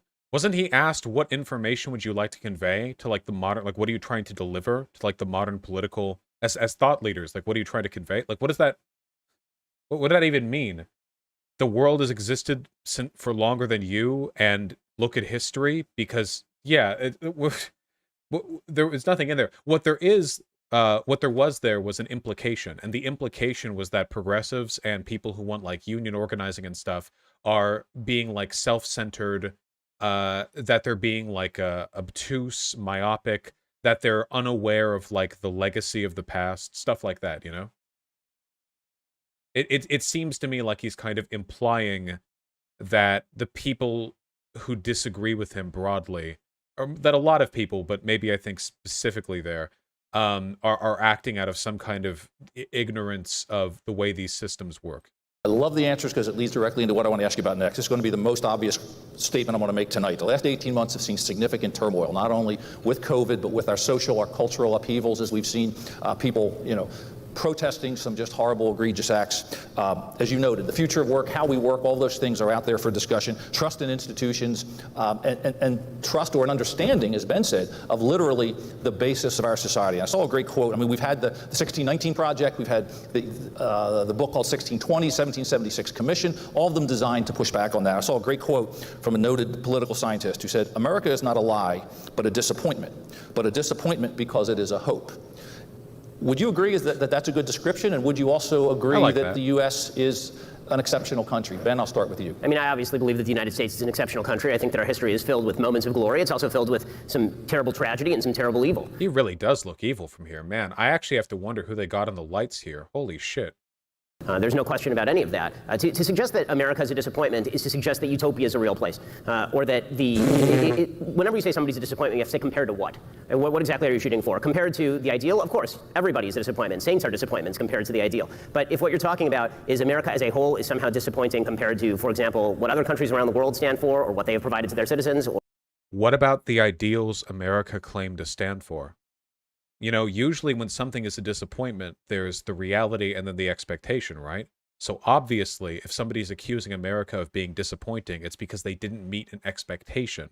Being a democracy that didn't actually have non-secondary citizenship class until the 1960s, claiming all men are equal under God, but allowing slavery. There are a couple of things here that are pretty... that's a little bit disappointing. America claims to be the land of opportunity and the great melting pot, but in reality, we're pretty nativist and xenophobic here. And additionally, we have lower social mobility than a bunch of social democracies in Europe. Or what they have provided to the globe, then by no means is America a disappointment. America is a tremendous success story. In fact, it's the greatest success story in world history. This is a very, very biased audience. So there are parts of that I agree with, some parts that I disagree with. For the most part, I just want to note that the idea of America is an incredible idea. I think that the country has failed to live up to its ideals. I think that there are certain things that are transpiring as we speak that go unchecked. You know, we are supposed to have a system of checks and balances, but I think more often than not, we see a system that is in fact rigged in favor of the powerful. I'll give you specific examples. You know, in the beginning of the pandemic, there were lawmakers in the Senate who engaged in this minimalizing, just completely minimizing the severity of the pandemic, to the point where I actually didn't think that COVID was a serious threat to me, my health, my family's health. In fact, in February, I went on a cruise with my in-laws and had a great time and didn't think that COVID was going to be an issue. Then I find out, of course, a month later, everything starts shutting down, people I know get incredibly sick, and then news reports come out in regard to members of the Senate who had a classified briefing, closed-door briefing on the severity of COVID, and immediately turned around and started selling their stocks.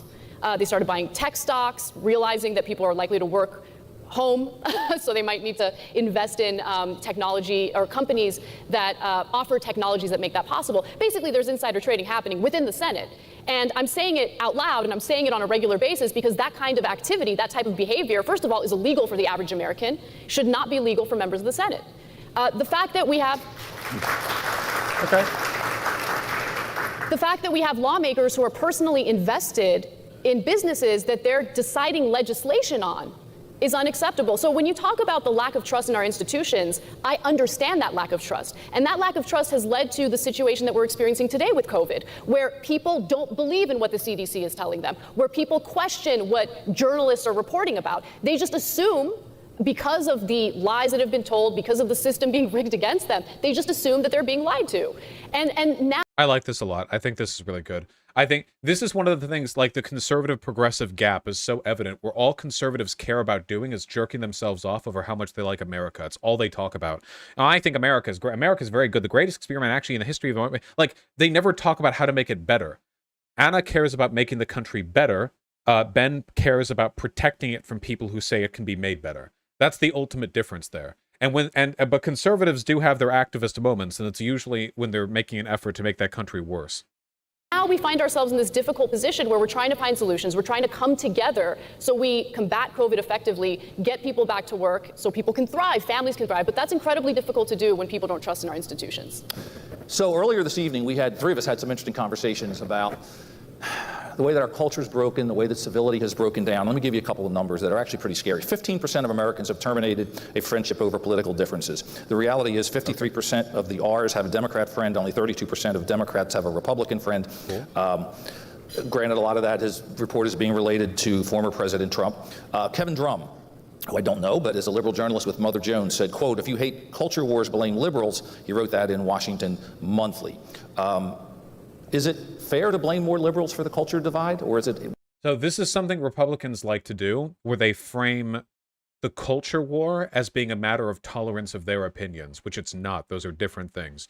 There is no so there is no reason why Democrats should really care to have a Republican friend if they don't want to. Like, why? Republicans are bad. Who cares? Yeah, I don't believe in ending friendships over politics. Really? You don't? You don't believe that, really?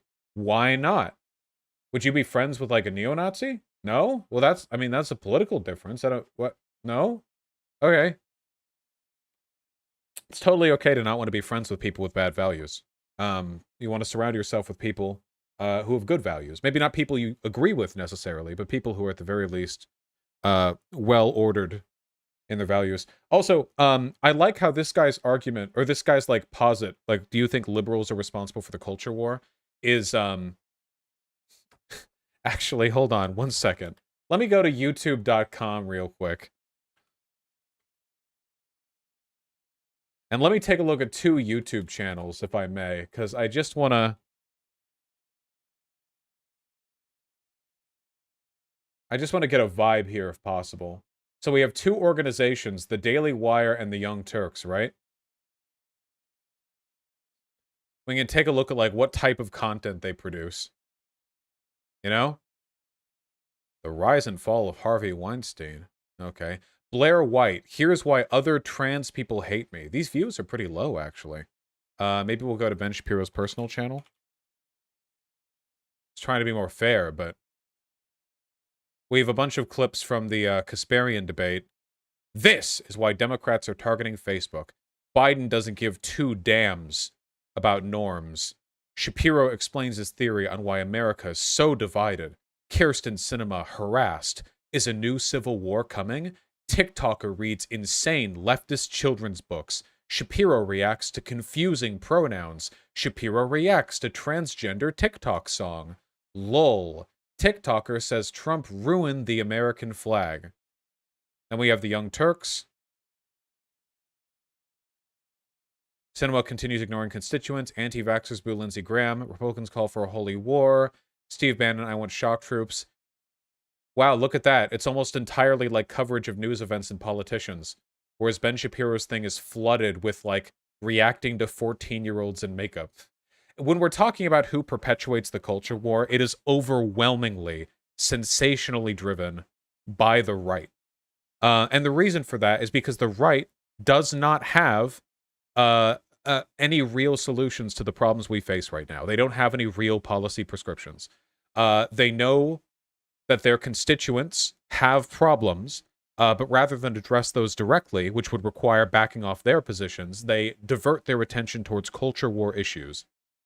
Isn't Ben's channel right now 50% making fun of TikTokers? Look at the views. Biden, theory on why America's divided. Biden again, about 100,000 views. Here's the TikTok stuff. 3.1 million. 300,000, 600,000, nearly 400,000. Ben Shapiro's audience speaks for what they care about. And it's not real politics. It's culture war. One that both sides have to take blame for. I think that both sides certainly engage in manufactured culture wars, and it's frustrating to see it. Full disclosure, I myself have engaged in it, and I think instead of being oblivious or delusional about it, it's important to acknowledge when you've made the mistakes, right? And so the demonizing doesn't help. At the end of the day, we have to realize that we're all Americans. We all want the same thing. Fundamentally, we are the same. We might have different solutions, different ideas. Demonizing the other side doesn't help to accomplish any solutions. Again, we're seeing... I completely disagree. I massively disagree with this framing, 100%. She actually should have dared Ben Shapiro to show which videos had the most views on his channel, you know, like in the past month or so. I think that it, like, I don't know how much knowledge she went into here with, but I feel like, yeah, I think she's trying to appeal to normies. Well, you have to hold to your principles, right? She can be like, no, we advocate for policy positions we care about, and we defend the minority groups we care about. Conservatives outrage bait and make shit up about them because they have no real solutions to real problems. Seeing that play out in real time as we speak. I think that there's a market for the division, and that market is being exploited by our media. It's being exploited by politicians. And I mean, Facebook is in the news today. I think that Facebook, you know... Remember when Ben Shapiro's solution to racial income inequality was for black people to try harder? Yeah, we have some very serious takes from very serious people with very serious policy prescriptions being put out here. Very, very intellectual, high, like good faith, high effort contributions to the political discourse being made here. It makes money based on engagement, and people are engaged in the constant conflict. So it's important to be honest about what the real threats in society are. I think it's important to focus on why it is that, you know, certain industries, including the media, engage in this culture of division. And we got to talk about how the incentives are in the wrong place. I mean, there are no incentives to engage in, you know, friendly conversation or friendly debate. I hate that my chair keeps, you know, and I'm short, so I'm trying to figure out how to do this. I don't know. I hate turning my back to people. Here, I'll just do this. I'll sit on the very edge. But, you know, we got to be aware of why it is that people engage in the divisive rhetoric that they engage in. There's a profit motive behind it oftentimes. I see it play out in the media. It's really, really hard not to fall victim to it myself, right? But when I take a step back and I look at where the country is right now, it's shameful. You know, we don't see each other as fellow Americans. We don't see each other as even fellow colleagues or workers in the workplace. Everyone has a political identity, and that's it. And that's not helpful. I think the division in the country is incredibly embarrassing, especially on a world stage. And we got to be more cognizant of that as we engage in political discussions. Thank you. I certainly agree with an enormous amount of what Anna is saying about the nature of sort of the world that we live in, where people feel as though they are going to be ostracized socially. They feel that they might be fired depending on their political point of view. They feel as though if they make comments openly, and this is true for pretty much everybody across the political aisle, actually, with the exception of people who consider themselves on the far left. According to Cato's study, basically every political subgroup in the United States feels uncomfortable speaking openly about what they believe, except if you're on the far left, because then you get to find people's old tweets and do that sort of stuff. Fine. What? So, okay. All right. Cool. I don't care. What does that even mean? You feel uncomfortable? What happened to facts over feelings? If people feel uncomfortable to express their beliefs, that might not be a direct representation of their actual ability to express those opinions. But also, which beliefs? If far-right people are less comfortable expressing their positions publicly, that's probably for the same reason that incels aren't running around in public screaming at how they want rape to be legal. Like, there are reasons to socially disincentivize that behavior. But you know, I'm not going to pretend that I think that the culture wars are irrelevant. I don't. I think that many of the culture wars are highly relevant, and not just relevant. I think that they may be indicative of sort of where the country is going. Because the way that most people experience interactions with the government, particularly the federal government or with politics generally, is not always based on tax rates or the very minute internecine debates that we have over $3.5 trillion bills that nobody knows what's in, and then everybody just votes before they read the thing. A lot of the way that people engage in politics, I'm sure we'll get into it. But I think that a lot of the ways that socially there's been a pretty strong push from the left over the course of the last 10 years in particular, and it's driven a lot of reactionary resentment on the part of people who are on the right. And I would suggest that a lot of that framing, you being progressive drove them. No, they were always reactionary. They weren't. The reactionary right is reacting because things are getting more progressive, sure, but that's because they were always there, reactionary. They're not a product of progressivism. If that was the case, then more people would be made anti-gay marriage when gay marriage was made legal. But that's not true. In fact, support for gay marriage increased significantly after it was made legal. Normalizing progressive stuff actually makes more people more progressive. The reactionary base was always there. It's not like if you went back 20 years and talked about trans people, people would be less transphobic then because they hadn't been made transphobic by progressives, you know? The support for President Trump, for example, was driven by precisely that. It wasn't just about his economic program, which differed from sort of the traditional laissez-faire Republican economic program. A lot of it was about the idea that he was a culture warrior who was going to punish enemies and all of this. And so to pretend that the culture war either doesn't exist or that people are making it up in their imagination or that they are overestimating the impact of it on their life is to ignore how people are being treated in the spaces that they treat with every day, on Facebook, on Twitter, in the workplace. I mean, one of the reasons that my family and I left California is not just because of the living standard, although Florida is way better. It is also because, you know, we left a place where we felt as though our children were going to be socially ostracized for a place where we feel our children are not going to be socially ostracized, and that's a big thing. Yeah. No, I mean, you actually brought up a few issues that I agree with. Number one issue is the constant policing of people's pasts, what they've said in the past. I think holding people to the current standards based on the current culture. You know, if you're looking at tweets, for instance, from 2009, and you're judging that tweet based on what the current culture or the current standards are, it's a little ridiculous, right? So going around demonizing people based on their past statements, it shuts down a conversation that could be. So I don't buy into the framing here. While this is something that has happened, how often does this happen? Digging back to tweets from like 10 years ago, I've only heard of a couple of times. I've only heard of this happening a few times. I think it's much more common that people get in trouble for stuff they believe and say now. J.K. Rowling got in trouble for stuff she believes and says now, you know? And yes, guys, this is slightly sped up. Quit typing about it. I know it's happened a few times. It happened with, what, James Gunn? But that wasn't progressives. That was, like, corporations. That was, like, Disney. It was from 2007. I know it doesn't not happen. It's just, I don't know the extent to which it does happen.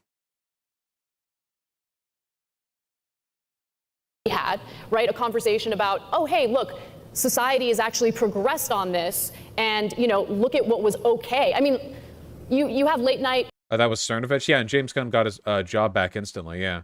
Oh, yeah, Mike Cernovich was the one who dug it up, so that was conservative cancel culture.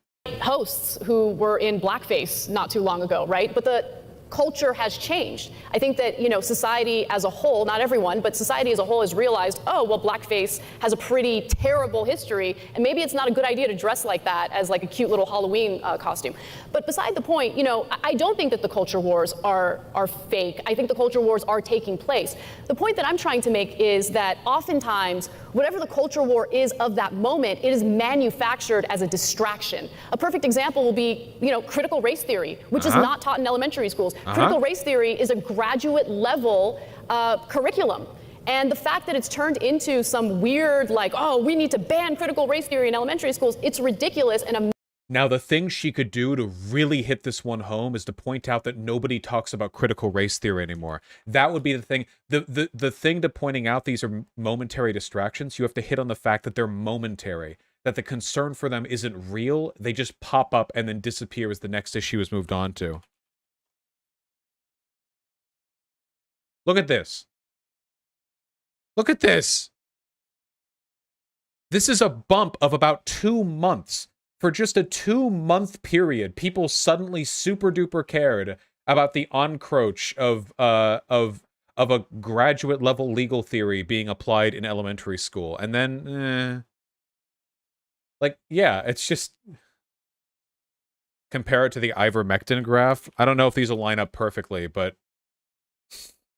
I don't know, guys. What do you think the next one's gonna be? Yeah, these are all fucking pump and dump schemes, dude. Jesus Christ. Yeah, it's like, it's this same also happens with Dr. Seuss in February. Yeah. That one's gonna be from a little while ago, right? Oh, there's Dr. Seuss. Guys, Western authors are being canceled. Oh, never mind. It's been 2 weeks. Goodbye.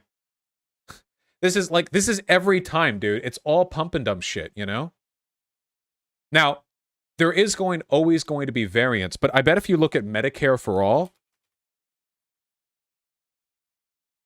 geez, like no traffic compared to these things.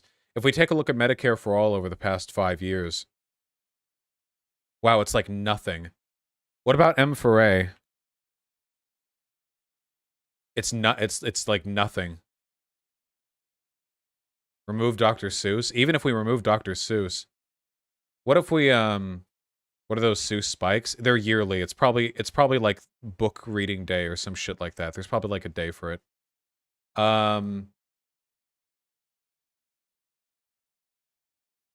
Or movie releases maybe? Yeah. Here, let's remove the Dr. Seuss one. Yeah, it just M for A doesn't even show up, man. What's another one? Here, what about Green New Deal? Jeez. Man, was ivermectin really that big? When would this have been? 2019? That was when it got put out. Had another spike over here.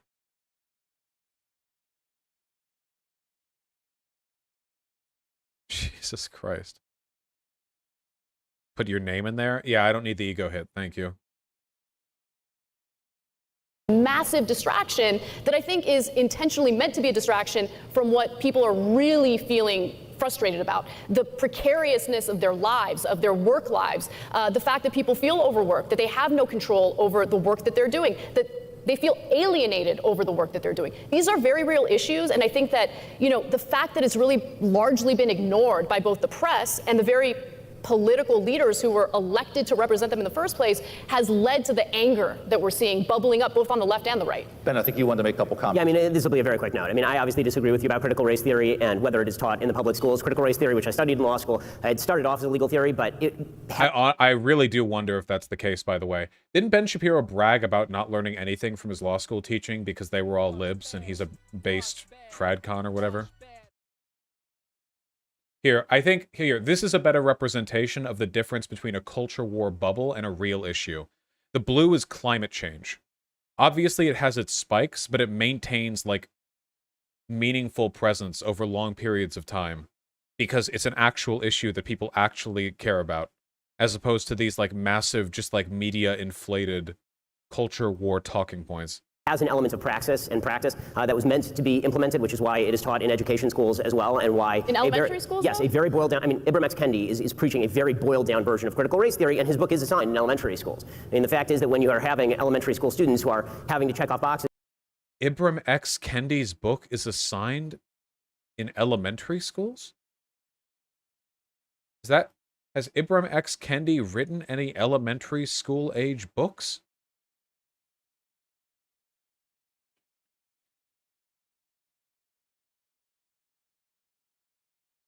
Is it Anti-Racist Baby?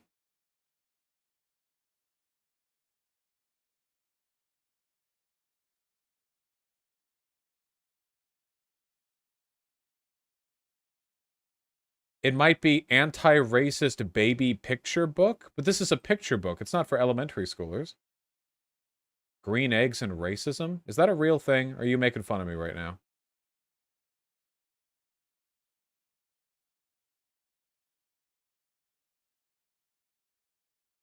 I have no idea. This looks like a baby book to me. One of these books is called Woke Baby, and it's like a little black baby with their arms up. You go, Woke Baby.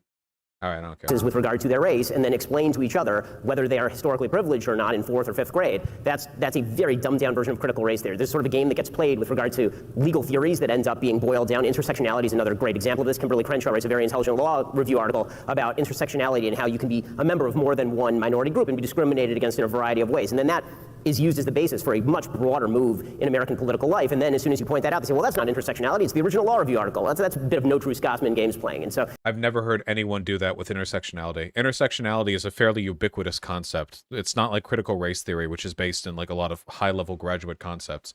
You could explain intersectionality to like people of any age. I object to that. And look, it is a relevant issue when you have Terry McAuliffe, who's running for governor of Virginia, literally saying in open debate that it should not be parents who are making the educational decisions for their children. It should be the people in education. I mean, that is a culture.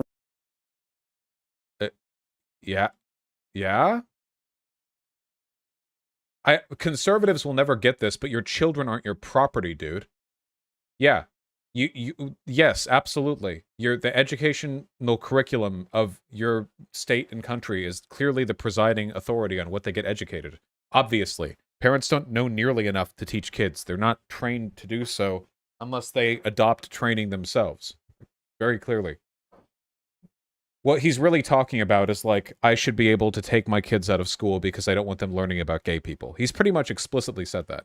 War issue that I think is of key importance to people who have kids, right? Well, see, I mean, I think that that's part of what leads to the lack of trust in our institutions. I mean, yes, as a parent, you get to make decisions about which school you want your kid to go to. If you're uncomfortable with the public school curriculum, you can take a look at private school options.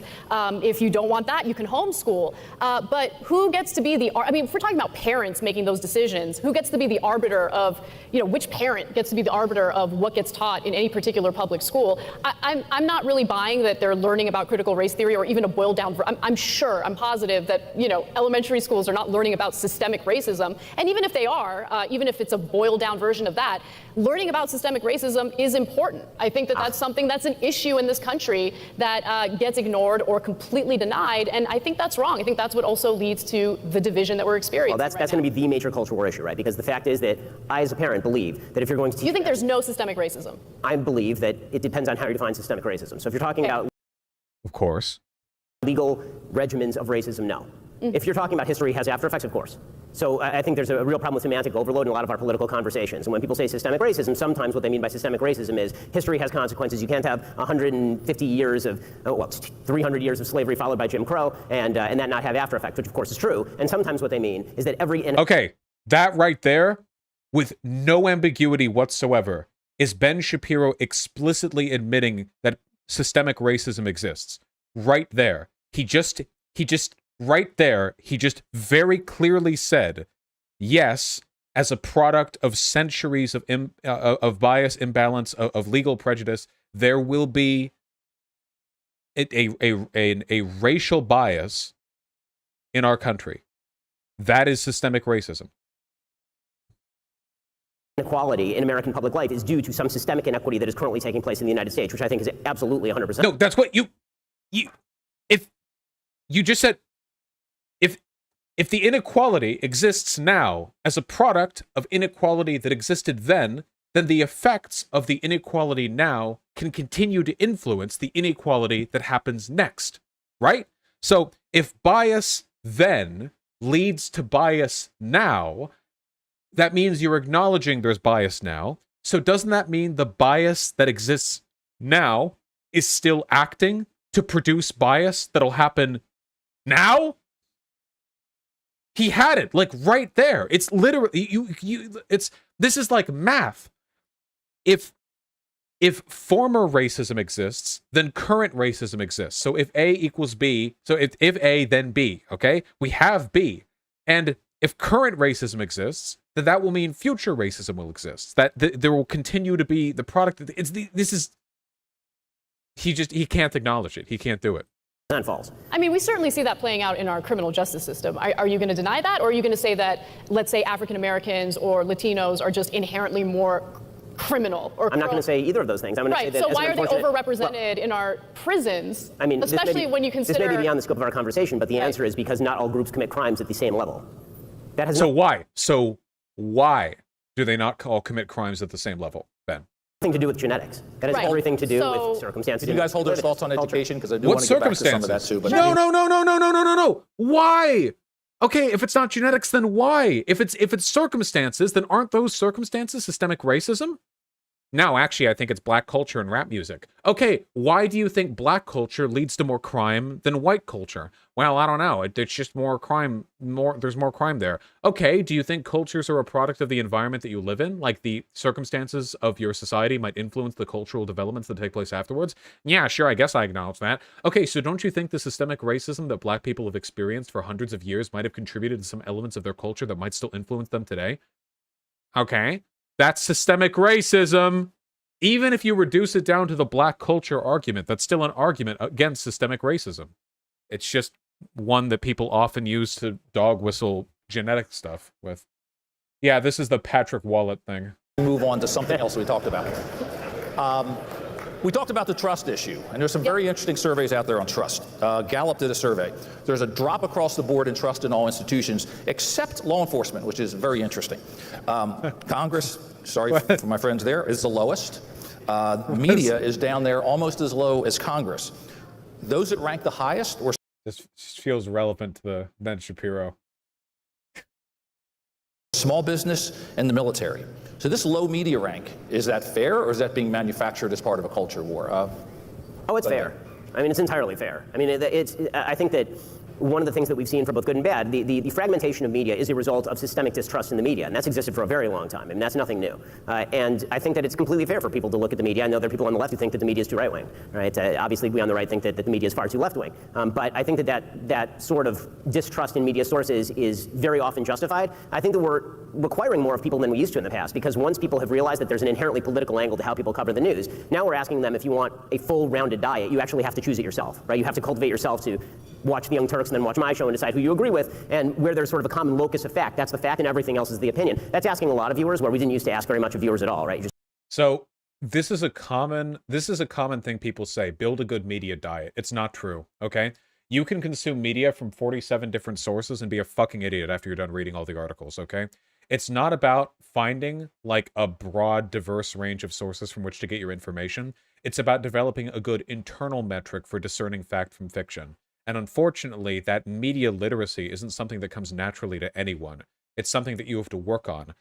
Yeah, in fact, diversifying where you get your information from can make you even more partial to selection bias, where you're going to gravitate towards pieces of information from pieces of outlets that you like, you know.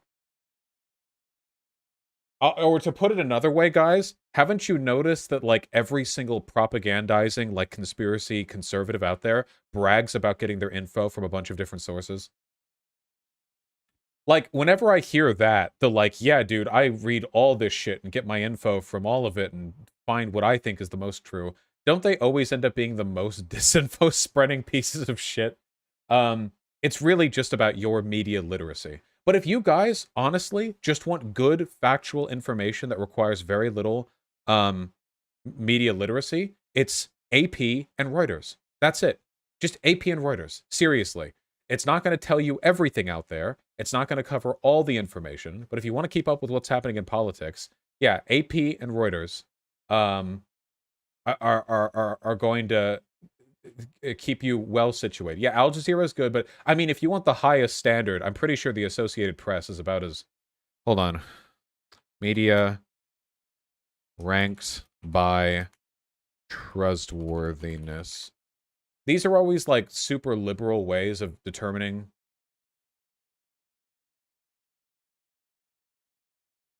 Media outlets. No, not the most trusted. What's the website that you look at? What's the website that you check? You know, there's like a website, and it gives them all in a big list, and it's very pretty and it's good to show. Media bias fact check. I think that's not it.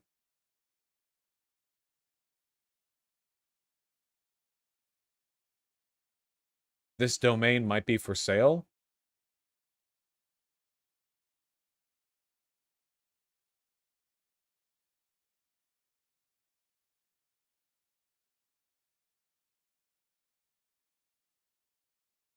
This one for real? Okay, here we go. Let me see. Donate, filtered search, what we do.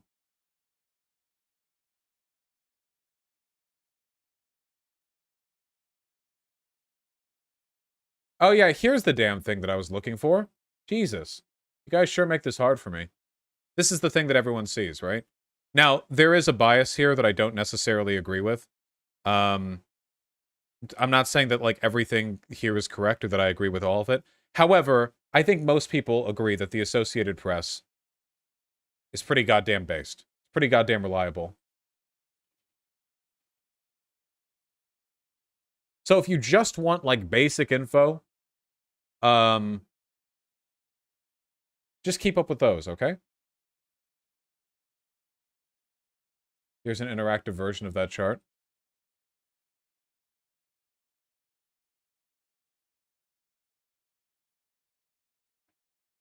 The fuck am I looking at? What does this have to do with anything? Oh, shit. There's the Jimmy Dore show. Wait, hold on.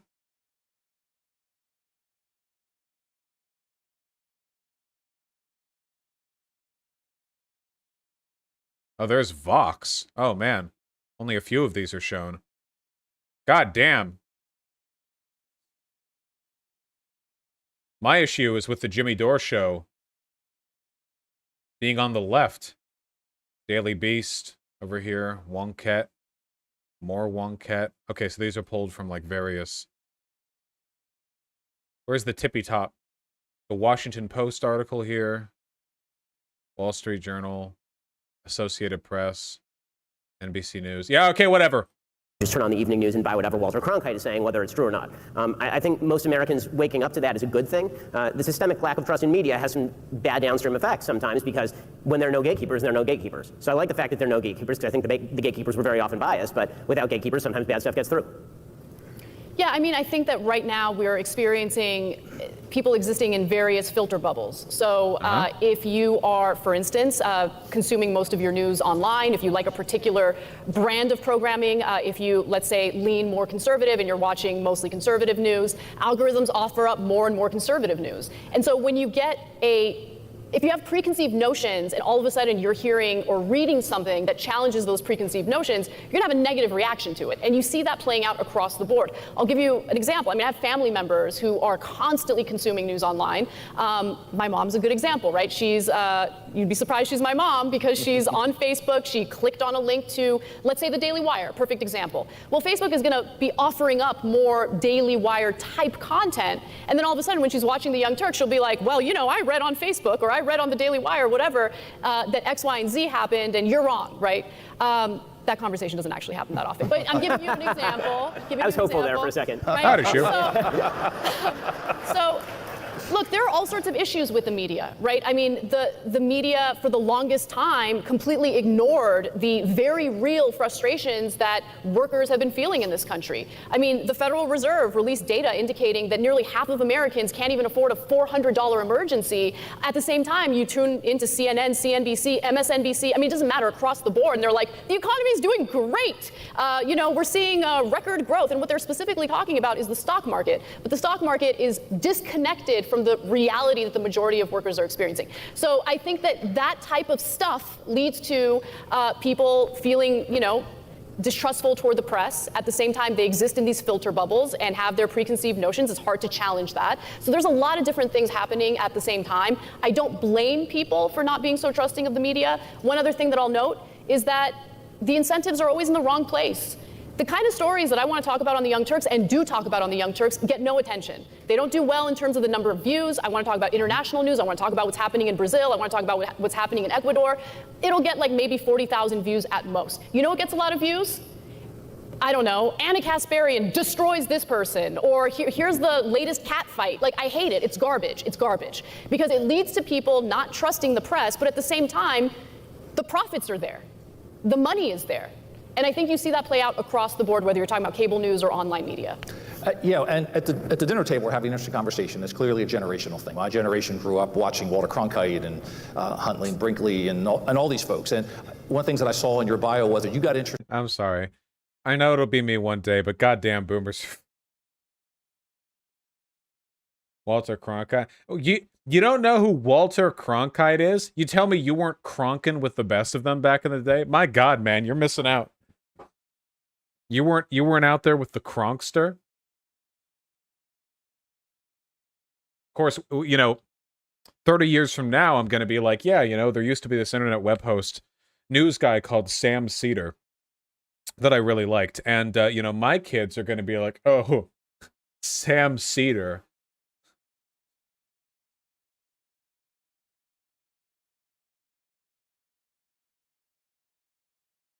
And that's all they're going to say. Because they'll be too busy texting on their phones. Because they're kids. Interested in this field because of Barbara Walters. So what happens now to the Barbara Walters? I mean, where does news reporting go? Will the nightly news be a thing of the past? And are we simply going to continue to retreat to those mediums that demonstrate that we know everything already? Where's this going to go now? Well, let me just note, I loved Barbara Walters on ABC's 2020. So I remember as a kid, you know, like getting super excited after TGIF was over because ABC's 2020 would be on. And I was like fascinated by the fact that this woman was getting paid to talk to these incredibly interesting people from around the world. And I was just fascinated by the conversations. That's how I got interested in journalism and the media.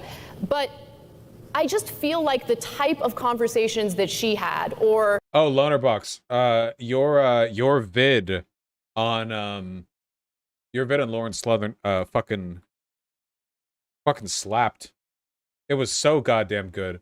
Lauren Southern the Boats. I felt like I was watching a fucking. It says I haven't watched it for some reason, but I watched it. Sluthern, yeah, true. This video fucking slapped, dude. Holy shit. I felt like I was watching an expose, like a Vice documentary on one person being bad. 62 like. You people never like my YouTube comments. I feel like my YouTube comments get ghosted in the algorithms. Like, when I comment under a fucking video, and I check back later a couple of weeks, like, because I rewatched the video or just am curious, it's like 3 likes and 17 people calling me a loser. just news about world events, they don't seem to attract the kind of attention that they used to. And it might be because of an oversaturated market. It might be because conflict tends to sell. Manufactured conflicts tend to sell. But I wish we can get back to a place where journalism still really existed, where there was like ethical standards that were, that reporters abided by, anchors abided by. I wish there was a clear distinction between opinion and actual hard news journalism. This is what I talk about with my journalism students whenever I have the time to teach. I always tell them, I'm like, look, there's a difference between what I do, which is analysis, opinion, and what you should be doing as an investigative journalist, for instance. Yes. You know, going out there and actually gathering the news, talking to both sides, not equating both sides and acting as if, you know, you're completely neutral, but making sure that you gather the facts on the ground and report them as they are. It's really hard to find that these days. There's still great journalism taking place. I wouldn't be able to do my analysis or my job without that great journalism taking place. But these are the people who are oftentimes not paid well, ignored, and don't get any of the benefits that someone might in the media if you engage. Super true. Super fucked up, by the way, that I make like 18 times as much as your average fucking investigative journaler in like Thailand right now is working on a big story about like child sex trafficking or something. It's absolutely fucked up, you know? Did I say journaler? Oh god, we really are entering the cognitive decline arc. Holy fuck. I can't believe I said that. Maybe we should just silently watch the rest of this video. In the conflict nonsense. Can we go back, Ben, and separate the fact-based from the opinion now, or is it going to be conflated for the foreseeable future? I mean, I think the truth is that that was a relatively modern construct. I mean, if you go back to the foundations of the Republic, the people who were reporting were also doing opinion, and that was true all the way through the beginning of the 20th century. It was really only with Walter Lippmann in the 1920s that you started talking about objective standards in journalism. And there's a difference between an objective standard that you apply to how a story is reported and being an objective reporter, meaning you have no politics at all. And I think, frankly, if you want to reinstall some sort of institutional trust, it would be good for reporters to say, here's who I voted for, and then here are also the facts that I am reporting on, because otherwise, it ends up being a gotcha, right? I see how you're reporting that. I see what you're doing. I know what you really think about the story. So that I don't disagree with Ben Shapiro here at all, actually. I think that anyone working in media should be incredibly forthcoming with all of their political biases. I think that that's we as people who consume this media, we have a moral right to know, I think, because it can help us help inform us make a decision about the content they produce. That's a major issue. I think the other big issue, obviously, I mentioned gatekeepers before. I'm very wary of the reinstallation of institutional gatekeepers, because if you want to talk about market incentives, the big players have all the incentives to ensure that they are the ones who maintain their access via the gates. And this is one of my great fears with some sites that we've been very successful with, like Facebook, is that reestablishing the idea that there are quote-unquote trusted news sources, and those all coincidentally are legacy media sources, means that everybody who's not a legacy media source, somebody who started up a company in the last 10 years, right? We opened our doors in 2015. We're not legacy. Wouldn't doing so make half the people dismiss you before ever reading? Well, don't they already, kind of? Well, like, it's not like Fox News readers are, like, reading, you know, like, NBC, and then they're like, oh, this NBC journalist voted for Biden, never mind. I feel like people basically choose which platforms they consume when we're not talking about, new media. I don't know. Maybe it doesn't have to be, like, a law. It's just something we should normalize, you know? Legacy media. And so we don't have that legacy. So now you're shutting out all the players who are actually entering the market. So you actually mentioned, again, just a little bit of a shift because you got my attention earlier. You're both born and raised in California. You left, you stayed, but we had an interesting conversation at the dinner table that maybe your perspectives on California aren't all that different. Ben, I know you said you were afraid your kids were going to have a difficult time because of their political views. So are you sad that you left California? Or I have not thought for one day about that decision. That was it was one of the best decisions that I have ever made for my family. We are overjoyed. Florida is a wonderful state. Basically, because of my Orthodox Jewish faith, that means that I had to move to a place that had some significant Jewish resources. And so I was looking for a place that had those resources, was in a red state, preferably with 0% state income tax. And that narrowed it down to basically Dallas and Florida. And so we ended up in Florida. It's wonderful. But I mean, it wasn't just that. It was really a lifestyle thing, because my wife for years was saying, yeah, we're paying higher taxes, but you make a lot of money. So, you know, that's fine. But the problem is you don't get any of the public services back in California. So in our area, which was a fairly decent suburb, you had just an inundation of homelessness in the area. Like, my kids could not walk around the neighborhood. We'd open up our front gate. There'd be a person shooting heroin in their foot, literally. That's a product of your policies, though. With more social spending, we could fix those problems. That you can't complain. Dude, this is crazy, dude. I'm a conservative, and I'm so outraged that not enough money is being spent in social services to address homelessness. That's so wild and crazy. Like, okay, do you want to fix that? In front of our house, or a person passed out on the street. We had our business on Ventura Boulevard. We had to board up windows during the George Floyd, some protests, some riots.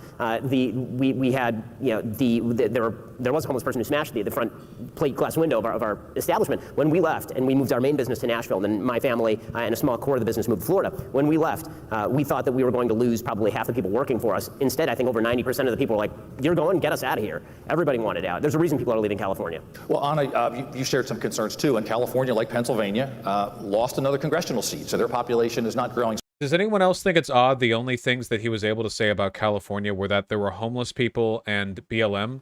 I mean, is that really it? What do the tax dollars towards social services have to do with the BLM protests, you know? The existence of, like, progressive people and high taxes, I guess, yeah, high taxes. I mean, Florida's going to be underwater soon, so... Certainly not at the same rate as Texas, Florida, et cetera. So share some of your concerns, because you talked a little bit about it before. Sure. So California is poorly governed right now. You know, I was pretty blunt and transparent about the fact that I signed the petition to recall Gavin Newsom. So I signed it too. We were on exactly the same page before I left. Right. Now, unfortunately, the individuals running against him were worse than he was or is. And so, unfortunately, when the ballot showed up to in my mailbox, I ended up voting against the recall. But I was okay. So she was in favor of recalling Gavin Newsom, but then she saw the lineup of people getting ready to replace him, and then she was like, oh, okay, well, never mind. So she voted against the recall, but she supported the idea of a recall beforehand. I think that's totally sensible, 100% fair. Hoping that there would be a better candidate to challenge him. I didn't like any of the candidates. Now, the reason why I've decided to stay in California is because I love the state. I know what the state is capable of, and I would much rather stay and fight to make the state better in any capacity that I have. But with that said, the issues in California are endless. You have corruption. I mean, literally a city council member had his office raided by the FBI because of the pay-for-play scheme that he was engaged in. You have real estate developers running amok.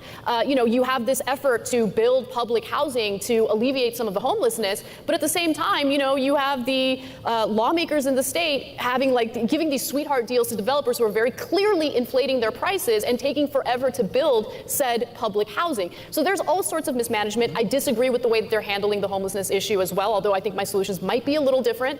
I think that this idea of being incredibly laxed with camping has been pretty disastrous and has attracted, look, homelessness isn't just a California issue, it's an issue throughout the country.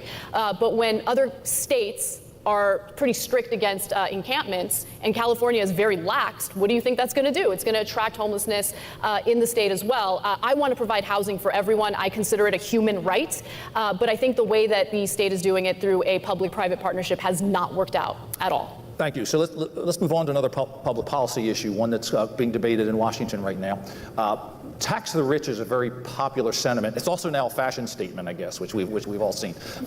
So when President Biden looks into the microphone and says, "Pay your fair share," what does that mean? It means that if you're one of the 55 corporations that literally paid absolutely nothing in federal income taxes in 2020, and in fact received $3.5 billion in tax refunds or rebates, or tax refunds, I should say, maybe you should pay your fair share. But here's the thing, if the tax code is written in a way where corporations can legally take advantage of loopholes and incredibly low effective corporate tax rates, they're going to do it.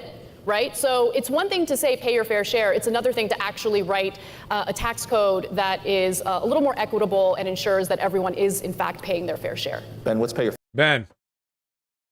Okay, let's get ready for Ben. Sing it to me, Ben. What is your opinion on this particular issue, Ben? I'd lambast him for moving to a state with zero state income tax, except for the fact that I live in a state with zero state income tax, so I feel like... yeah. fair share mean? I mean, the obvious answer would be a flat tax, but the longer answer is that the United States has one of the most progressive income tax systems on planet Earth. Most of the systems in, for example, Northern Europe are far less progressive. The top tax rate kicks in a lot lower on the income scale because you have to pay for the large-scale social services. The people who are at the top of the income bracket in the United States, the top quintile, essentially pays all net taxes in the United States. Not some, not most, all. And the reason for that... They also make all the money, so isn't that fair? Like, that seems fair to me. It's like, hey, you guys want to make all the money? Okay, fine. You're going to pay all the fucking road repairs. Assholes. that is because there are tax transfers, and the transfer of payments that are inherent in public services do not accrue to the people at the top of the tax bracket. They accrue to everybody else who's receiving that sort of funding. When we talk about higher taxes on corporations, that must be so fucking hard for them, dude.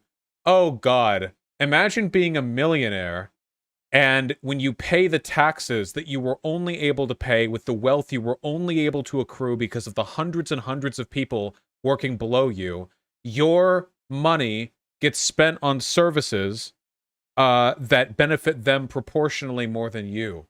Except, wait, that's not true. Rich people travel more often than poor people, taking advantage of myriad social services, programs, institutions, and regulations that allow for them to do so. Wealthy people depend on the police more because they have more assets to protect, and they certainly depend on the federal government more because they have more proportional control over anything that goes down there through the lobbying and through the enaction of their business rights and through the just sheer wealth they have to sway public opinion whenever they collaborate with other institutions or just fund campaigns on their own. They also have the ability to hide more money, as the recent Pandora papers have made perfectly clear. They are much better at hiding money than poor people are. Listen, we're not the same, okay? Ben Shapiro can hide his money in the Cayman Islands. Poor people hide it in a mattress. There's just no comparison. At the end of the day, the only reason modern civil society, including all the businesses that are built atop it, function is because the taxes that wealthy people pay allow for the standard of living their workers need in order to give them that money. I'm so sorry if you hate paying taxes, but without the education and roads they finance, you would have no fucking workers. Without the health regulations that they finance, your workers would keep dying. You need all these institutions to protect them because you built a castle on top of their bodies. There's just no getting around that. This is the bullshit that libertarian-esque figures. Now, he's not a libertarian, by the way, but he pretends to be, when he's not talking about anything regarding degeneracy or the state regulation of industries he doesn't like. But when people who like to pretend they're libertarians talk about this stuff, they conveniently forget that the entirety of our business apparatus is predicated on investment in the working class. It is as simple as that. Unless you think Ben Shapiro could make all of the money that he makes without the government, having essentially developed and laid out the infrastructure for electricity, roads, or the internet. You think he could have done that? Think without regulations directly pertaining to the development of electronic goods or the facilitation of basic standards for utility and upkeep, he could have the wide reach that he does? Probably not, I'd bet. It's almost like everything is predicated on social services at a most fundamental level. All right, sorry. I'm getting...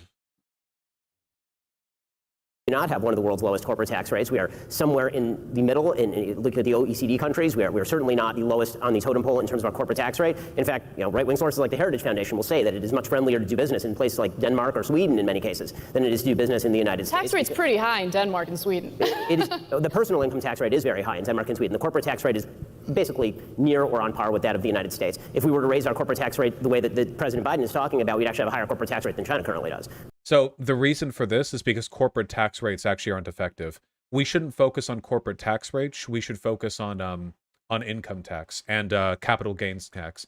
So there's been research on this, and corporate tax rates, whether they're paid or not, they're very easy to get around, and it's just so easy to hide it or navigate it. It's just corporate tax rates aren't that effective. You want high capital gains tax and high income tax, which is what Europe has much more of than we do.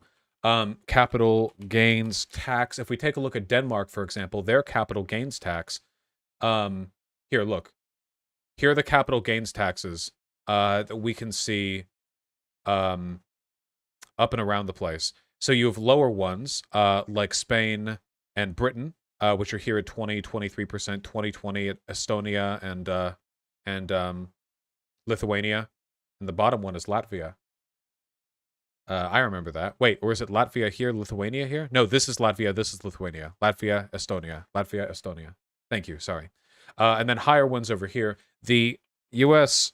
capital gains tax is... hold on.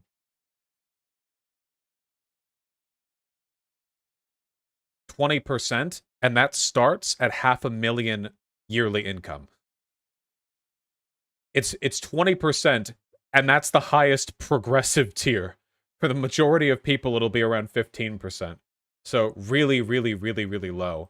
Whereas you look at Canada, their capital gains tax is, wow, 50%. Crazy stuff, right? That's what you want to focus on. Capital gains and income tax. Capital gains and income tax. And for full take, yeah, the income tax brackets in Denmark, let me see real quick. For individuals, I don't really know the specifics of how tax rates will work in other countries. The average Dane pays a tax rate at around 45%. Jesus. That's a lot.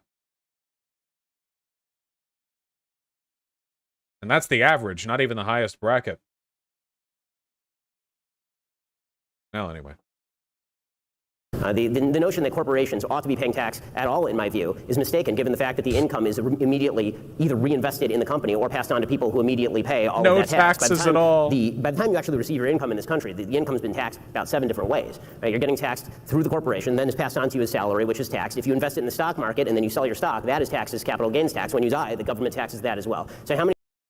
That's not 7 different ways. When you die?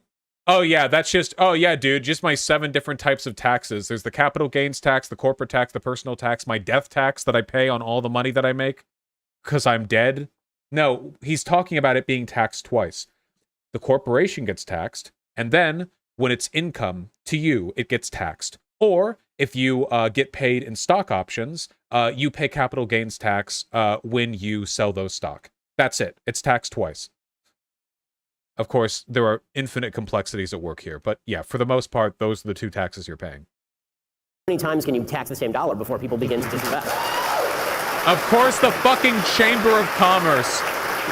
Let me. I'd like to respond to that, though. Okay, go ahead. Okay, yeah. Go ahead. Biggest To lobbying argue group in the that country. Corporate tax rates in the United States are too high, or that, I mean, first off, let me just touch on the comparison you gave regarding progressive taxes in European countries versus the United States. I mean, yes, the taxes might be higher in those European countries, but what do people living in those countries get in return? They get incredible childcare. I mean, listen, the average American family, 2-income household, spends a whopping 22% of their household income on childcare alone, right? So when you're talking about European countries that offer quality childcare, that, by the way, that opens up the opportunity for people to go to work, something that we should maybe think about as we're dealing with this labor shortage. 64,000 women left the job force in April alone. Not because they want to, but because they can't afford childcare. Everything in this country is privatized. Everything has a for-profit model. And there's consequences that come along with that, including for the business community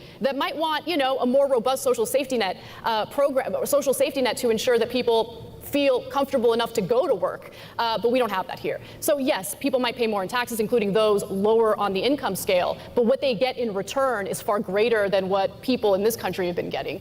The United States has spent, since the beginning of the war on poverty, some $22 trillion in the war on poverty. We spend an awful lot on social services in this country on a per capita level. In fact, it is very much on par with what the European countries spend. It's just not spent particularly well. When it comes to things like childcare, a very young Elizabeth Warren, before Wait, I'm sorry. Does he think 22% of our income, of our taxed income, is spent on childcare just poorly? What? she became Senator, Elizabeth Warren, specifically wrote about universal child care, and she said that it actually was contributing to what she called the 2-income trap in a book that she wrote in the early 2000s. And what she talked about is the fact that there are a lot of women who, for example, may not want to work, and what you're actually doing is incentivizing people to have to go to work because we're now providing child care, as opposed to providing a competitive advantage to, for example, families where one parent is working. I agree with you, by the way. I would eat my own arm if Elizabeth Warren was making an argument that the state paying for childcare was actually anti-woman because it was pushing women into the workforce. I would consume my body. That is absolutely being yeah, Elizabeth Warren used to be a Republican. What's the name of the book? Oh, well, was this when she was a Republican? Or was this from more recent?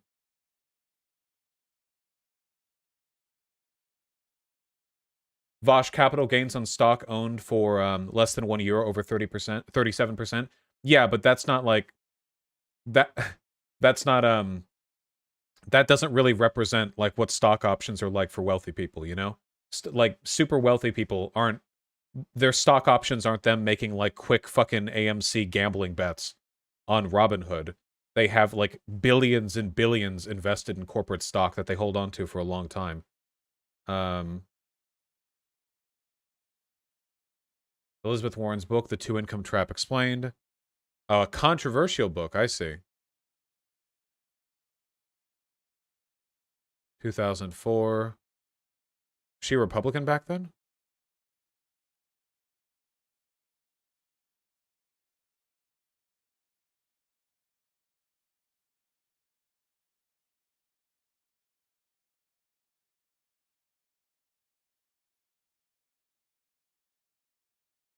Up until 96? Okay. A certain strand of the American right has long expressed quiet admiration for the book because its thesis can on some level be boiled down to the idea that feminists were too optimistic about the implication of women's mass entry into the workplace. I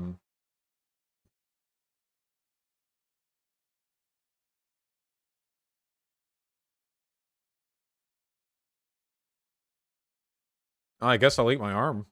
I don't know. I don't really care.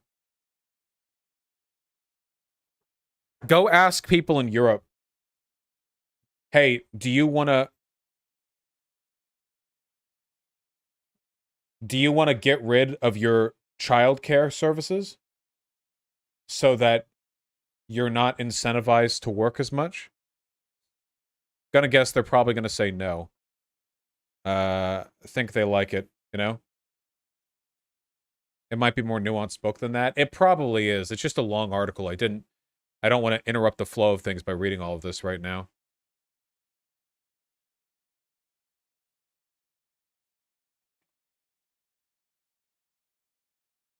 Childcare. That term childcare is only used once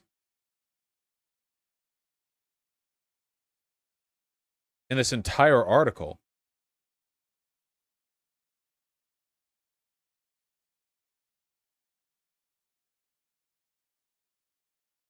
Wait, does this even...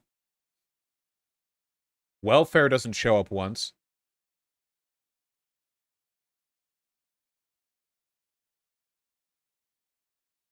What about this is even saying that we should... Okay, okay, shut up.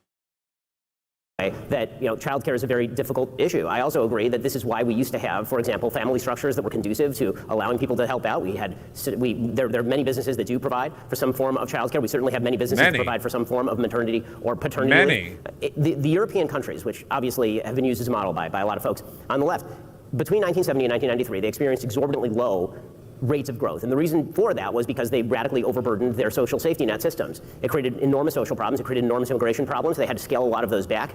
And according to research by the Society for Humane Resource Management, 11% of employers have a child care referral service. 4% of employers offer subsidized or non-subsidized child care centers or programs. Okay, so 4% of employers offer some kind of subsidy or direct child care center or program. Here, report, only 6% of U.S. companies offer comprehensive child care benefits. Many. As opposed to, what, 100% in Belgium? Or Denmark?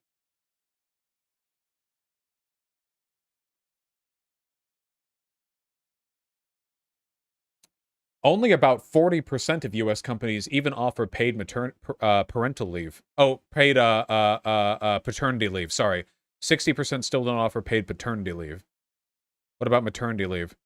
25% of officers, 35%. No, maternity.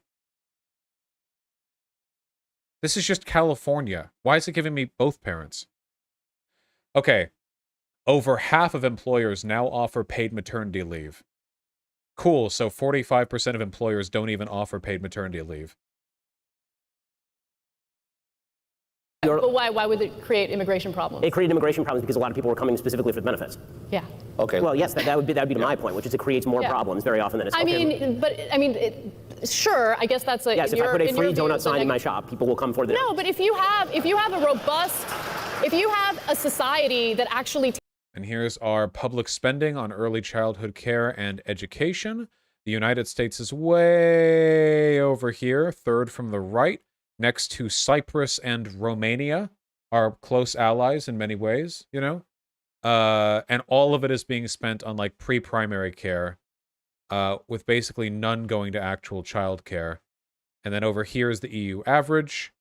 Estonia, Latvia, Belgium, Israel, Luxembourg, Korea, New Zealand, Finland, Denmark, France, Norway, Sweden, and Iceland over here, spending about 1.8% of their GDP on that stuff. Takes care of its workers, right? If you have a society that makes your life a lot easier, people are going to want to immigrate. It's part of the reason why, people wanted to come here. People are going to want to live in countries that have both economic opportunity, but also social safety net programs that, again, just make your. I mean, we talk about freedom. If you look at the World Freedom Index, okay, we like to think of the United States as the freest country. We're not the freest country. You look at that list, we're like pretty low down compared to a lot of these Nordic countries. Denmark is top of that list. So look, Denmark has a mixed economy. When we have these debates about, socialism versus capitalism, I think that those What was the time period during which Ben Shapiro said immigration clogged up the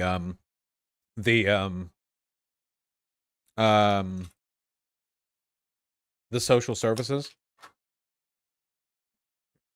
1970s? Hold on.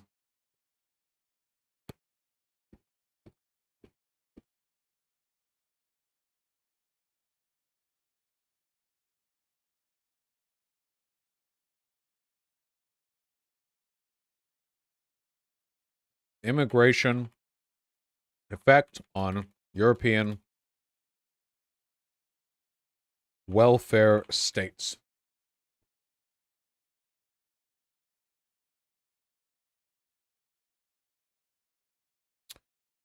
What does immigration mean for European welfare states? I want to see if there's any like statistically significant relationship between the burden, the political economy of immigration and welfare state support. Okay, here we go. An article from Cambridge.org. This article explores whether immigration plays a role in determining national welfare state effort in 16 European countries. It examines the relationship between stocks of migrants, the foreign-born population, on two different indicators of welfare welfare state effort: social welfare and welfare generosity. So where are the empirical results show that the foreign-born population had a positive and statistically significant relationship with social welfare spending, and no statistically significant association with the Welfare Generosity Index. These findings provide no evidence to support the hypothesis that the higher levels of immigration lead to reduced levels of social welfare provision. On the contrary, these findings lend support to the view that increasing immigration leads to welfare state expansion rather than retrenchment. Damn, dude, that's crazy. Who knew that immigration grows your economy, which grows your tax revenue, which grows the amount of money you can spend on welfare? He didn't say it was immigration, just that they offered too much during that period. He explicitly said immigration. He said that, if you put a free donut sign out of a donut shop, then that will bring more people in. He was saying that this is a common conservative argument that welfare states will draw in the third world who will leech off of us, you know?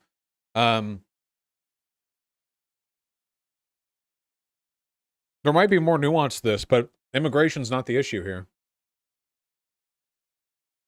Debates are a little ridiculous because every country is not every country, but most countries are mixed economies. Right, the United States right? is a mixed economy. Exactly. Yep. Now, the issue with the United States is there used to be a time when Isn't public his wife a universities doctor, were though? free, Yeah. right? You didn't have to dig yourself into a massive hole to get an education. There was a time in this country where there was universal child care. That was cut down to the point where it's like no longer in existence unless you're desperate and have like no money and need to take advantage of some programs that are available in some states. But my point is, like, we have an issue here where on one hand, we're experiencing a labor shortage. We want people to go back to work. On the other hand, people literally can't afford the childcare necessary in order to put their kids in a daycare, put their kids in childcare, and be able to go to work without their entire paycheck. The Biden bill removes many work requirements for many of the payments that are being made to people, and it's incentivizing people not to go back to work, which is why we have 10 million open jobs in the United States and people not coming back to work. That is not what that bill does. In fact, that's not what that bill. Are you talking about the $3.5 trillion reconciliation bill? I'm talking about the $3.5 trillion bill. The $3.5 trillion reconciliation bill offers universal pre-K. which opens up the opportunity for mothers to go to work if they want to go to work. The $3.5 trillion bill, by the way, has all sorts of subsidies for corporations, which I don't really understand why the business community isn't salivating over that, because rather than just going full force with public programs, which I think would be the right way to go, it's offering all sorts of subsidies in these, public-private partnerships. Now, the physical infrastructure bill has a lot more corporate giveaways, which is why the, business community absolutely loves it, offers the chance to private. Broader support for families. Multiple measures here. Budget calls universal pre-K program for 3 and 4-year-olds. Good. New child care benefit for working families. $200 billion invested in universal preschool for all babies. Through a national partnership with states. It benefit about 5 million children. Save the average family $13,000 when fully implemented. It'd be fully accessible to families of all income level. No means testing. Chad move. But states would be required to foot about 50% of the cost when the measure is fully up and running. Enhancing childcare for working families. Under Biden's proposal, low and middle income households will pay no more than 7% of their income on childcare for kids younger than age 5. 7% of a median income. Like, let's say you're poor and you're making $30,000 a year as a family. Or, yeah. So that would be 3,000 is 1/10. So what, 2,400?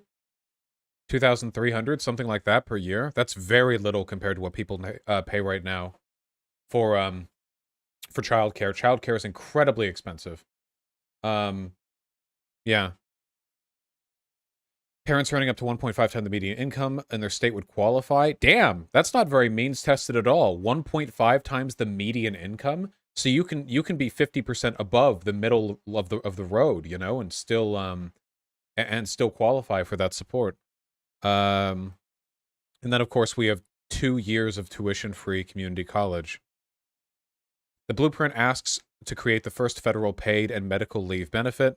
The American Families Plan calls for giving workers a total of 12 weeks. By the way, this is what Kirsten Sinema and Joe Manchin are keeping from you, by the way. Everything we're describing is just a fraction of the bill that they're keeping from you. Plan calls giving workers a total of 12 weeks of guaranteed paid parental, family, and personal illness / safe leave by the 10th year of the program. Child tax credit. Yeah. Should literally be like one of the biggest revitalizations of our welfare state in modern history.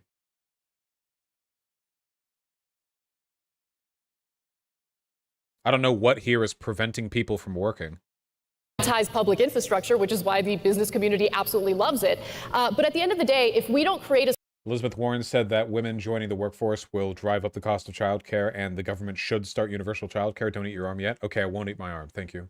Society where Americans can actually have families and go to work, then we're going to be in a lot of trouble. So to go back to your immigration point, you made a mention a moment ago of people immigrating to the country for the benefits. That's just abjectly untrue. The fact is that the United States' great immigration growth throughout the beginning of the Republic, all the way up through about 1930, was entirely driven by people who were leaving places that in many cases had broader benefits, places like Germany, to come to the United States where there was no social safety net. The fact is that the vast majority of people who used to leave and come to the United States were coming specifically to build a life knowing that they really didn't have a lot of social safety net. Now, that's not an argument that there shouldn't be some state and local. What? Wait, I'm sorry. I don't know what the social safety net was in 1830s Germany and 1830s America. I don't think there was any such thing as a social safety net anywhere. I don't think the welfare state really existed back during those immigration booms. I don't think these concepts really existed in the way they do today. I think they came here because we had job opportunities, because we were a young and growing country. Germany didn't exist in the 1930s. Oh, the Germanic tribe, the Germanic region, we had a big influx of Germanic immigrants back during that time period, who I think Ben Franklin was very racist towards. Anyway, yeah, I think they came here for the job opportunities. This has nothing to do with the welfare state. Possibility for social safety net, but the notion that the way that you build a successful country that is a world power and is capable of not only making sure that its citizens are taken care of, but essentially making sure that the entire Western world is taken care of, which we did throughout the Cold War, the idea that you do that simply by raising the number of social security payments that you're making to people or benefit payments that you're making to people, this is the way that you build that sort of economy, is just non-borne out by empirical Okay, we've had a That's real not far-ranging what she conversation. said. Yes. Ben, let me ask you another question. Our organization is one that on a Has he gotten the last word on every single topic? I feel like He's gotten the last word on like 3, and he's interrupted her to like finalize the word. I could be misremembering out of bias, though. I don't know. Daily basis supports whatever you want to call it, the free market system of economic choice. It was disturbing to me, and I think to our organization, when the National Education Association looked at a resolution, I believe it passed one of their committees, that called the free market system one of oppression, but didn't call out other totalitarian regimes. So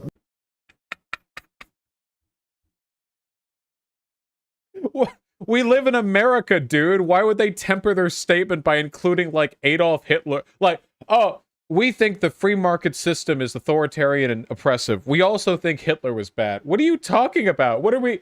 They supposed to talk about Venezuela? We're talking about what's happening here in America.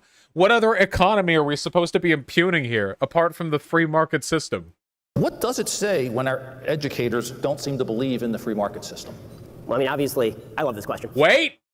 They didn't say they didn't believe in it. They said they thought it was oppressive. Believing in something, whether or not you do or don't, that can imply a million different things. That's a super fucking loaded question, dude. Holy shit. So I will say that the National Education Association is a very far-left group, and so it's not a particular surprise that they're characterizing freedom of the market in that particular way. It also goes back to the conversation we were having earlier about what sort of control parents should have over the education of their own children. There's a reason I send my kids to private school. The notion that But hasn't there also been some hubbub as private schools have also been introducing, like, wasn't there that one incident we looked over where a private school had those kids taken out because they were teaching like CRT related stuff or whatever? But it was actually just like acknowledging that racism exists. They never really were specific with what CRT stuff was being taught. I'm pretty sure that private schools, like, depending on which ones you go to, they can still be, you know. Capitalism is a system of unfreedom. Well, government, largesse, is a system of freedom, ignores the fact that somebody actually has to pay the bills. It also ignores the fact that all growth, not some, all growth that has ever happened is a result of capitalism, meaning it is the result of What? All growth that has ever happened. Wait, he didn't say in the United States, just forever? All growth that is, dude, yeah, you know, fucking, Mesopotamian Empire, Mali, the Roman Empire, you know, it's just, they were ahead of their time. Ahead of their time. This is one of those talking points that is the reason why nobody should ever take Ben Shapiro seriously. He is a proselytizer for the free market. It's a faith-based advocacy for him. This is like a delusional statement to make. Even if you take a look at like the capitalist countries that exist today, no, government investment and government research are huge drivers of growth. Especially military research. A ton of stuff from universal utility expansion to laying down roads and highway projects to developing public transportation to the internet to radar, sonar, TV development. The entire modern information age is born out of government spending. The idea that everything everywhere is from the free market is ridiculous, especially since even when companies do produce goods and services on their own, they do so through government regulation. Government regulation tempers everything produced by the so-called free market, meaning that even when we are talking explicitly about things private businesses do and produce, they're still being shaped by the behavior of the government. And find me any example anywhere on Earth right now of corporations doing a great job with no government regulation. You won't find any.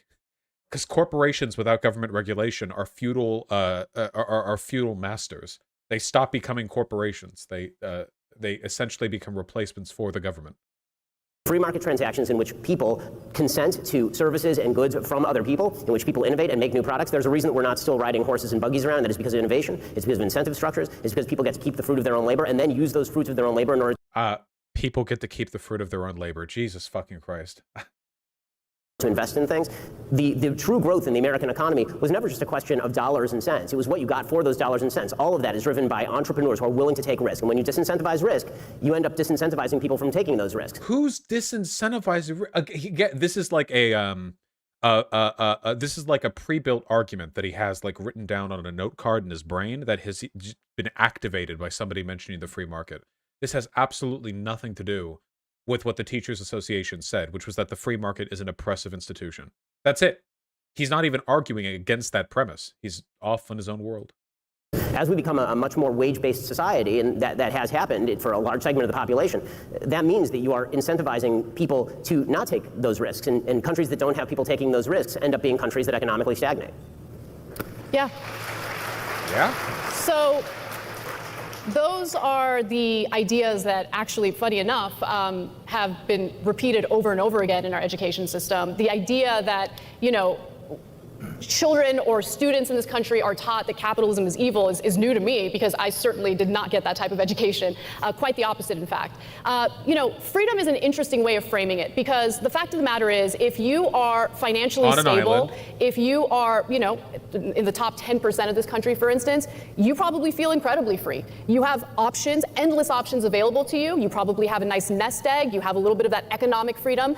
But, you know, there are two different things at play. Number one, well, when you look at what is incentivized under capitalism, it's actually led to a lot of our own civil liberties being violated. For instance, data collection that takes place on a regular basis without our own knowledge by these social media companies, by these tech companies who make their money not off of advertising, for instance. They make the majority of their money off of selling our personal information to While I don't disagree with anything she's saying, I really think she needs to lead with the point that public investment, infrastructure, and research are the bedrock of pretty much everything corporations take credit for in this country. It's really important to set that out, because Ben Shapiro's ludicrous statement that the free market produced all growth ever, it needs to be challenged directly, because it's insane, and it's very, very easy to debunk with even a little bit of thought. I think you don't want to run down tangents. You have to hone in on the weakest point here.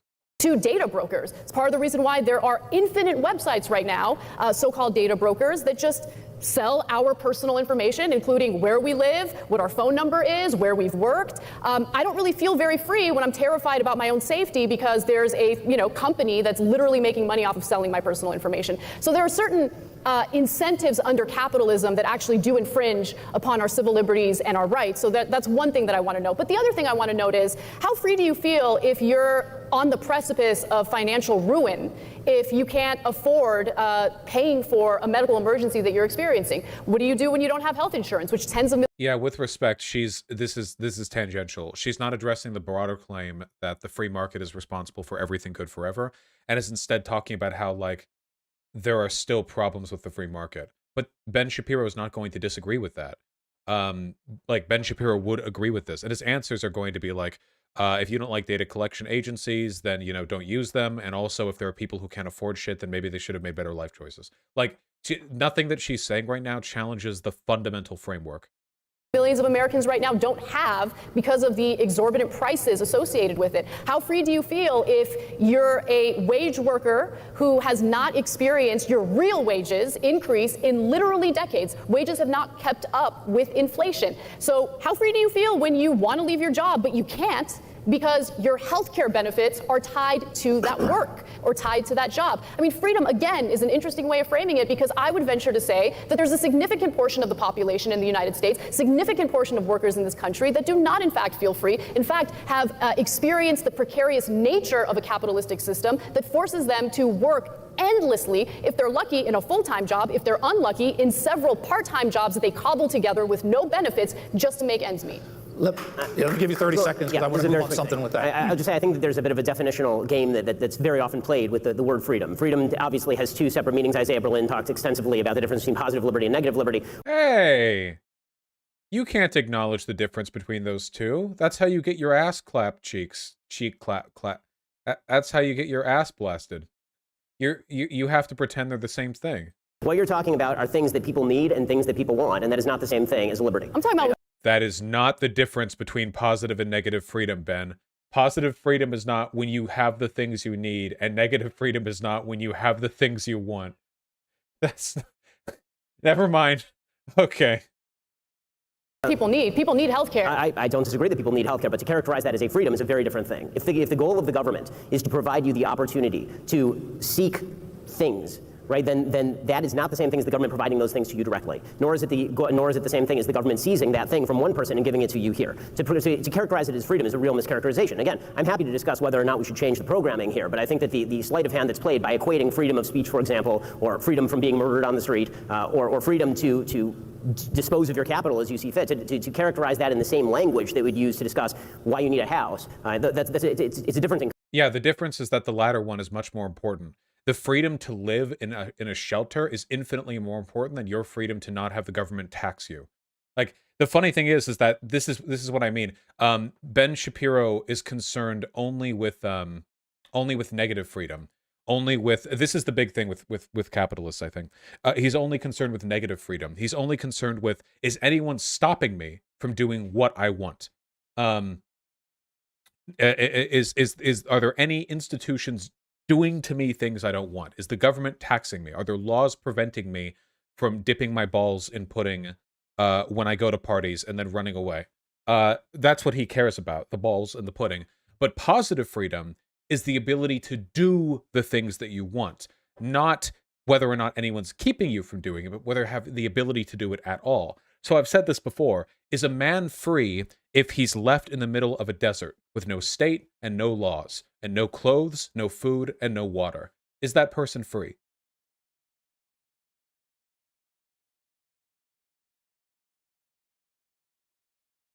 Now, in a negative freedom sense, that person is actually as free as any human being can be. There are no institutions whatsoever that are weighing on him. Nothing is preventing him from doing what he wants to do. But in a positive sense, he is free only to die. Now, he can sacrifice negative liberty for positive liberty. For instance, by having a government and a police force, he can have things like murder and rape made illegal. He can also have provisions given to him as a product of his citizenship, where he is given food and water. Now, in doing so, he'll have to pay some taxes. That is a loss of negative freedom. He has to expend something. Something is being taken from him. But to trade, he's getting the freedom to do what he wants, which is to live. Does that make sense to everyone? The difference between negative and positive freedom is the fundamental difference between accepting socialism and staying in liberalism with regards to how we understand. Actually, it's not really a socialism-liberalism divide so much as it is a libertarianism as opposed to like welfare divide, I think. I believe in positive freedom. We should be able to do as many things as we want, you know? But if you want negative freedom, you can go visit like Syria or Libya, you know, if you really want. There aren't any laws or institutions to prevent you from doing things. Sure, people might kill you, but that's their freedom. If you told them not to kill you, that's a redressal of their negative freedom. So have fun. In reality, positive freedom is what defines happiness, more so than anything else.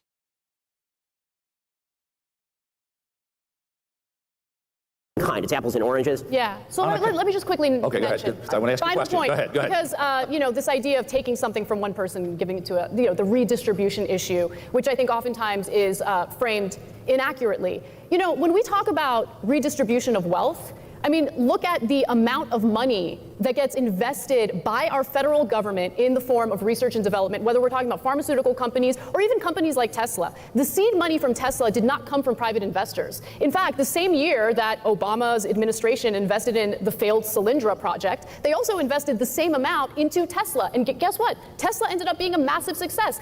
The only downside to it, though, is that now you have Elon Musk who's whining and crying about having to pay his fair share of taxes when, during the pandemic, he became, for a brief period of time, the richest man literally in the world, right? So I agree with you about subsidies, by the way. Right. Yeah. So welcome to libertarianism. So look, those investments need to be made. That research and development needs to take. Now, so this is another bullshit talking point from Ben Shapiro. So the counter argument that people like him will make is, well, actually, that doesn't count because there were government subsidies, which has nothing to do with the point that she's making right now. Literally nothing whatsoever. Ben Shapiro wouldn't have an issue with any of this if it was like a private investment. The argument is, does government involvement promote like market growth and just general economic well-being? And the answer in the case of subsidies is that they do so all the time. This little jab about how, ooh, libertarian, by the way, has nothing to do with, yeah. Take place because private investors are not willing to take the risks necessary It's true. That is fundamentally untrue. The federal government's research and development is what led to the internet. I mean, it's a huge part of it. The fact that the government is a grab bag of cash does mean that the government will eventually invest in some things that are worthwhile. It will also invest in an awful lot of enormous piles of crap, Okay, right? The fact is, if you don't bear the risk of the downside, you're going to make a lot of bad investments. We got a few more questions, and I want to get. You're really letting him have the last word again? Holy shit. That is such a bad argument. It's not that they have a lot of money. You know what else has a lot of money? Multi-billionaires. It's not about them having a ton of money. It's about them investing it in the common good, like roads and infrastructure, like passing utility bills to make sure that electricity is wired across the country, which private energy companies were not willing to do. The government had to do it. The government had to subsidize it. All of this isn't just the government having money, so of course randomly sometimes they produce good things. It's the types of research and investment that only a non-commodified system can meaningfully invest in. Only an institution not looking to make a profit can do things like spend hundreds of millions expanding electrical wiring and roads across the country. Yeah, this debate is incredibly biased. This moderator is so clearly favoring Ben Shapiro with where they decide to cut this off.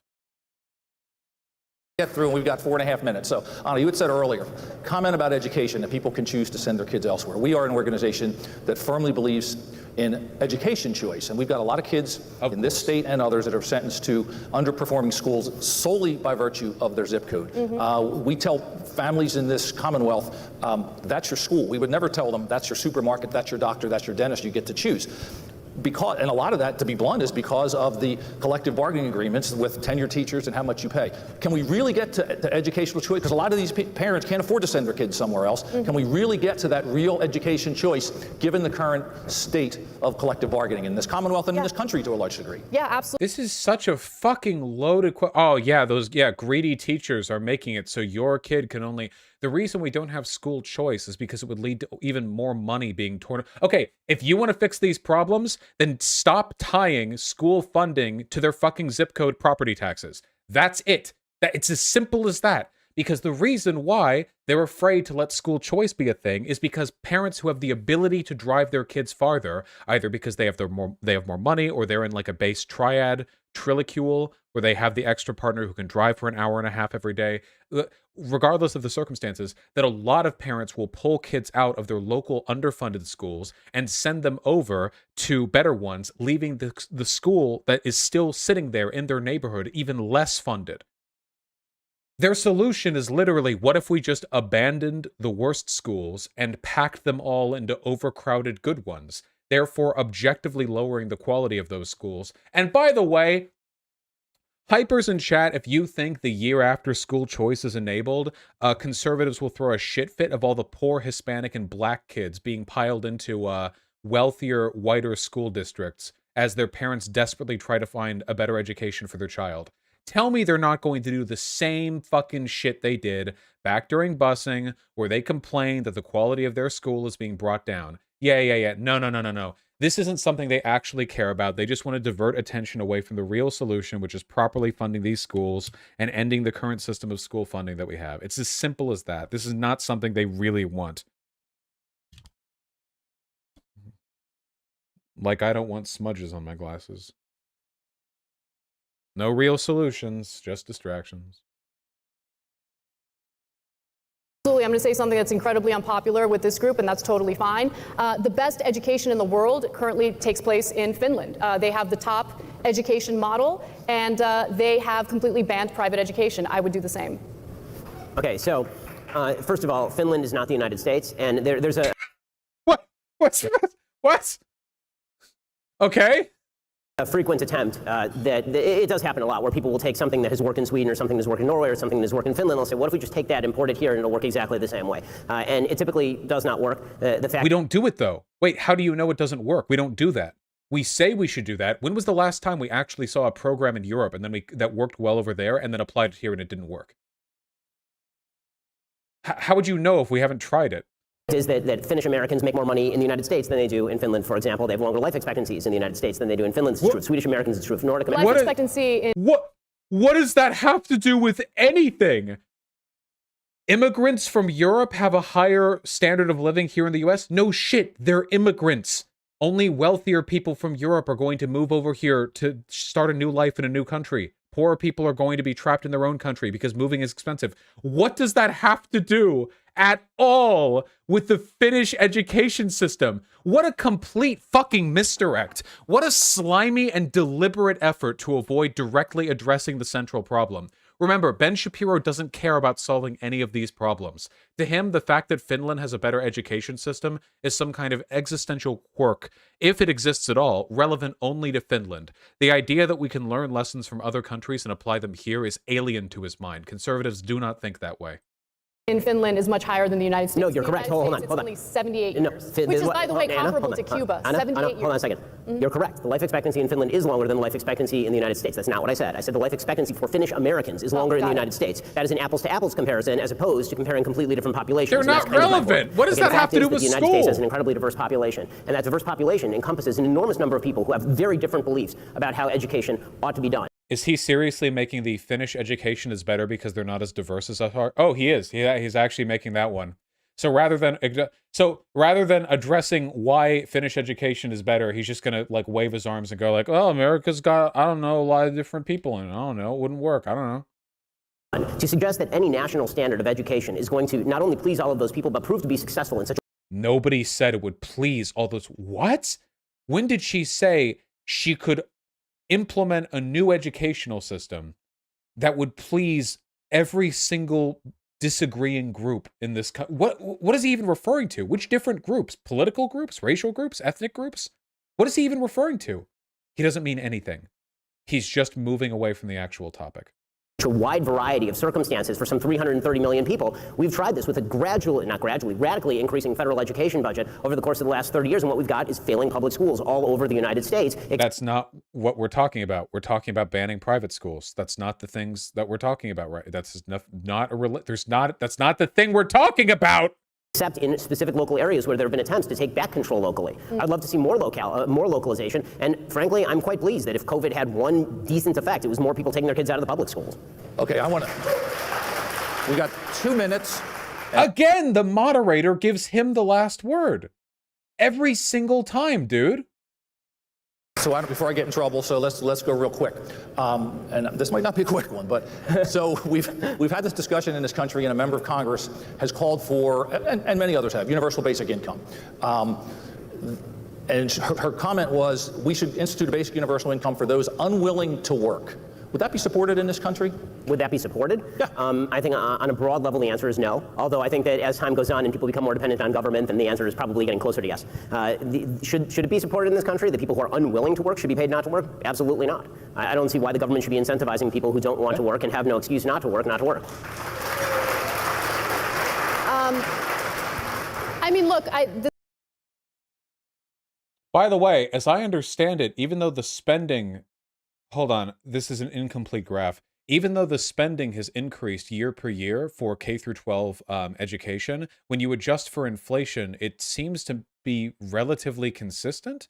Let me see if I can find any more specific data on this. His argument that like education keeps going up and up and up and up and up.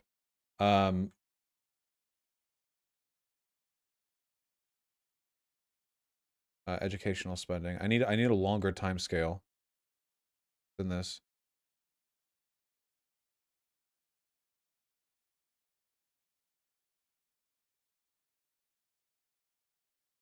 Inflation adjusted federal spending per pupil.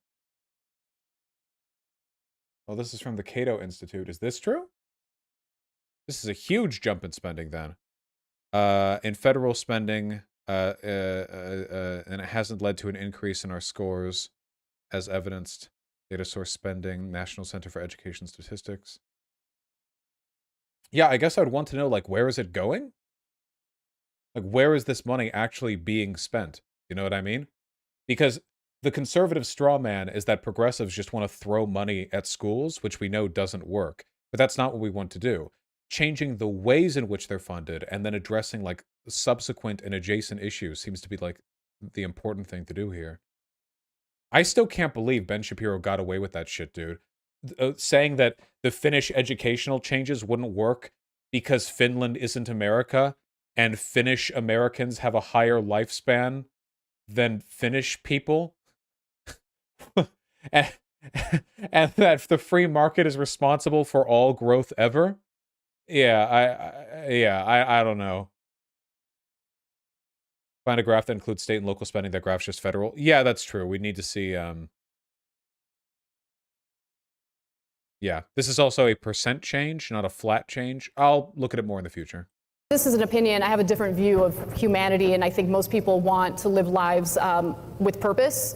So I think most people do, in fact, want to work. I mean, for me, universal basic income is not the end-all, be-all of dealing with the economic issues that people are having. I know that there's been a lot of focus on that because of Andrew Yang and his presidential run and his, demand that people get at least $1,000 a month. I don't think that that's going to solve the issues. I think that we have deeper problems that we need to deal with, and just throwing money at something in the form of a universal basic income is not going to solve that issue. But if we decide, okay, maybe we're going to experiment with this on top of providing a much more robust social safety net, then maybe we're having a conversation. But to me, the issue of UBI is less interesting. Okay, final question. We're almost out of time.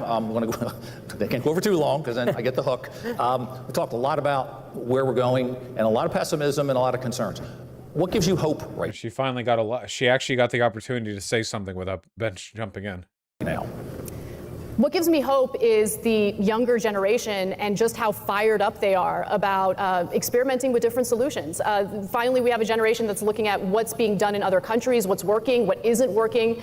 We're now seeing more worker co-ops being developed. In fact, there are as many as 1,000 worker co-ops in this country. About 500 of them are in the startup phase. But that is exciting news because now we're seeing companies being formed with workers actually owning the means of production. We're not talking about, the federal government owning the means of production. Anna Kasparian likes my content, by the way. We're talking about actual workers making decisions democratically within the workplace. I think that's the right way to go about it. I love that it's being experimented with among younger workers, and I think that's the right way to go. Ben, what gives you hope? What gives me hope is the fact that because this is such a diverse country, and because what we are actually watching in real time is one of the great sorting features that we've seen in American public life in quite a while, right? We're seeing people like me move to Florida. We're seeing people who are in blue states want to stay in blue states. And what that's going to lead to is more diversity in terms of the attempted policies. And that, in turn, I would hope would lead to a couple of things. One, better empirical evidence as to what works and what doesn't. And two, I would really hope that it would lead people to look at the federal government and say, this is just something that cannot control the entire country at once with one giant rubric of rules. We have to let California be California, and we have to let Texas be Texas, and we have to let Florida be Florida. And if we can't agree to do that, when we are going to be locked in a never-ending battle for supremacy, and things are going to get very, very, very ugly before this is over. And I think that the great threat to the country right now is the widely held belief that the solution is not at the local level and it's not at the state level, that it is all at the federal level. And what we ought to be arguing about each and every day is how. Notice, by the way, how Anna Kasparian was very specific with the things that gave him hope, and right now he's speaking very generally, very abstractly, and very vaguely about what he thinks the federal government shouldn't handle. It speaks a lot, I think, to his priorities, because it's kind of ambiguous. What is he talking about, like not having on the federal level? Some things should be federally regulated. Other things should be handled by the states. What is he referring to? How much money and what sort of regulations we ought to pursue for 330 million people. The longer that continues, the more we're going to decide we don't actually want to be part of that body politic, that the rewards of being part of that body politic are not worth the risk of people you oppose taking control of that giant gun that is the government. And are you saying you're going to secede from the federal government? That's explicitly what he's saying right now, right? That he doesn't want to be a part of the gun that is the dude, you can secede if you want, okay? Okay. Yeah. And military tech has evolved a little bit since Civil War 2.0, so this one's not going to last. This one's not going to last very long, I don't think. Pointing it at you. So I'm really hoping that some form of subsidiarity is going to return, and that there will be some governmental figures who are willing to sort of reestablish the checks and balances and localism that were the hallmark of the Republic at the beginning and should be the hallmark of it again. Look, I've enjoyed this conversation. Please thank Anna and Ben for being with us. It certainly was a lot of fun. And thanks to all of you for coming out. Appreciate it. Thanks. It looks like they have a little panel afterwards, but I'm already way over time. And what I like to do is look at what the solutions were to get past it, but also to help. Leftist audio. We might cover that end bit in the future, but for now, I think we've covered the debate. I think Kasparian actually did pretty well here. The moderator was clearly like fairly biased, and the audience was against her, but I think she did a good job. So I think she should be happy with her performance. Ben Shapiro was the last person in the world I would ever want to debate. It's true. Ben Shapiro is very good at debate. Did you see how shamelessly he pivoted off the Finland education subject by talking about whether the Finnish American immigrants had a higher yeah, he's very good at winning debates. I don't think he's good at being right. Excuse me. Props to Ben for posting the full debate, whereas TYT was only posted their edited highlights, very typical of them. Is that true? Let me see. Imagine live streaming when that's my thing. Is there like a commenter here? Oh shit. I need to get on one of those. They have it here. Let's see. Anna Kasparian, Ben Shapiro debate highlights. Was the Young Turks given permission to air the full video?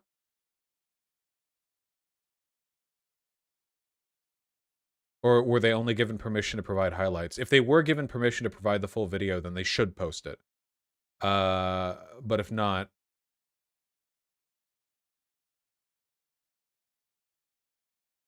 need to post the whole thing, honestly. Whole video is on Ben's page. I'm hearing she did so bad that I can't. She didn't do bad, I don't think. Yeah, I feel like Ben Shapiro is a cut above when it comes to. Anna did say something about them not being able to post it. Oh, okay. If that's the case, yeah, okay. If that's the case, it makes sense to me that the Chamber of Commerce would be preferential towards Ben Shapiro over Kasparian. You know.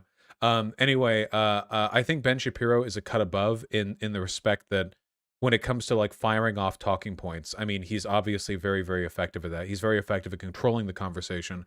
Anna Kasparian, I think, is a very level-headed and intelligent advocate for her positions, but like, it's like the difference between like racing and playing Mario Kart. You know what I mean? Like, you can be the best fucking Gran Turismo driver or whatever, but then you play Mario Kart and they have the bananas. You know what I mean? Ben Shapiro is the banana lord. He's out there. He plays Donkey Kong and he's just throwing shells all over the goddamn place. The video is on 1.2 times speed. Yeah. How do you think you would fare against Shapiro on a debate? So while Ben Shapiro often says really fucking dumb shit, he is incredibly good at what he does. I would have to try my absolute hardest. Like, I would have to be at the top of my game to come off looking good in a conversation against him, I think. And I would have to, it would have to be with a neutral moderator as well. Yeah. Now, I think that in a neutral environment, if we're given enough time and a neutral moderator, I think I could make him look like a fool. I do think so. But it's usually the game with him is stacking the cards against that, you know? Like, oftentimes, you know, the moderator is on his side, he controls the microphone, stuff like that. What topic would you want? Is there anything he's not stupid on? I feel like with the systemic racism shit, he basically admitted to the premises. Like I could get him there easily. For the trans stuff, I don't think there'd really be a point because he just shuts down, man. He just shuts down. It's like men are men and women are what. Like, you can talk about the sex gender difference if you want, but I feel like he just shuts down. He gets triggered over Israel. The Israel stuff's complicated. I need to do more research on that stuff. Yeah, if I had time to like procure studies, I feel like I could get him on pretty much anything. When it comes to capitalism stuff, I feel like I could get him on mixed market economies at the very least. On whether or not he's a libertarian, anything related to Trump, stuff like that, you know what I mean? Yeah.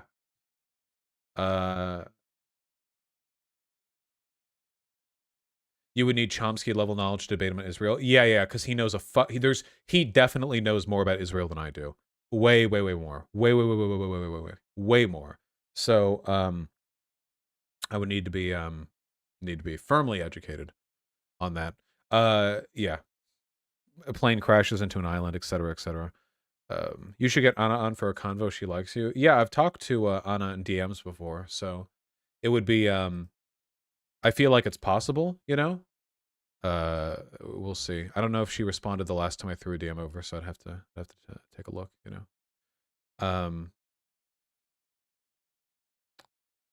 Yes, it's also like people who are in the status quo position are definitely favored. And oh yeah, I invited her on for the Planned Parenthood thing, but she was busy, which is totally cool. When are you going on TYT? I don't know, dude. That would require me networking. Speaking of, by the way, we are 39 minutes over. I'm sorry, everyone who donated. I'm gonna have to get to you tomorrow. I will be streaming tomorrow. I'm streaming tomorrow. I'm streaming tomorrow night. Somebody emailed me. Somebody emailed me asking to talk, so we'll be talking to them. Also, we need to cover the strikes, which we apparently didn't get to, you know? When does my flight leave? On the 8th. Hold on, real quick. When did I buy these tickets? Flight purchase confirmation. Okay, it leaves early on the 8th. Early on the 8th. Okay. All right. Where am I going? I am going to the Freer Future Fest. I'm going to a libertarian political convention over in Nashville, Tennessee, an event which you can physically attend if you register. 50% off with the discount code VOSH, spelled VOSH. I'll be debating Bastiat, which will be moderated apparently by Dylan Burns. I don't know how he finessed that, but apparently, yeah, that'll be happening. And there's also a three-way conversation I'll be having with Destiny and some I don't know, ANCAP guy, I think. I need to look more into that. Holy shit, I'm in Tennessee? Well, then get on it, bucko. Will it be streamed here? I will not be streaming it here. Now, Dylan Burns, I think, is bringing some IRL live streaming stuff, which means that Dylan's channel might actually have live stream behind-the-scenes content, like us going to dinner later or just talking in the field or stuff like that. I imagine Destiny will probably be streaming stuff because he has an IRL, like, streaming setup. And I don't have, like, the tech, you know, apart from just my phone. But I'll be doing occasional streams myself just with a phone. Like in my hotel or whatever, you know, but I don't have the IRL backpack, you know. But anyway, there's a good portion of content you'll be able to get if you know, keep your ears to the ground. And I'll try to keep you all. I did, Tempest. I got a phone stand, thank you. And I'll try to keep you all informed over Twitter, over anything taking place. Are you gonna post the convo afterwards? I don't know if I have the rights to it. I don't know, like, many of the specifics. I just got invited a plane ticket, so I agreed. It's I don't know. Okay. You do a phone stream like last time? Yeah, probably. Anyway, I'm not doing any, like, fan meetups there. Nothing specific, you know, because COVID and other stuff. But if you go there physically, you'll almost certainly be able to see me and I'll be able to say hi to people. I just can't promise that we'll be, like, going getting pizza afterwards or whatever, you know? If I see, can I wave? I'll probably be, like, mingling with people, you know? I'll have to have my mask on in public when I'm not doing the actual debates, but yeah, we can post the info in Discord and in Twitter. Sorry, no pizzeria, no pizzeria. For me, at least, I'm not paying for it. I paid for it when I went to the Tacoma Bernie meetup and saw some of my fans there.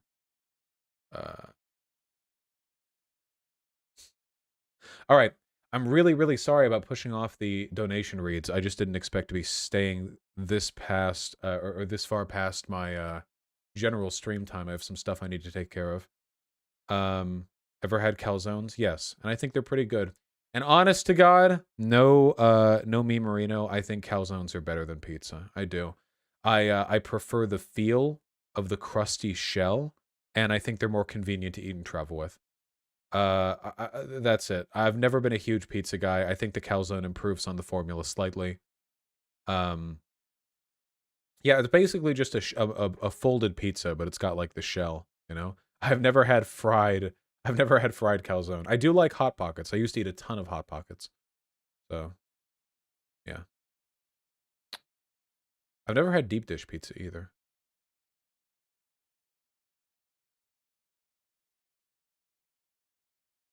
Yeah, calzones are a bit cleaner to eat. You know, they're a little more convenient. It might also be a beard thing, because calzones have a dough shell. I don't get red sauce on my beard and mustache, but when you eat a pizza, like, invariably, like, the curls of my mustache probably get, like, a little bit of red sauce on it, you know? Even if you, like, fold it a little bit. You'd hate deep dish then? I'd probably eat deep dish pizza with a fork and knife. I eat a lot of stuff with forks and knives that that people wouldn't normally find acceptable, but it is ableist of you guys to make fun of me for it. Nuggies? Yeah, I eat nuggies with a fork because like I have them like thoroughly doused with debate destiny on food at the event. Well, there's no way I'm losing that one, right? God.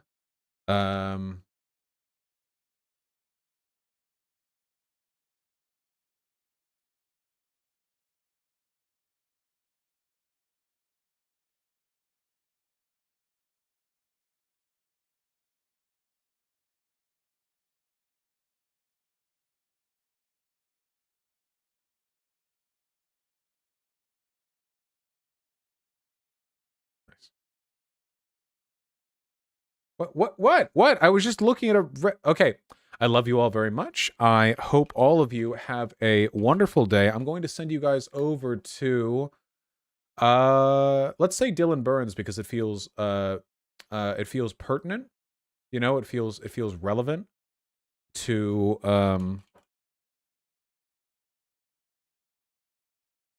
relevant stuff. I'm glad I'll be seeing Dylan Burns there. I don't know how many like political allies I'm gonna have at a fucking libertarian conference, you know? Not all libertarian socialists, sadly, you know? Real rough one, that. All right, I love you all very much. Everyone take care. Have a good time over at Dylan Burns TV. Say hi, be nice. I am going to go probably eat food. I'm pretty hungry. Take care.